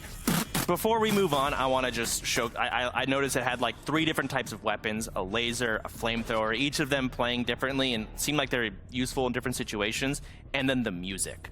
Yeah. I'm hoping the music stays that good through the whole game, because good music is some of my favorite things in a game. You're not going to make it through the whole game. Like the music in Risk of Rain. Yeah. Oh. Yeah, it's like... Oh. Okay, guys. Let's go on to, honestly, one of my favorite games, Whisker Squadron Survivor. When I first saw it, I was super excited about the flying. But then I realized I get to be a cat, and that is what I'm all about. Yeah. It's literally not what you're all about. I love that stuff. Okay. So there's a lot of cat going on today. You know, I like it. Because people like cats, man. No, they like anime cats. comes from cats. I talked. You take the beginning of this one. You go. All right. Anime comes from cats. It's just pseudo anime. You can definitely. You build Look at the up some origins of combos, anime. You got weapon upgrades. You got passive upgrades. It goes your back to style. cats. Now, while what do those upgrades remind you of on the screen with the 3 cards? What does it remind you of? Risk of Rain. No, it fucking doesn't. It's anime characters are just anthropomorphic cats. We didn't know that. Now, listen. The good thing is, while you're doing all these upgrades, you get to maneuver and dive. Why do you think cat ass is so popular? Cool. Maybe you could even do a barrel roll. You don't know you're actually attracted to cats if you're an anime fan. Maybe you could do a barrel roll. Me watching the game, this game looks like eye candy. It's going to be heavy on the bit rate, but that in itself can be pretty fun. I noticed there's a lot of times you can take the plane and turn it kind of horizontal like that, and there it is, or vertical. So a lot of those dodges can be pretty fun with like the bullet hells going on, some unique enemies. The lady that talked in the trailer pretty much did most of our job for us, highlighting pretty much everything. So we can just Google over how great it looks. We like, could. Look at that. But, you know, we've got those upgrades. So it's Star Fox meets a roguelike. Yeah. And I think there's absolutely a demand for this type of game. People love Star Fox. And I think the modern way of doing it is, you know, transforming them into roguelikes. And I'm seeing a lot of really good things on how they're doing it here. Absolutely, absolutely. So we just saw 3 amazing roguelikes. And you know what, chat? Bro, what the Don't fuck? forget, you can vote right now in the OTK Network Discord, okay? In the Expo voting channel. See Your it vote and matters. Mizkif just sound There's like they're money taking on the line. piss out of it the Get entire in there, time. Make sure you vote. It's super Like, they're like important. saying the game's shit. You know what? This is shit. What? Everything's shit. Back to S-Fan. What? Okay. Back to you, S-Fan. Gans is at least trying. Okay, he's at least trying. Are you sure? Oh, well, interesting. Okay. Well, anyway, guys, that was great. Awesome. Show me the star facts. Absolutely. Guys, our next segment is going to be puzzles. S-Fan's professional. He's professionally, you know. I hate this genre. All right, guys. Our next game coming up is from, I believe, correct me if I'm wrong here, Martinez Cibulis is the developer, and it's a couch puzzles, co-op bro. game that I'm good at uses puzzles, but I hate skills them. in order to solve the puzzles. And that game is called Ready, Steady, Ship.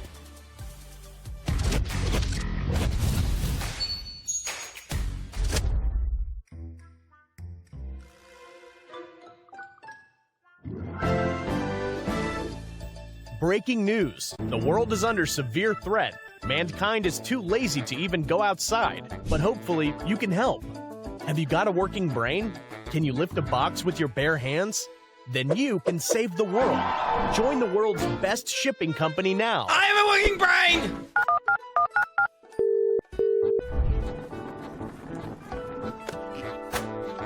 Ah, shit.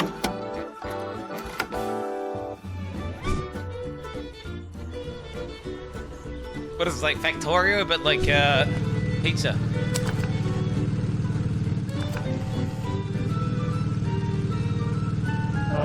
Oh, yeah, it's like Amazon Simulator, true. I wonder if they like if you try to like unionize, they come in and like beat you or something.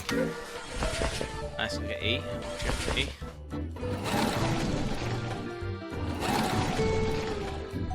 Five, 4, 3, 2, 1. You have to like piss in a jar, like in the middle of that, like, it's like, oh shit, you haven't got enough time to take a piss. Cheers, just pissed in a jar. Oh, he pissed in a cardboard box, true. Ready, Steady, Ship is coming in September. It's a puzzle game. I love puzzle games. I think that looks great. What do you want? And make sure to wishlist it on Amazon Steam. Simulator, If you chat. guys want to check it out, you guys can wishlist it on Steam.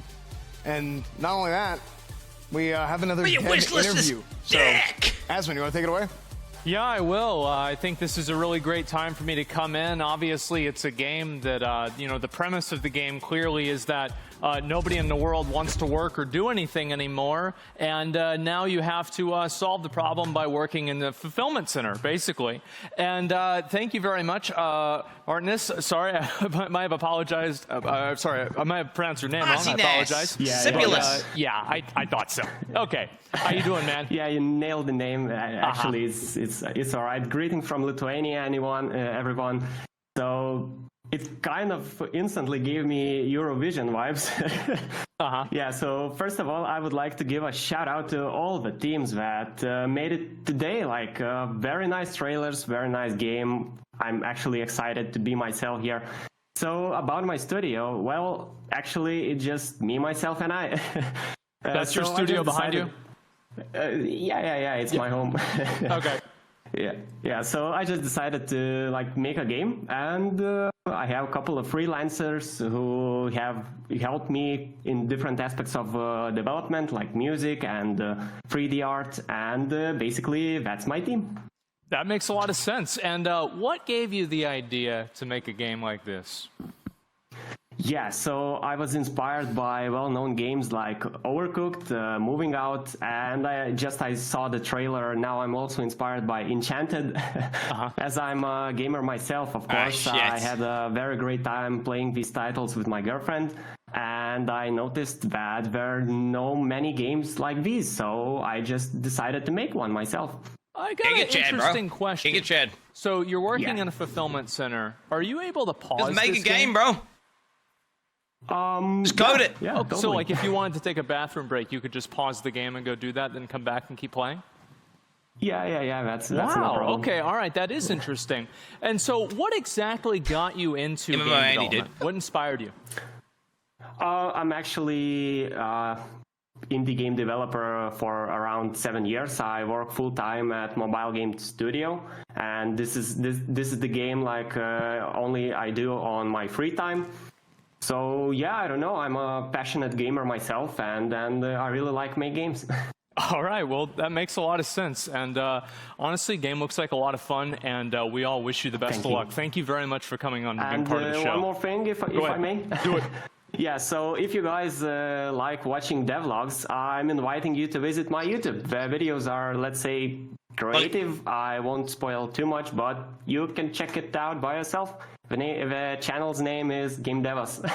All right, Thank you guys. Look at this YouTube, so bro. Really appreciate it. Yeah. Jesus. And you guys can make sure to That's too add far, that bro. game onto That's your too far. wish list on Steam. Plugs. And I guess we'll take it back over to S-Fan for the next game. Easy plug. Yeah, that was great. Thanks, Asman. We learned a lot, actually, there from Martinez. Not only did we learn a lot about the game, but we also learned that indie game devs are Giga Chads who definitely have girlfriends. So that is there true. You go, dude. You can be an indie game dev and a girlfriend and they plug. haver They don't give a fuck. at the same time. Our next game coming up is from Playdo, and it's a cute side-scroller puzzle game. It's called Lost Twins 2. Check it out. Shit. What's this?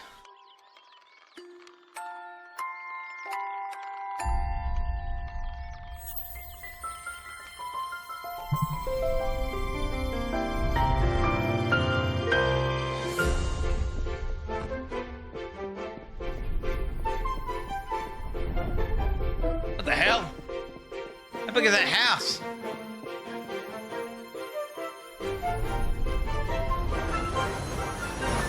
They fucking rich, bro. Damn.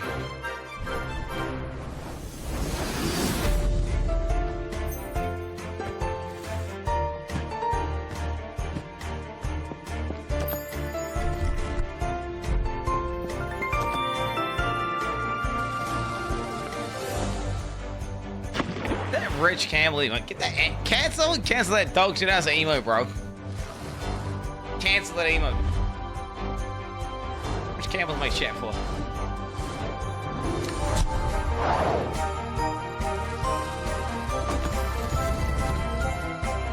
Can't make anyone pregnant in this game.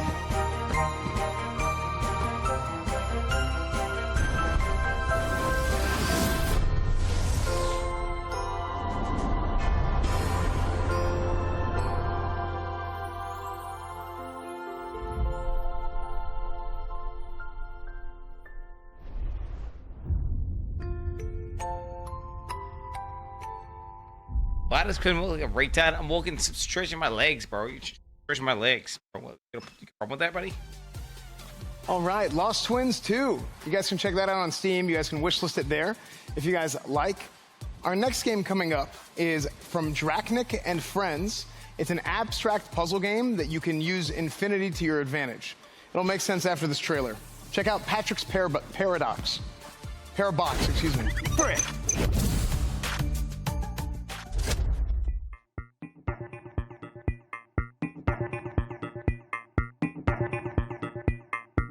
Oh shit, so it's like that other game. Oh jeez. What the fuck? Ah, my brain! My brain!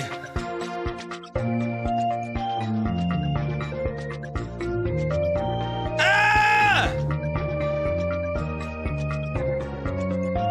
Oh, what the fuck?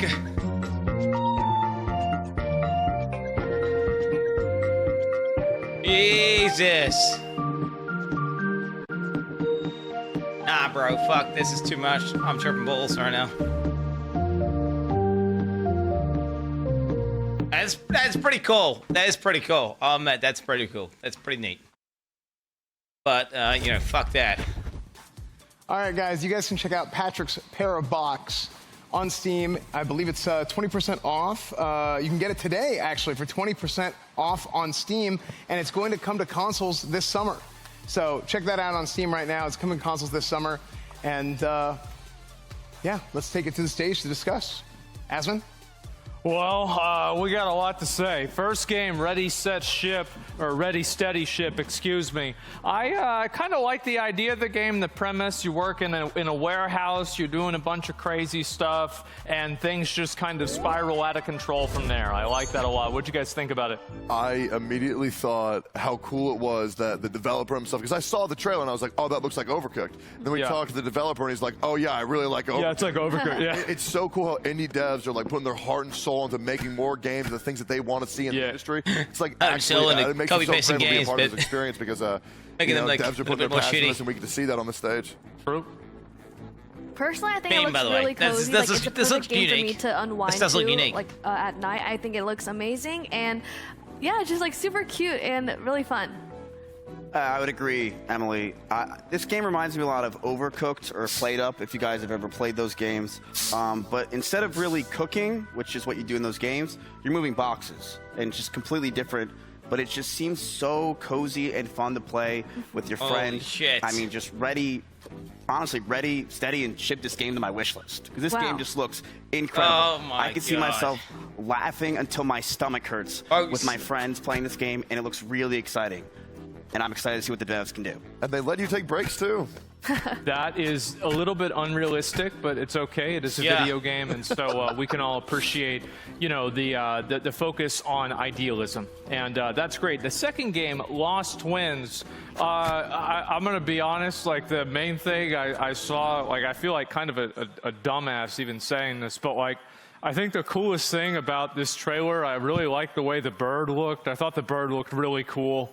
And I never played It Takes Two because that would mean that I would need another friend. So, you guys ever played that? I played the hell out of It Takes Two. It's super good. Reminded me of that instantly. And then it differentiated itself immediately when it like split the screen into four boxes, took the bottom one, put them on the top. Looks super interactive, man. It looks so fun. That was crazy. I never personally have seen a mechanic like that in a game, and I just love the whimsical look of this, what they've done here. So, it looks awesome.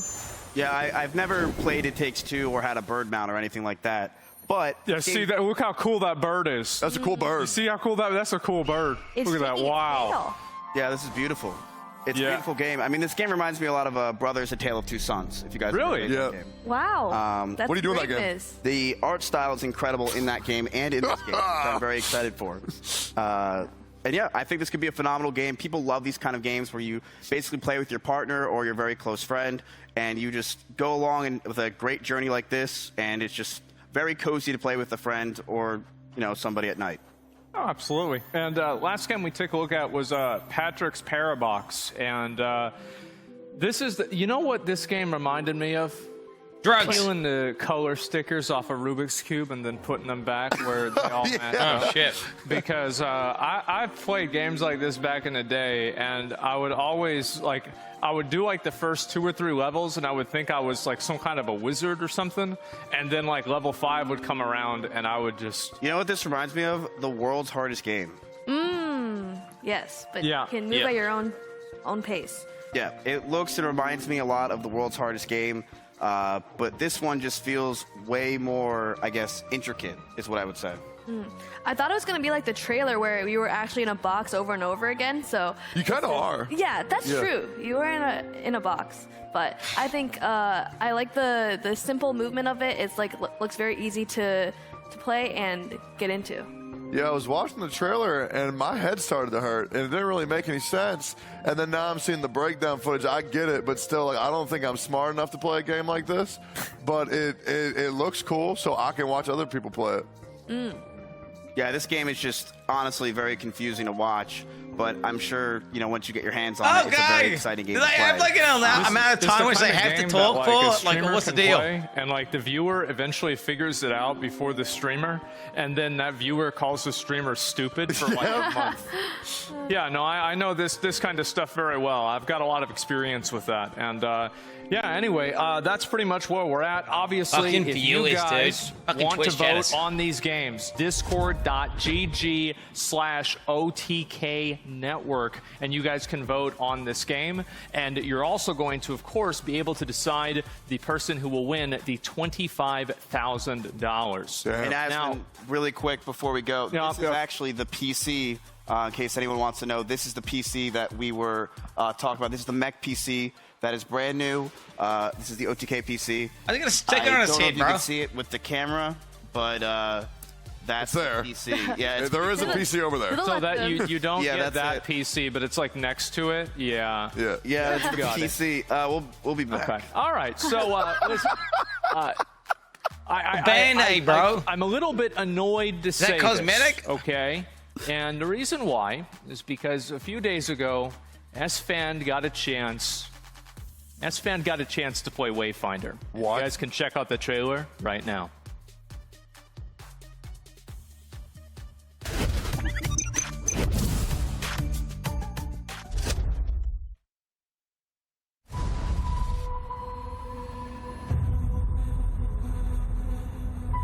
Wayfinders. Do you remember the fall? This is the Fake John game. Descended on Skylight.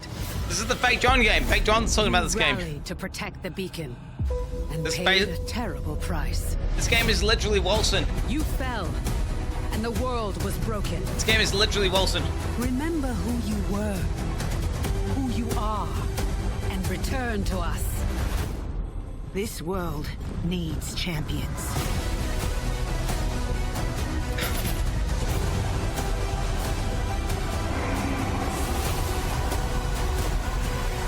I mean, it might be okay. Let's see. Okay, shut the fuck up. Okay, what you're gonna say is Fake John was talking about Wilson for the longest time. Then it came out, it was dog shit, right? Now he's doing the same thing, but with Wayfinder. So that's why it's Wilson. So I'm actually extremely jealous of S-Fan. I've been following this game for the last 6 months or so. They recently had a beta, but it was NDA, so I didn't get a chance to play it. S-Fan did, and he got a chance to try out the mechanics, play the game, see what it's like. How was it? Yeah, I mean, it was sick. Just straight up, it was sick. Yeah, I had a chance. This was a few days ago. I had a chance to hook up with the Wayfinder guys and get to do like a private demo online, which is cool. So we went and played the game, did some of the bosses. I got to take a look at some of the characters, and I mean, the game is really, really fun. Well, let's talk about the characters, right? Because in a lot of RPGs, you have the warrior, the mage, the rogue, etc. In this game, you don't play as a class, you play as a hero. However, you can customize the heroes in a pretty large way, whether it's like single target, AoE, like crit-based build, dot-based build, etc. Right. And I It's think the that minimalistic definitely, UI, like you bro. said, It's there the are like Fortnite UI. echoes that you were able to get from some of the boss fights. So- and, like, so- get that to change it. Exactly what you said. Yeah. You can do This that is Fortnite through a UI, bunch of bro. different weapon options. Like each character, it's like a hero, not like a class, but it's a different hero that you have the different weapon options for, and it kind of changed their kit a little bit. Yep. Not their kit, but their playstyle. And you can get these echoes, and you can imbue their weapons with echoes, and these will be like stat increases. These will add additional effects to your stuff, like dots and stuff, like you mentioned.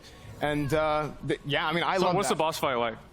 The bosses are good. Actually good. There's a lot of like traditional like Fall RPGs Guys, bro. What the mechanics, fuck? Like, So I know this one. It's like this, because like basically what I've seen with a lot of these fights is like there's like, okay, obviously there's a red circle on the ground, which by the way in this game, thank God, they're actually easy to see. But also you have like platforming stuff too. Where, like, you have to like dodge stuff and like run around. Hitting the nail on the head. Color palette is amazing because you can actually see things. You can actually see the mechanics. As far as like the platforming stuff goes, on that last I don't fight, like it when they showed over-telegraph. where you had. I don't like it. These, I don't like squares over-telegraphing. coming I at think it's you, shit. And you had to dodge them by jumping on the other No, it's platforms. the circle and then simulator, it actually bro. shifts, and then they come at you from another side. Right. So then you have to just have that kind of like spatial awareness and the tracking. Elden Ring doesn't miss, bro. And then you go to the next phase of the boss. So what was this fight Let's like? head in the sky. What the fuck is This that? one was like the Strike minute. This one, So- it's a minute fight, right? Yeah, essentially. Comes out of a box. It's Grand You're Deceiver dead. Maris. Not is like, the name oh, of there's the a big boss, circle and on the ground, it's- run another circle. It has a phase of the fight, a bunch of different mechanics. You go in there and you fight them.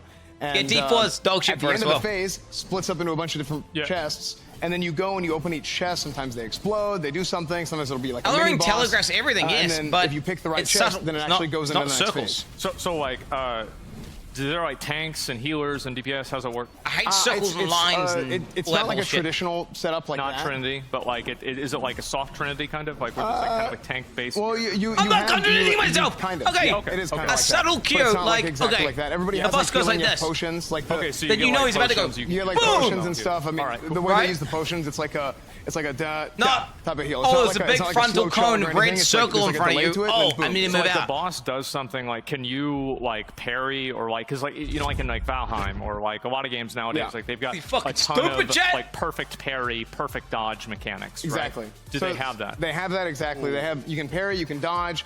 There's a bunch of defenses, and specifically there is like a perfect parry mechanic and a perfect dodge mechanic. Yeah. You can like counter strike with that. So I it's love pretty that, sick. man. I mean, Wayfinder, absolutely great. It was an amazing experience getting to play it, and yeah, just to go ahead and mention, if you guys type !Wayfinder in chat right now, Nothing will happen. You guys can. You guys Nothing can will find happen. out a lot more, and you can have a chance to actually become a don't. founder later And this the only summer. time's Wayfinder. And you can go to playwayfinder.com/press if you guys want to get involved. If you are a content creator and you want to get more involved, so Write Asmund, this down. Oh, I'm a content creator, here, chat. do this. Go to playwayfinder.com/press and you can have a chance to get involved. Yeah, that's like me, like I was. Okay, yeah, it must be nice, huh? Oh, it was nice. Yeah, real nice. Yeah, absolutely it was. Absolutely. So, Oh God, stop! Wayfinder, check it out. Early access Fun. this summer. And speaking of RPGs, let's go to our next segment, RPGs. Oh shit! What the fuck? How many more seconds do they have, bro? Yo, how long has this thing been going for, boys? How long has this thing been going for, boys? I'm losing so much XP right now, boys. Oh my god. All right. So next up, we are going to talk about our first game, which is from Star Drifters. I want to get my And, druid, it's a bro. game where it's an action RPG I where like you go in, RPGs. you Let's build go. and explore in a crumbled fantasy world. That game's called First Dwarf. Okay. I feel like the RPGs are gonna be the best games. Well, MMOs, like the MMOs and the RPGs, assuming. So I feel like there's a lot of MMO Andes, OTK Andes, right? So it makes sense that we're gonna see this. Okay, it's a dwarf. We are far from home, Ragnar. And of all the dwarves, I am stuck here with you. Likewise, Ragnar. Likewise. Oh, hell yeah. But let's make it our home, man. God damn. Looks like Satisfactory. Wait, is it Satisfactory? No, is it Factorio? No, it's Satisfactory, right? Yeah. Let's put your skills to the test, Ragnar. More islands. As far as the dragon eye can see. And one of them will be our next stop. True. Look out. Monsters. Don't worry. I've got it. Oh shit. Okay. Oh. It's not the monsters. I think there is something much worse here. What was it? What's worse there? Oh, that voice acting was crazy good. You guys Voice can check acting out was- First Dwarf on Steam right now. You can go add it to your wish list. That's available just like all the other games here at the Expo today. You guys can go and Steam wish list everything. So make sure to go do that. Our next game coming up is from Sickinger Studio. It is a game where you can enhance your armor and combat abilities and run around and do different parkour stuff in an action RPG called Night Foretold. ARPG! ARPG! Okay. Oh shit, it's literally Diablo. Dude, Path of Exile 3's out. Time has come. Path of Exile 3. Go now, my son. Girdle now armor. P5. Bear thy commission. Venture forward into the dark. It's probably got better itemization than Diablo 4. Light. Oh shit, look at There that. hath been a prophecy of old. Gunnar. A night foretold. Oh shit, dude. Damn! Oh shit, what the fuck? Yo, what the fuck? Yo, what the fuck? Yo, that looks sick, bro. What? Damn, this animation's are clean as fuck.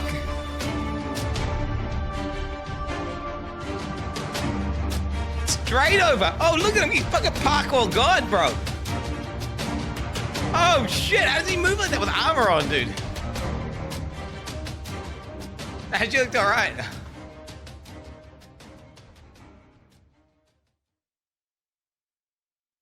Default killer bro right there. Okay, that was Night Foretold. You can wishlist that on Steam right now, and also they have a Kickstarter that they're working on as well. So if you guys want to go support that game, if you want to support Night Foretold, you can check out the Kickstarter for that. Next up, we have a game from Wreck-It Games, which is a beautiful third-person open-world adventure, Elements. For thousands of years, brave warriors have journeyed to Elamithia in search of 8 magical stones hidden throughout the world. These stones possessed unrivaled power and divided what was once a peaceful world. Many have tried and failed to harness the magic of the stones. But now, that quest like belongs Thanos to me. Oh shit, okay. Oh damn.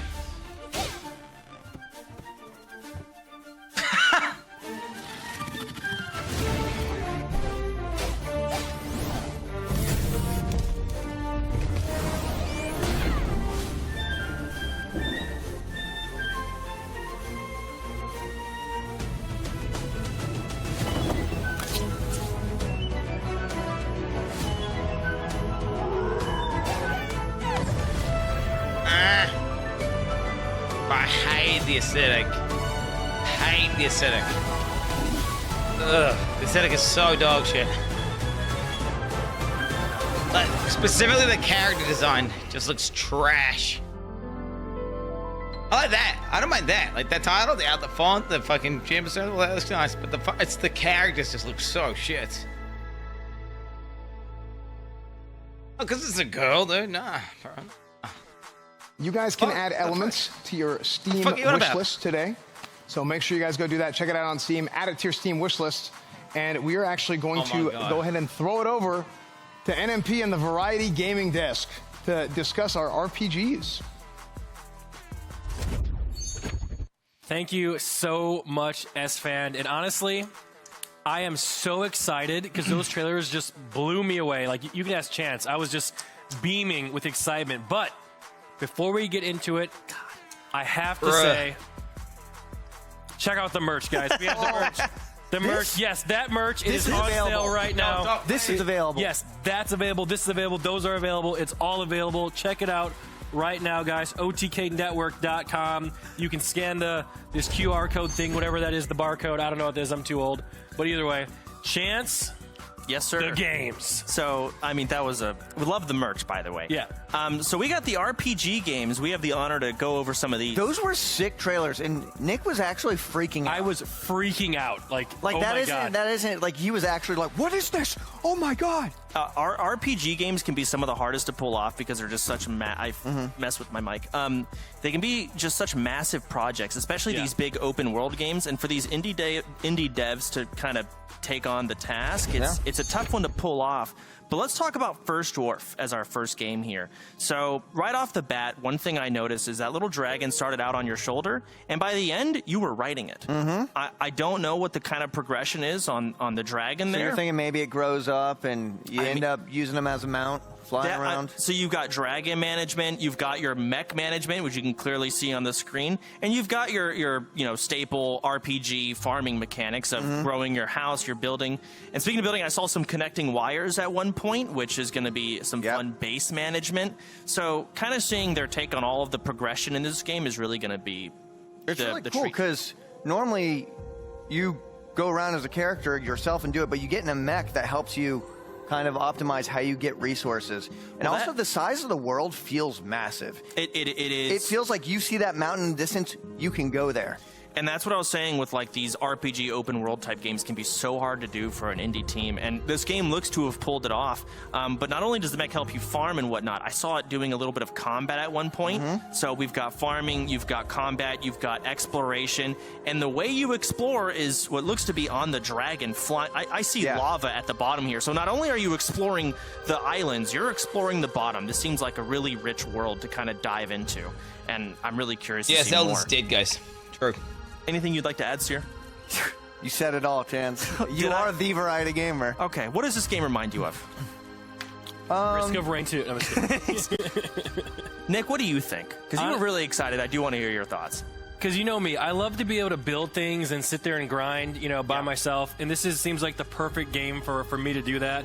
You know, there's a little dragon walking around talking to you. So I really, truly won't feel too alone, which is great in games like these.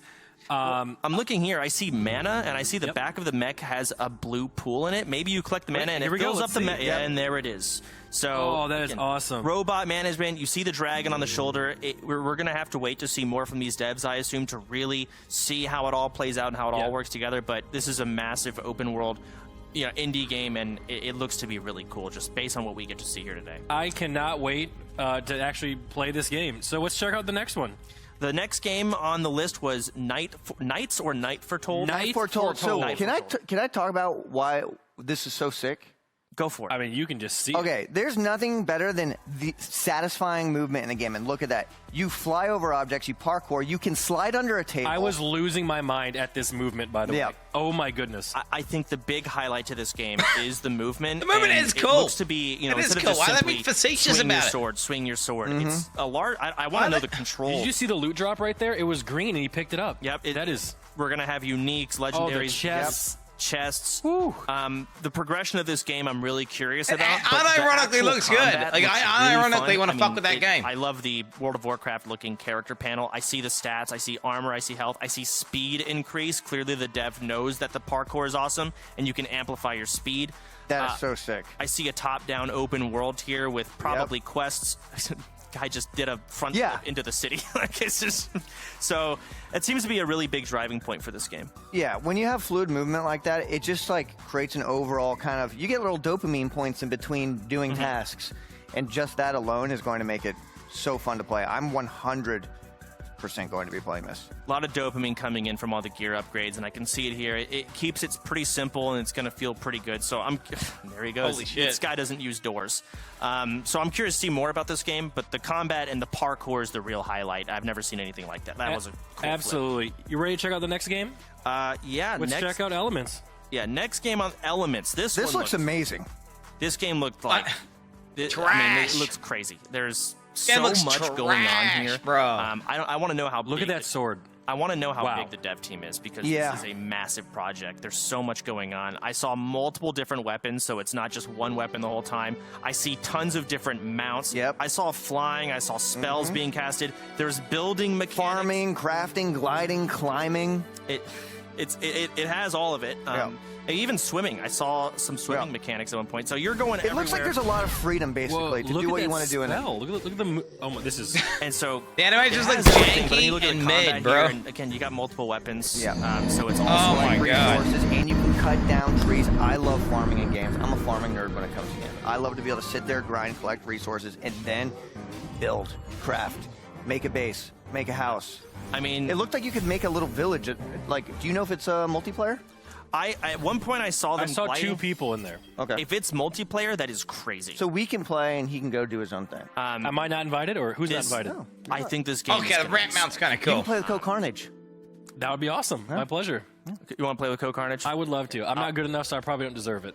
No, you're not. Okay. So what do you think about this game, Nick? What do you think? I think this game is beautiful. Like the weapons and I'm kind of simple here, but the shininess of the weapons, always attracts me, like to play games. And well, you can shrink as well. So you change size depending on the mount. I've seen different mounts. Mounts must have different abilities. Like this is right up my alleyway. Like I will definitely be playing this game. I mean, the way you chop down trees is. Oh yeah, you can build stuff. You can farm. Okay, farming, bro. Okay, you know what? Maybe the game isn't so bad. Amazing. I actually like farming. RPGs. I won't lie, Chad. Those This are massive herbing projects, and I'm really impressed with all 3 of them. You know what time it is, Sarah? Ladies and gentlemen, back to S-Fan. Well, thank you, Seer, for that wonderful introduction. Thank you.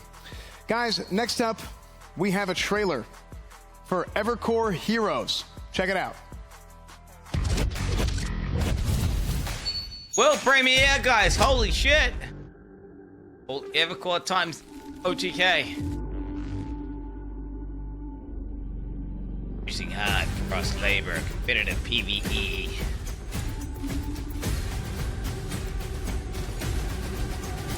Work together. 4 teams of 4.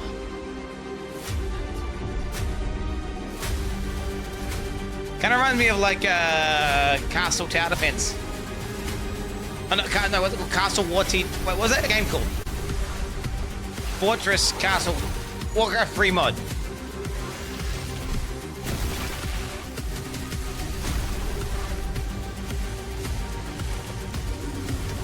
Not an impost, bro. There's a good Castle Wars. You have a hero and you gotta protect the castle. And it's co-op. Holy shit. Evercore Heroes. Closed beta begins June 20th. I love that. I love the color palette of that, the fact that you can see all the mechanics, everything on the ground. And you know what else I love? I love the fact that we actually have an interview with CEO Travis George. Asmon, let's have a word with Travis. Oh, I think that's a great idea. I saw a message in chat about 20 minutes ago that said, why don't we bring on some developers and CEOs and have them talk about the game instead of these goblins. And he's banned now. It's okay. But I'd like to welcome Travis George to the show. Thank you very much for coming on. Appreciate it. Oh, shit, he's actually there. It's awesome to be here. Thanks for having me. Oh, absolutely. Damn. So what gave you the idea for Evercore? Because it's like it's got a MOBA-esque feel to it, but it looks like there's a lot more of a focus on PvE. Yeah, so Evercore Heroes started out, and first off, like you said, it's pretty unique. Like, Dude, look at this pit smelling right now. It's not an MMO. Look at it's this not an pit RPG. smelling. It has elements of a lot of different games, but it's its own thing. Of course. And so somebody who played it the other day kind of described the experience as it's like competing for like a world's first, like every match with a lot more strategy and replayability. And so details wise, like it's a competitive PvE, it's real time, skill based, and it's 4 teams of 4 basically going all out each other to save the world and prove that they're the best team of heroes. And you get to beat that new boss that showed on the trailer. Yeah, so the way the game works is that you and 3 other people join into a match. You and 3 other people join into a match, and everybody picks like tank, DPS, or support. The Holy Trinity. Okay, so it has that. It What's has going on right now? It's a hero-based game too, Yeah. so each one of those is super unique and plays differently. And Let then the we pets match you away, up with Dick 3 time. other teams, and we put you into a stage, which is like its own self-contained like raid. And so you jump in, and each one's different, and you're all competing in real time to essentially outplay each other and take down the boss. And So it's like you're almost like speed running. yeah, you know, actually, an early version of the game, it started out as kind of speed running. Yeah. But it really evolved into being more strategic. And the game itself is a lot more about... Why is he covering his face? I'm so annoyed by TikTok right now. So it's less element on like You're ruining the racing interview. and more so about like gaining the advantage, outplaying each other, and winning. So what kind of friction ends up happening between like one team and another team if they're going against each other? Like, are they able to actually kill each other, or how does that work? Yeah, so there's no PvP in the game, but... Bro! Get him off the stage! We're all cracking up over here. Awesome game. Right, So it's there's this no PvP moment in the and you're game. ruining it! There's no PvP in the game, but you're all competing essentially to gain advantages in the map. So there's you can power up, you can actually mess with other teams, you can make their maps harder.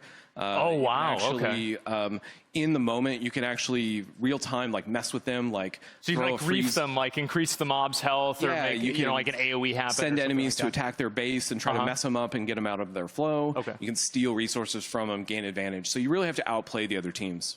All right, that makes a lot of sense. Is my mic even on? Yeah, you can ask a question, Miss. Go ahead. When you came on, people were saying spam this door for to release Evercore? Is that a common thing around here? It's probably some of the Evercore community. They're all watching. We have an awesome community that's been actually helping us build the game for the last couple of years. I think they're trying to like get. I think they're trying to like get us to like release a demo of the game or something. Cool. Oh, interesting. Yeah, I saw them spamming like crazy. I was like, damn, that's a pretty solid community. Yeah, I mean, it's quite a community. And so can you explain a little bit, tell us a little bit about the development team and like your studio for making the game?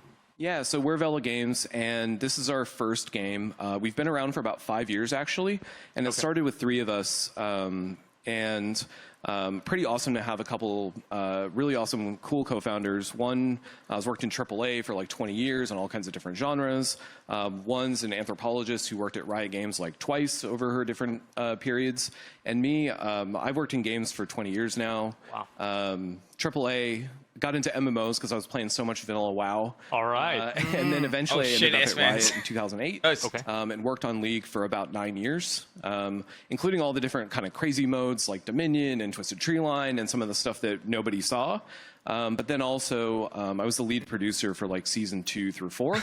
And after Riot, I really just wanted to do something different. And so we all got together and said, let's build a game studio that has a whole different range of people, but also can build games that are really unique. And what we wanted to do was build games that have a ton of like depth and mastery to them, but also that you can play with other people and not, you know, just like lose your shit and hate everybody. So, because you worked on League. I worked on League. Yeah, actually, several people on our team worked on League. Okay. So we kind of know firsthand that, you know, a lot of times when you're playing these games that you love, you don't really love the experience with other people. Yeah. And, you know, we can't solve internet toxicity or anything like that. You know, we're not going to do that. So it's a lot better to get mad at the bosses in the game rather than the players in the game. Yeah, and the game too is super cooperative. Right. So you really have to work together, play together, and so it's really about playing together. How do you get better at the game? Well, you have to learn everything about the game. You have to learn all the bosses' mechanics. But you have to also have to learn how to play together and work together as a team. Right. The best team will come out on top. Makes a lot of sense. And if people want to support the game and play it, where can they go? Yeah, so the closed beta starts on June 20th, and you can go to evercoreheroes.com and get into the Founders Pack, and that'll get you into the closed beta. Each Founders Pack also comes with a friend key, so you can bring a friend. So if you don't want to buy a Founders Pack, convince one of your friends to do it. Right. But also, like, we're super excited to be here, and we didn't want to just talk about the closed beta. We actually wanted to do something special for OTK. Oh, that's nice. And so I think what people are spamming the chat about is if you go to evercoreheroes.com right now, you can actually sign up, and we're going to run a limited time game night. Oh, wow. Community. Oh, badass. Like today, like right after the show. Oh, shit. And so anybody can go sign up, play the game. Like all the heroes are unlocked. The game's free. They get what they want. Download it, and we'll run it through midnight. And so basically, however many people the servers can handle can come check it out. And also, we've been in closed testing now for like 2 years.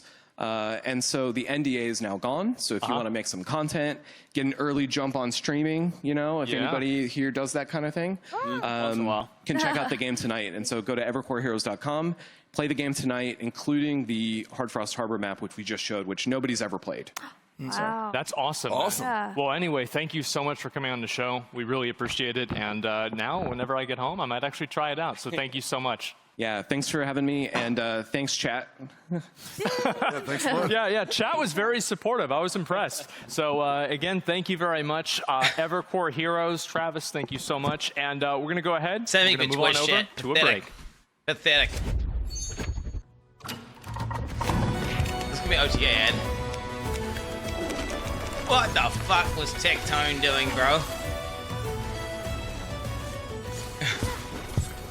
What the fuck was he doing? Guys, I am so sorry I'm late for our LARPing session. What is that? We're playing Diablo 4 co-op on the Xbox Series X. That's and cringe. We got the bundle, so we have extra endgame items. Yeah, get cringe. No, not that. That. The couch? Yes, it's an anachronism. It's ruining my immersion.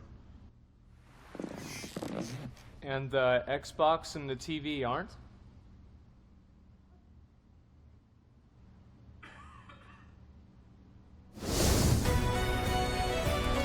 Oh shit. Let's be honest, this is fake news. Like, as we're looking to play fucking Diablo 4 on a fucking console. Okay, dude. It's scripted, bro. It's scripted. Scripted as fuck. For real. The Vampire Survivors. 7. Evolve your weapon. Bro, how many fucking games just copied Vampire Survivors 1-to-1?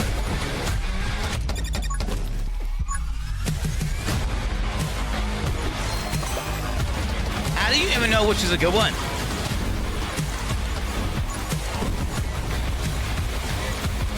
Like if there's like 500 Vampire Survivors clones. 20 minutes till on. I can love it. Welcome back, everybody. That was 20 minutes till dawn. Make sure to check that out. You guys can go and add that to your Steam wish list as well. And also, a lot of people had questions about that Diablo trailer. And the answer is yes, Tectone was wearing deodorant in the Diablo trailer. So, yeah, he was. Don't worry. Next up, we have our next segment, which is Creator's Choice. Right. That was like ratchet, eh? Like when he had his pits open like this, bro. Like, there was a guy there, like that was just for Creator's disgusting. Choice is a tower defense game from Literally Everyone Games. That's the name of the studio. Literally Everyone Games. It's called Mob Factory. Check it out.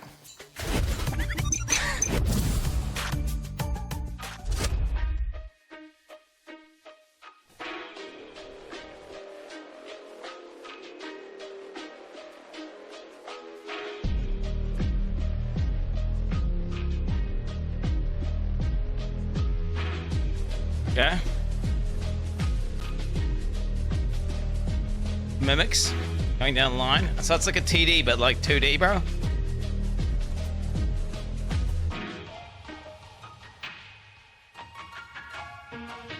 It's kind of like balloons, but with the it's probably honestly it's probably a better aesthetic than balloons, but can you really beat balloons? Yeah. No monkey money in this game, bro.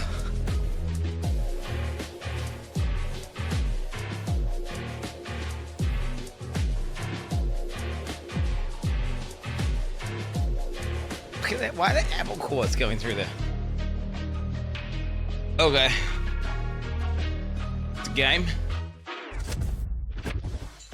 That was Mob Factory. You guys can check them out on Steam right now. There's actually a demo available as well. So wishlist them and you can play the demo. You guys know Soda Poppin's a big tower defense guy, so we had to have a tower defense in our Creator's Choice. Another thing, speaking of Soda Poppin, you guys know about a little bit of a social deduction that he's done in the past. And our next game is just that. It's from World Makers. It is a social deduction horror game called Deceit 2. What is it? Oh, is that a... This is a, Among Us reference. Except, yeah, I mean, okay. We already saw this trailer.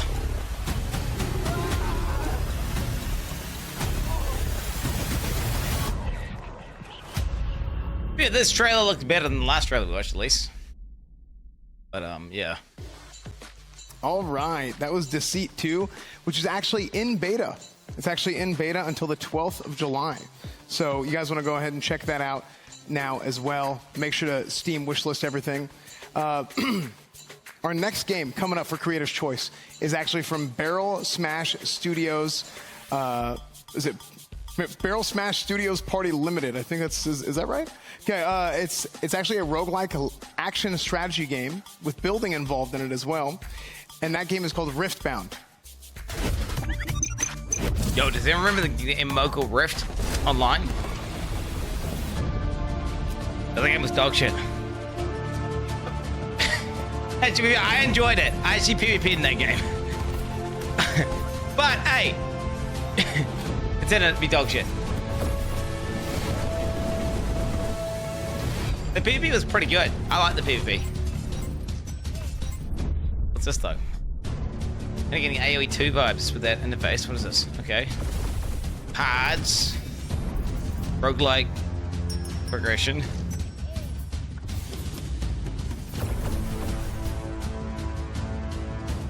fuck?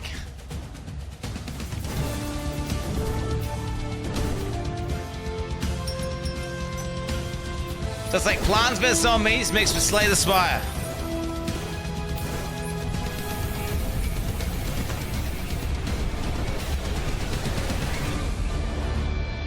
Okay. All these games suck. There's like 2 games that were good. All right, that was Riftbound. Riftbound, make sure to check that out on Steam. And there was today. a lot that had that potential. Okay, I'll give you that as well. And our next game is Free Jam. It's from Free Jam, it's from Free Jam, and it is a vehicle-based online PvP destruction shooter. So check it out, Robocraft 2.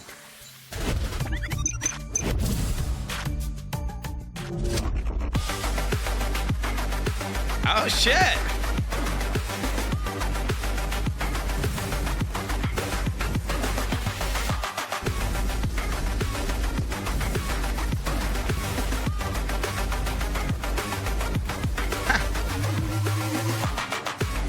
I mean, this looks like a game, bro.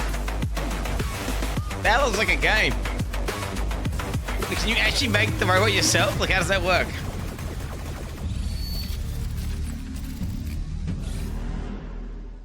Damn. All right, that was Robocraft 2. Make sure to check it out on Steam. Add it to your wish list. But not only that, we have another interview available. So let's send it to Asmon for our next interview. Oh man, I'm excited to do this. I love the games where you can just run into each other, and it's like it's almost like a what do you really want to call it? Like a sandbox almost for the game. So we're gonna be talking to Chris Cleveland, who's the community manager. How you doing, man? I'm doing great. Thank you very much for having me here.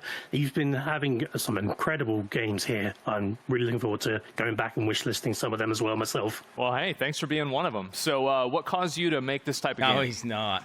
What was your inspiration? So basically, this is a sequel to a game that the development studio worked on about 10 years ago. We were creating a series of like block-based games where you can build things with blocks, Minecraft, a bit like that. And basically, we thought, hey, what if we just added guns? People were making these kind of... people were making like a lot of kind of like single-player experiences, and we were like, hey, multiplayer, guns. Brilliant. That's all you need, right? And so some guns. What happens? So do you queue into a game, and then... like, what happens? Do you make a character? Right? Is everybody the same starting out? How does it work? No, everyone starts off with... you can get a starter bot to begin with, or you can download bots from the CRF, which is the Community Robot Factory. People can upload their robots so others can use them. Okay. But most of our most dedicated engineers are basically creating their own robots, but they're creating them out of logics and pistons, axles, all these things. That's cool. Recently, they've discovered how to make mech legs, or kind of like ant legs. Wait, so they discovered that? They discovered that through the tech. It's like Gary's mod, right? But yeah, so basically they've been able to create and recreate ant movement, and that's what you get and see in that trailer just right there. That was probably some more in the B-roll footage as well. Oh my God! Well, that is incredible. Can you tell us a little bit about your studio, Free Jam? Yeah, sure. So basically, we are a development studio, completely independent. There's about 20 of us working on the game right now. We have been in the industry for about 10 years, and our focus is turning players into creators. Any game we make, we want you to make something. Be it Card Life, you make a sword. You design the actual character. Robocraft, you make the actual machine itself and bring it online, and others can watch it. And they make some weird stuff. Big dildo machines. So are we going to have a situation like Tears of the Kingdom, Legend of Zelda, where like, a lot of people start playing this game and they start inventing all kinds of like really, really crazy like different bots to use? Yes, definitely. So at the moment, we've got flyers as well. We've got some people making drones. We've got people making catapults. Okay. And there's going to be some really interesting new parts as well. So we've got mech legs coming as well. So you'll be able to create your own mech as well. And then more flying parts and various other stuff. We also have every single map in the game is created using in-game tools. Okay. So we have also the objectives, and in the future, we're going to open that up to players. They can create their own maps and game modes, and that'll be really fun as well. Oh my god! So they just at a certain point, they're just going to be making the game for you. Yeah, I mean, if they can make a machine, they can technically make our game for us. I guess that makes sense. Using the same tools. Infinite content. Yeah, I understand it. Well, thank you very much for coming on. I really appreciate it. And people can wishlist this game right now on Steam. Is that right?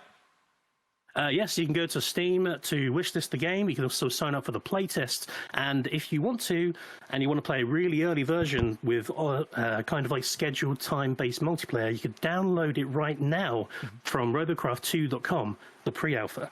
But we have like hourly windows where we're testing the server because everything's server-side physics. Oh, totally understand that. Yeah, absolutely. Well, best luck to the game. It looks very exciting, and hopefully one day I'll be able to play it. And there you go.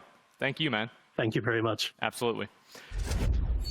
Yeah, I actually had a mod. His name's FreeJam, and he saw this, and he thought that somebody took his name or something like that. So oh, really? It's really funny. I just had to say the name of the studio at the time. Anyway, we're going to throw it on over to have a little bit of analysis, expert analysis by the Variety Gaming panel. Thank you so much, Zach. We are the Variety Gaming panel, and we're back to give some great analysis. But before we do that, I got something really cool to talk about. Not the merch. There's a Mech PC giveaway. Yes, that is right, chat. Make sure you guys enter into this Mech PC giveaway. It's a custom 1 of 20. It's super cool. I wish I had this PC. I'm going to enter it myself. It looks super sick. You can look in chat how to enter the giveaway and things like that. Yeah, it is amazing. Holy shit, chat. Holy fuck. It does look cool. It looks cooler than anything I have currently.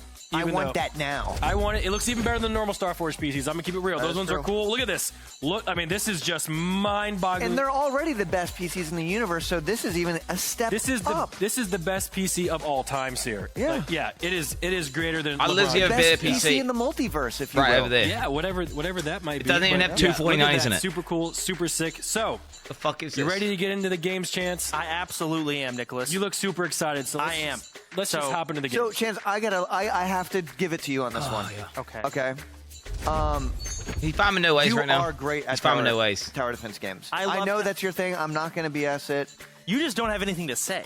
Chance, no, I want you to talk about it. No, Chance, I have Let's talk about Mob Factory. Yeah, it's a tower defense automation game for the lazy adventurer. Smelt down enemy loot and turrets and factories to automate an ever-expanding dungeon from the comfort of your own tower. I mean, obviously. Okay, but I know you have passion for this, so you do it. I am a massive tower defense fan. I grew up playing a lot of Warcraft 3 custom games, and the one thing that a lot of tower defenses don't have that I really love in these tower defenses, when you get to build the maze yourself. And I think I see that going on here, and it just keeps getting longer and longer and longer and going absolutely crazy.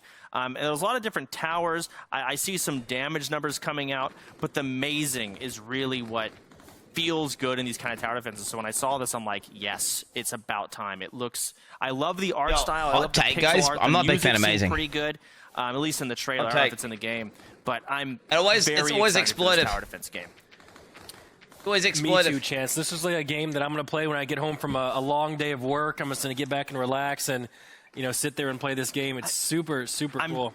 I mean, I want to know more about it because I see all those materials in the bottom left. And usually in these kind of tower defenses game, they keep it pretty simple. You have your gold or cash, and that's your currency. But I see like 12 different currencies in the bottom. I don't know what those are. My favorite TD games are ones where you can level towers up and have like heroes and they get XP and they get powers. I don't know how you get them. So a lot of unique things that might be coming out with the gameplay with the whole map building and adding more squares and it getting longer and getting crazier over and over. I'm just really excited about this game. So am I. Well, you know what? The next one is a big one. Let's talk about Deceit 2. Chance, you have a lot to say about Deceit 2. I actually don't. I have some good things. Deceit people love that game. A lot of our friends have played it. A lot of streamer groups go in. It's basically So this is like a horror game where you're running away from demons. Someone is sus. Okay. But it's a Okay, so there's first-person one game. bad out of many. You got to deduce who the bad person is, right? And looking at the trailer, it didn't reveal too much. But the fact that the first one is so, people love it so much, and we're getting a second one, I'm really curious to see what else is added aside from a graphics update. Which It looks amazing. I'm seeing B-roll. This is the first time I've seen. All I've seen is the trailer, so I haven't seen too much. So this is something you get together with, like, can you get with a group of 9 friends and you kind of... I don't know how many, but yes. Okay. Something like that, and one person is sus. Okay. You have to close your chats, and you got to find out who the sus one is. Yes. And there's different ways to deduce it. There's a nighttime phase where someone becomes a bad, and that's when they start killing you. Wait a minute. I've played this game. You probably have, Nick. Yeah. That's crazy. Wait. Yes. We played this. Yes, we have played it. Okay. Yes, we have played it. This is Deceit 2. I'm excited. It is. I don't know if it's like fully being announced. People didn't know it's happening, but when I saw it, I'm like, oh shit, they're making Deceit 2. That's awesome. So yes, this game, the first one is loved. People still play it to this day all the time, and now the second one, I don't know when it's coming out and all that, but I don't know. Are you pretty good at being sussy in those games? Or like being a sussy boss? He might have been one of the original sussy bots. Stop. You made a game popular, didn't you? We're not going to bring that up. Either way. You guys ready to talk about Riftbound? Yes. So Riftbound, you both said you had no idea what was going on the screen when we were watching the trailer just a bit ago. Yeah. I did not say that at all. Please explain this to someone like Sarah who doesn't get it. Yes. Oh, help us. Okay. It's clearly a take on Plants vs. Zombies in a way, at least the perspective of that, horizontal shooting waves of guys coming in multiple different lanes.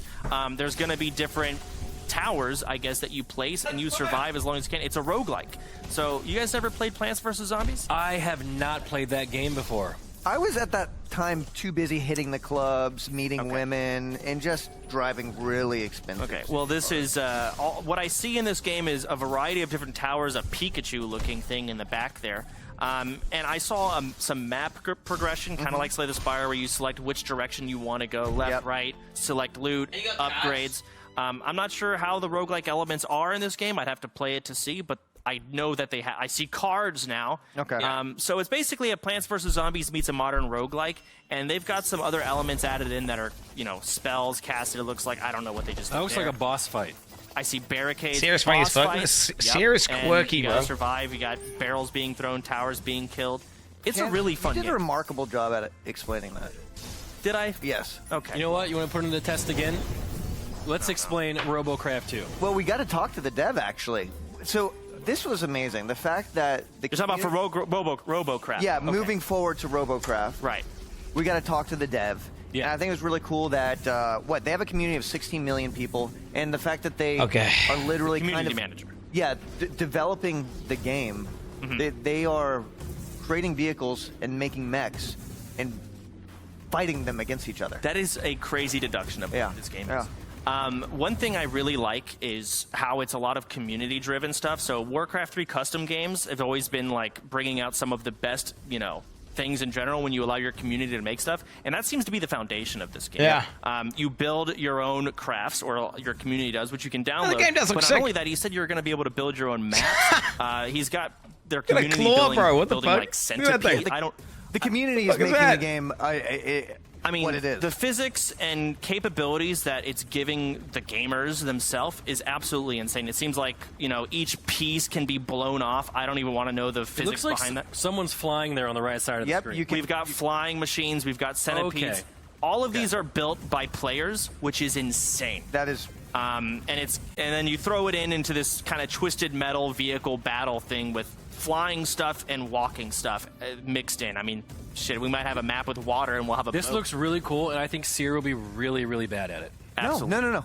I would thrive in this environment. I'm not even joking. No, you wouldn't. But you know what? What? You know who would thrive? I know who would thrive in almost any Oh my environment. god, Ladies and gentlemen. bro. Holy shit. Back to S-Fan. Oh, okay. So stupid. Okay. He turns around and I'm still on. Thank you for that wonderful introduction. Thank you, Seer. Guys, we have from Julio Quiroz our first of our next set of games coming up. It is a 2D action fighting game called The Resistance 2046. Okay, this is coming. We're almost at the end here, chat. I've lost too much XP here. They need to be. They better be. They're saving the best for last though, so we're good. What is this?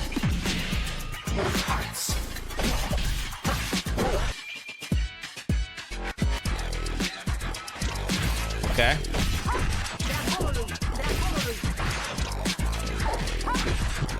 What does this guy say? Quinn, I beg of you, turn this trash up. Giga OTK. Giga Ego OTK, guys. It's absolute dog shit. Okay, guys.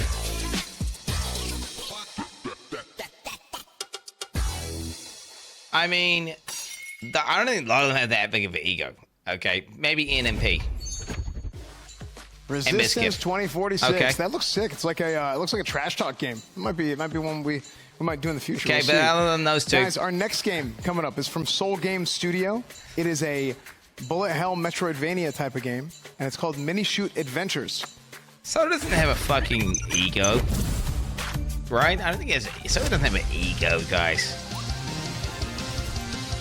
So does like he's like a bottom. Like a,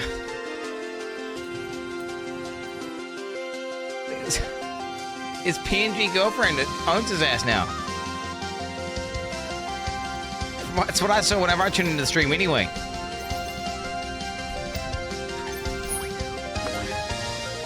You can't be like simultaneously giga submissive and have a massive ego. It's not possible. You have to have low self-worth to do that.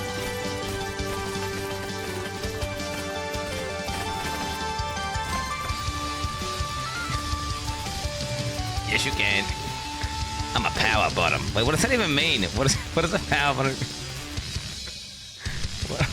What even is a power bottom?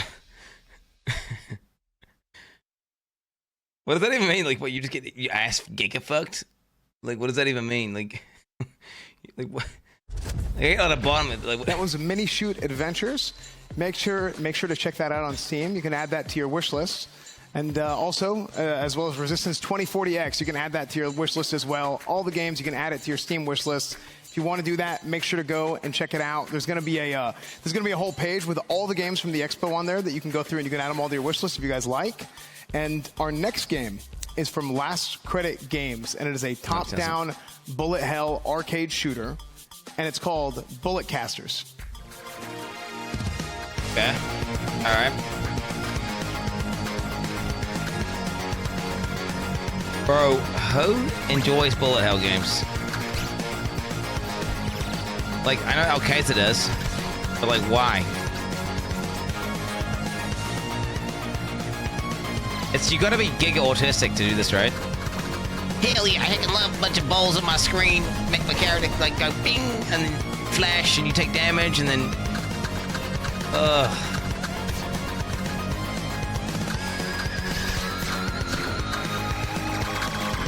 That just looks awful. Fuck that. I mean, yeah, I'm bad at these games, but I've only played like 2 in my entire life, so... All right. Makes sense. That was Bullet Casters. You guys can check out Bullet Casters on Steam as well. You guys can add that to your wish list, add your Steam wish list to your wish list, get another Steam account, add everything to your wish list twice. It's going to be great. Bullet Casters, check it out on Steam. And our next game coming up is from Astrolabe Interactive, and it is an open world naval combat game. Game is called Aloft. Okay.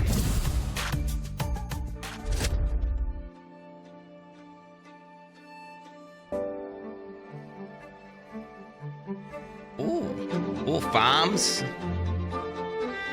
Ooh.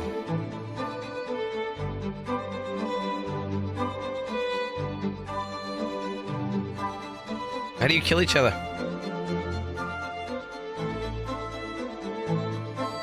You got little sheep on there and alpacas and shit? Farming?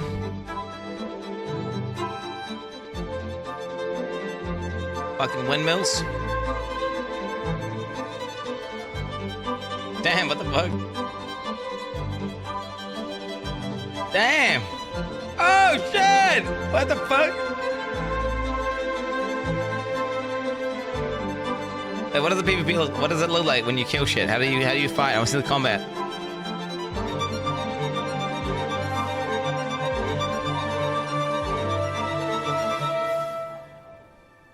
Ah, what the fuck? Okay, the comment looks shit.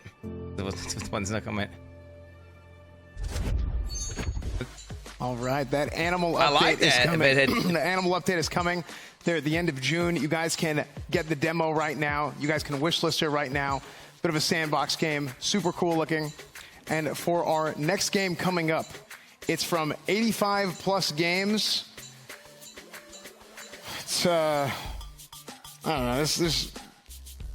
There's not too much to be said about this game. I don't even know who would try and. What is this? 85 IQ games, Plus? What is this? It's called Unrooted. You can check it out. You'll learn more about it. Unrooted. What is this? It's like a miskip game or something.